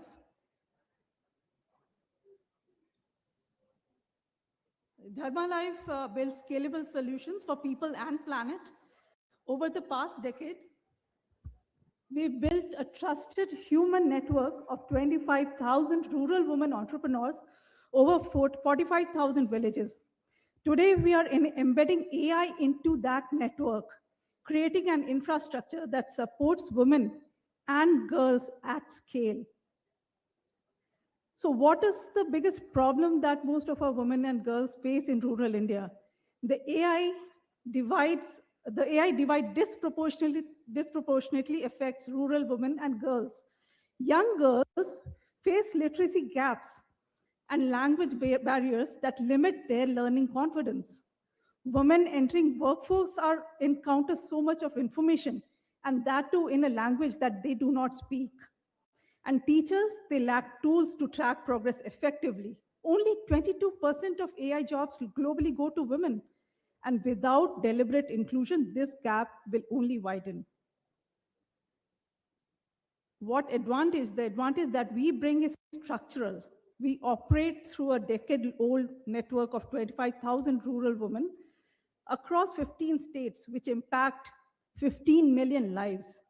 These women are digital change makers. They're trusted community leaders and real-time market connectors. They are the human distribution layer. Roshni AI is the intelligence layer on top of it. Together, we create a trusted, data-rich ecosystem that supports women, children, and especially girls where they live and in their own language. Roshni is a 24/7 voice-first AI, a learning companion that is embedded directly into the platform that the rural communities already use. It supports major Indian languages in both text and voice, so that the girls can learn in their own languages, in the language that they think in. It personalizes learning paths based on each student's strengths, their interests, what is their learning level, what is the language that they think in, talk in. It provides real-time dashboards to teachers to track every student's progress. And it continuously improves through field feedback and the usage data. This is not a standalone app. It is embedded in the infrastructure for the women and children that they already are familiar with. So if you see, Roshni operates in a 3-step architecture. First, it creates a personalized baseline. What it does is that it makes an initial assessment of the child. And builds a profile of what are their strengths, what are the gaps, what are the challenges they face, what is the language that they prefer to work in.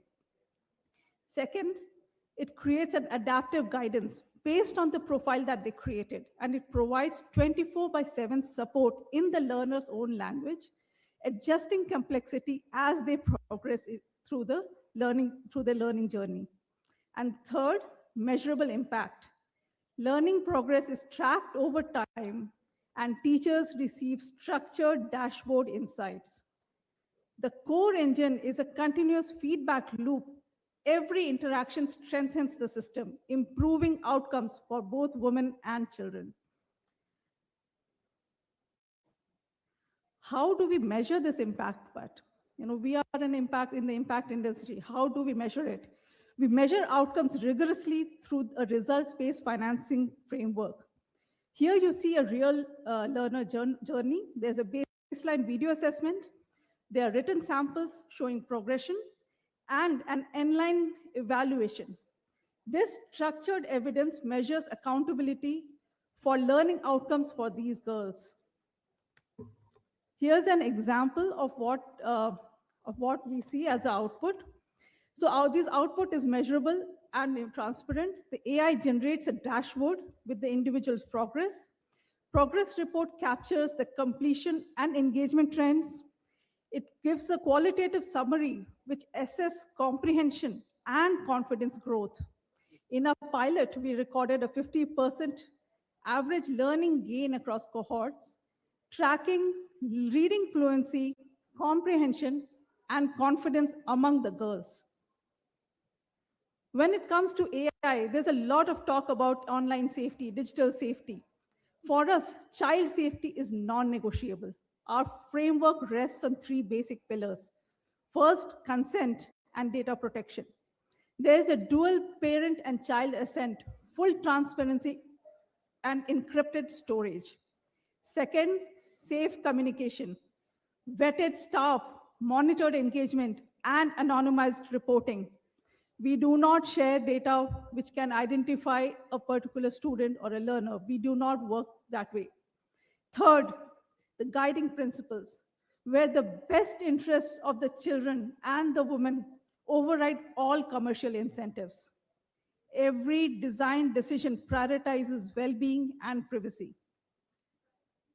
These numbers, these are our impact numbers which talk for themselves. So the measurable impact, if you see, we have seen 30% higher engagement rates in self-paced modules. We have seen 25% improvement in course completion. With Roshni AI, we've seen 50% faster identification of struggling learners. Teachers are able to save 5 to 7 hours per week in just tracking this progress. And we have seen 80% greater visibility into individual progress. To date, we have delivered over 2.5 million transactions or interactions across our network. Can we play the video, please? It's a short video showing one of our women in action using the app. Can we play the video, please?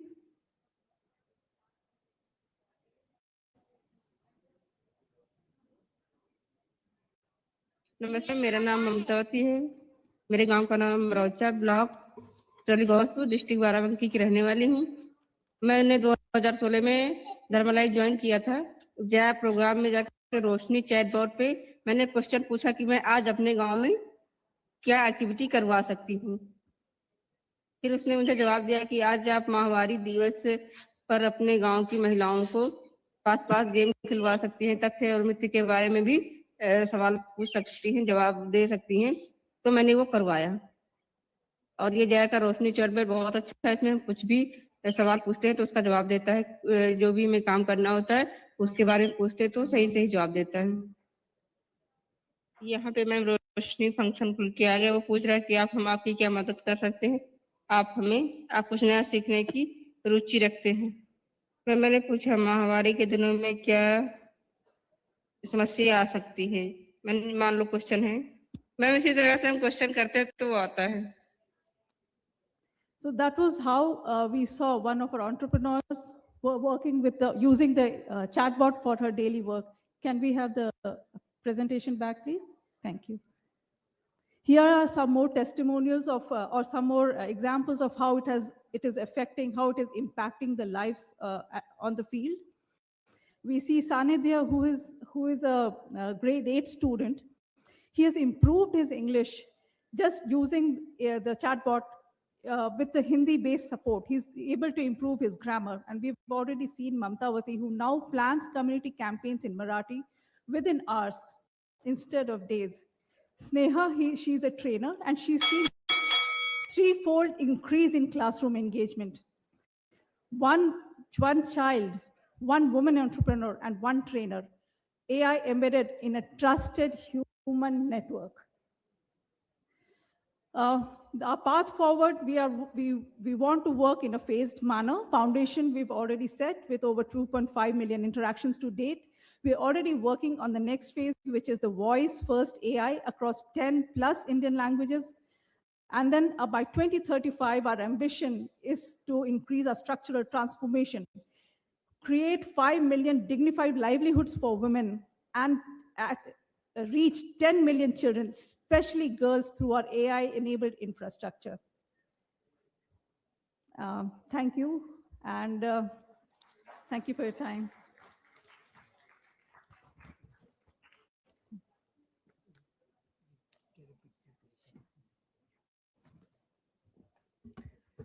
Well, thank you so much, Shweta. All of you heard at least 3 stories of personalized education during the day today. So it looks like the future of learning is going to be personalized education, which has been shown in literature that it is the best way to learn when you have your personal teacher. Most likely, for many things, that teacher is likely to be a machine. Let me ask you a question. How many of you, what's your guess? What percentage of India speaks English? Throw a number. 10, okay? 20. Somebody said 20. Any other numbers? 5. Okay, any other numbers? In psychology, you get anchored at a number when somebody says a number. So we have 5, 10, and 20.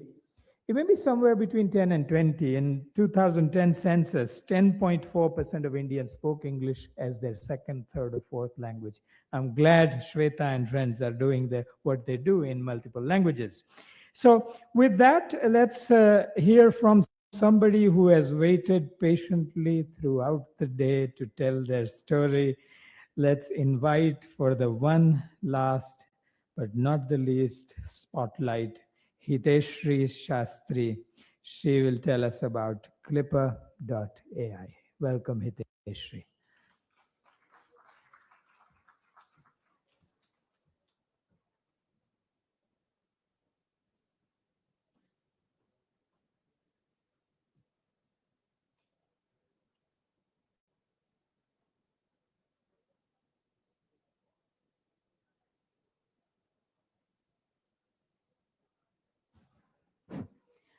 Good evening, ladies and gentlemen. It's pleasure to be here this evening presenting what we are building at Clipper.ai at Revision Thinking Labs.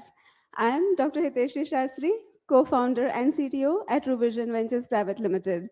I'm leading a cross-functional team of researchers at Revision that sits at intersection of climate scientists and AI researchers. So our solution goes as like this. We are trying to build a weather climate intelligence system, a digital public infrastructure system for India. And it sits at the intersection of science and AI. Sounds a little complex, but then don't worry, I'll make it simple going further. So I did my PhD at IIT Bombay, wherein my research focused on hyperlocal weather modeling for urban India. And that is from where genesis of this solution came to me. So what we are trying to do is bring the best of the science into application and industry scale to the national scale. We are building climate intelligence system, which stays the intersection of AI and physical science. So our goal is simple, but then as well as very ambitious. We are, set to build a system which is built in Bharat, for Bharat, and scalable and exportable to the world. So how does that go? It goes like this. If you just see the slide, here what we are talking is actually not a weather and climate problem. It is an infrastructure problem. And at this point in time, let us also realize that India has started taking infrastructure as digital national system. Let us think of identity in form of Aadhaar that has become a horizontal layer, or UPI in terms of the fintech digital infrastructure layer.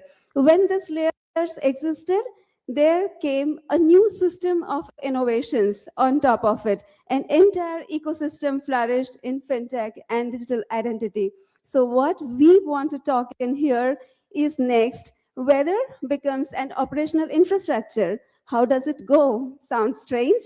Yes, but then not really that strange. Weather information do exist at this time, but then at the same time, it remains fragmented, averaged, and detached from real-time decision making. So what is this condition that I'm talking about? Urban systems, they don't receive real-time flood warning systems. Farmers don't know how to protect their crop in terms of adverse weather conditions. or say the heat stresses that occurs over the city, it doesn't translate in terms of what is going to be the next increase in energy demand. And disaster, it remains more reactive and not proactive how it should be. The gap that we are talking about is enormous. Consider the urban floods we all must have seen in news, if not in real. Consider the crop losses and 50,000 crores of disaster losses occurring every year. So this is the gap that we are trying to address in here in terms of a horizontal layer of weather and climate intelligence. So talking a lot about the problem, going to our solution, we are building Cleper.ai, which is what we call NCIS, National Climate Intelligence System. What it is, it has multiple modules such as hyperlocal weather forecasting, impact prediction AI, multi-hazard early warning, climate system intelligence, and digital climate twins. All of them remains a plugin wherein the government and independent entities can plug in for the data to flow to their system to bring the climate resilience information into their system. So let me try and draw a parallel to this, how UPI created a complete this fintech innovation. That is what we are talking about here in terms of weather and climate intelligence, a horizontal layer, a DPI, digital public infrastructure made with climate. And I mean, that is what our solution is all about. So how we are building it, this is how we build it. At the heart and core of the system remains physics-informed AI. What is physics-informed AI? Weather prediction is all the climate dynamics, what we studied in our physics, temperature, wind, sun, right? And then it goes on. So then that is robust and proven physics models which work and gives prediction. But then at the same time, these models are computationally very heavy. They are very slow, difficult to scale. On the other hand, remains AI models, which are quite swift, but then they lack the scientific grounding. They are just data driven. So climate scientists are kind of rejecting or not very convinced when you bring just AI and no physics into picture. So what we are trying to do is infuse physics and AI to make scalable, robust models that work at hyperlocal scale and are reducing the cost of per forecast cost at a good level. So that is our solution. We inject a lot of real-time data to make it more robust in terms of time, say satellite data, radar, ground observations, terrain, all whatnot. On top of it remains our impact layer. So you estimated the condition, how it translates in terms of ground condition. So say you have some extreme weather, so there is a stress to the energy system, urban system, infrastructure system. The stress estimation is our next layer. And the last is intelligence. So the system is not static, built in once, keeps on functioning. No, what we are building is the self-improvising system with lot of features which iterates it whenever it deviates from the real ground scenarios. So that is our solution. And yeah, so why we are here and what is our ask? I mean, our approach is, validate, do a pilot and scale. So when we are talking about weather as an infrastructure, I mean, credibility and, the reliability is non-negotiable. Again, trust is to be engineered and not to be, commanded or to be just imposed. So we need lot of validation. We want organizations, agencies to validate and use our models that will bring more and more credibility to this system of modeling. At the same time, we also need to do a lot many pilots to make the system test in the real scenarios so that, I mean, we can estimate what is the cost saving or what is the operational ease raised in there. and all whatnot. And the third is a scalable. So any proven system can be put into multi-city pilots or at scale plugged into the disaster control rooms, agricultural, large-scale forecasting, adoption systems, and all. So this is our ask, and yeah, so I mean, we are not building a product in isolation as a team. We are just co-creating what we call NCSI, National Climate Digital Infrastructure, and the partnerships in this room will determine how this will shape further in resilient India. Request to please play the video. We have a short demo of our working pilot here. Extreme weather isn't a rare disaster anymore. It's a daily operational risk for cities, power systems, and insurance. We don't lack weather data. We lack decision-grade intelligence, hyperlocal, impact-linked, and actionable for teams who must act before disruption. Clipper.ai delivers hyperlocal flood early warning, AQI dispersion insights, heat risk mapping, and long-term climate risk layers, so municipalities protect lives, infrastructure, and budgets. We envision Clipper.ai as a cornerstone of digital public infrastructure, just like UPI and Aadhaar. Built for India, yet designed for the world, Clipper.ai is exportable intellectual property at its core. By integrating physics-informed AI and quantum computing, it unlocks powerful new possibilities in weather and climate intelligence. This is not just technology for one nation. It's infrastructure for a smarter, more resilient planet. In energy, weather becomes money. Demand spikes, renewable variability, and asset risk directly impact the grid. Clipper.ai converts forecast into operational signals, feeder level risk, ramp events, outage probability, helping utilities plan procurement, optimize dispatch, and avoid preventable disruptions.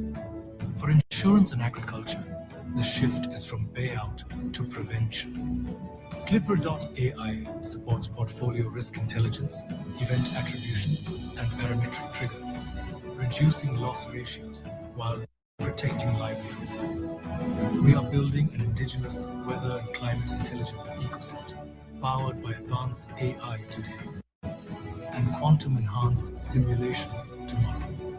Clipper.ai turns weather into action, so systems don't just react to the future, they're ready for it.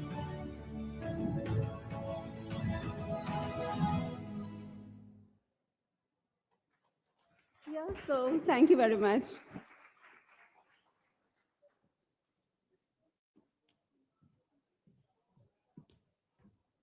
Wow, well, thank you for your imagination, Dr. Shastri.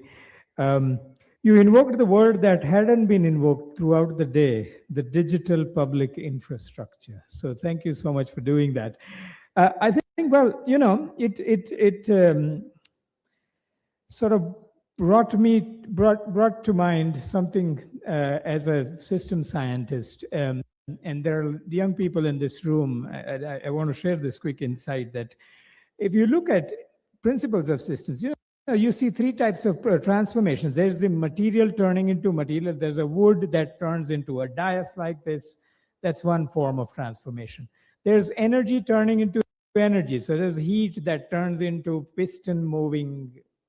That's one form of energy displacement, heat into displacement. There's information, bits turning into bits, right? But then I think the exciting part that we have heard this afternoon, several ideas are turning one form into another. So for instance, the climate is a physical thing that's being turned into informational thing.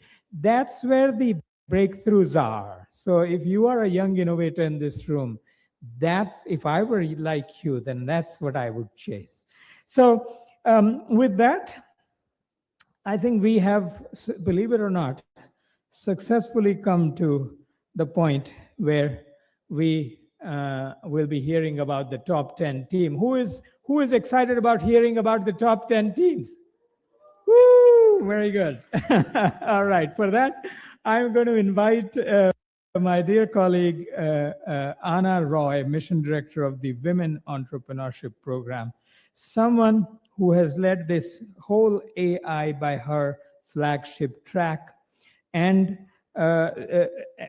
someone who also provided leadership without which the Women Entrepreneurship Program of the Niti Aayog would not have taken place. So let's welcome Anna. She'll tell us about WEP, and then she will also tell us about the top 10.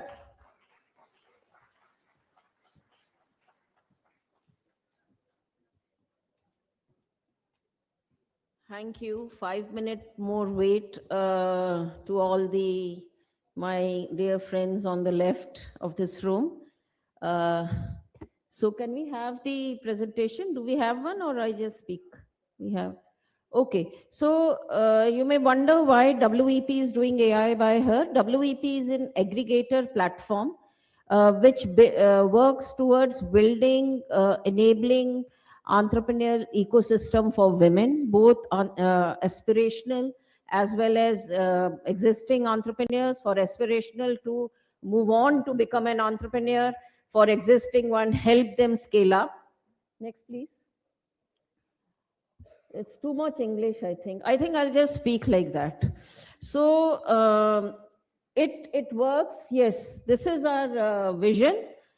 Our vision is Ichha Shakti, Gyan Shakti, Karma Shakti. Basically, we do behavioral aspect under Ichha Shakti to start an enterprise and to grow your enterprise.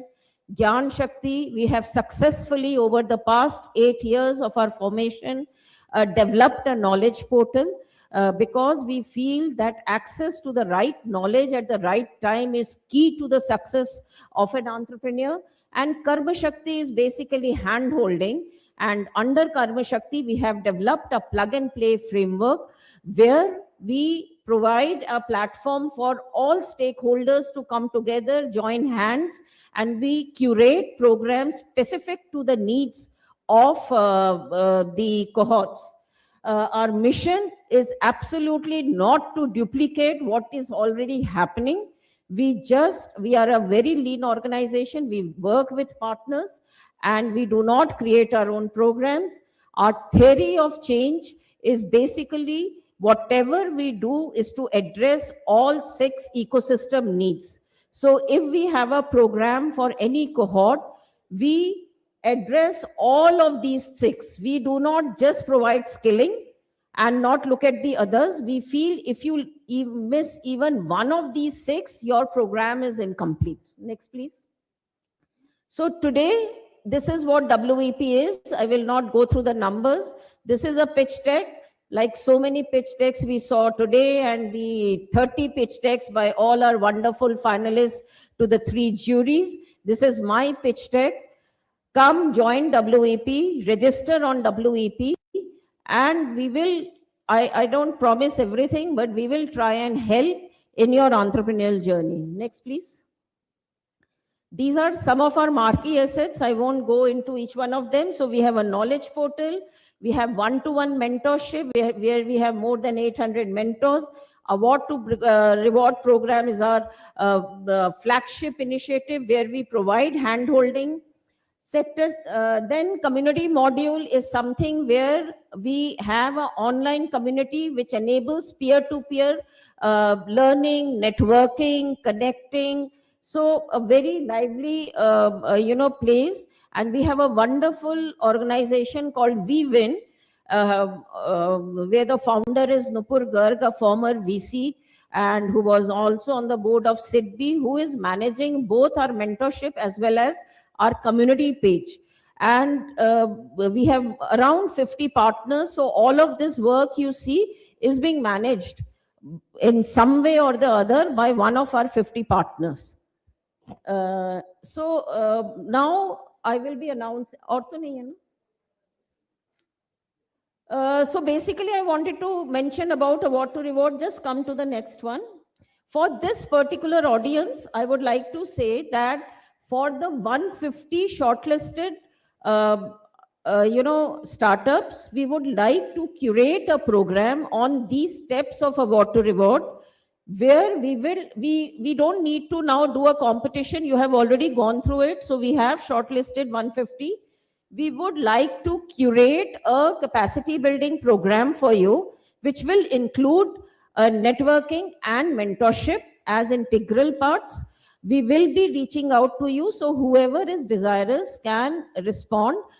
And we would try to, because while we have worked in other sectors, deep tech is one area where we do not have a award to reward program as of now. So this is what under which, for the top 150 shortlisted AI by her participants, we would try to work out something. And I already have spoken to some of the other companies who were present today, and they have expressed interest in working with WEP. On that note, I would now move on to announce the top 10 winners.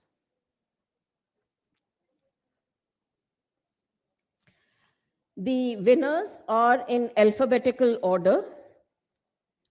Before I announce, please do not use your social media handles to share this information.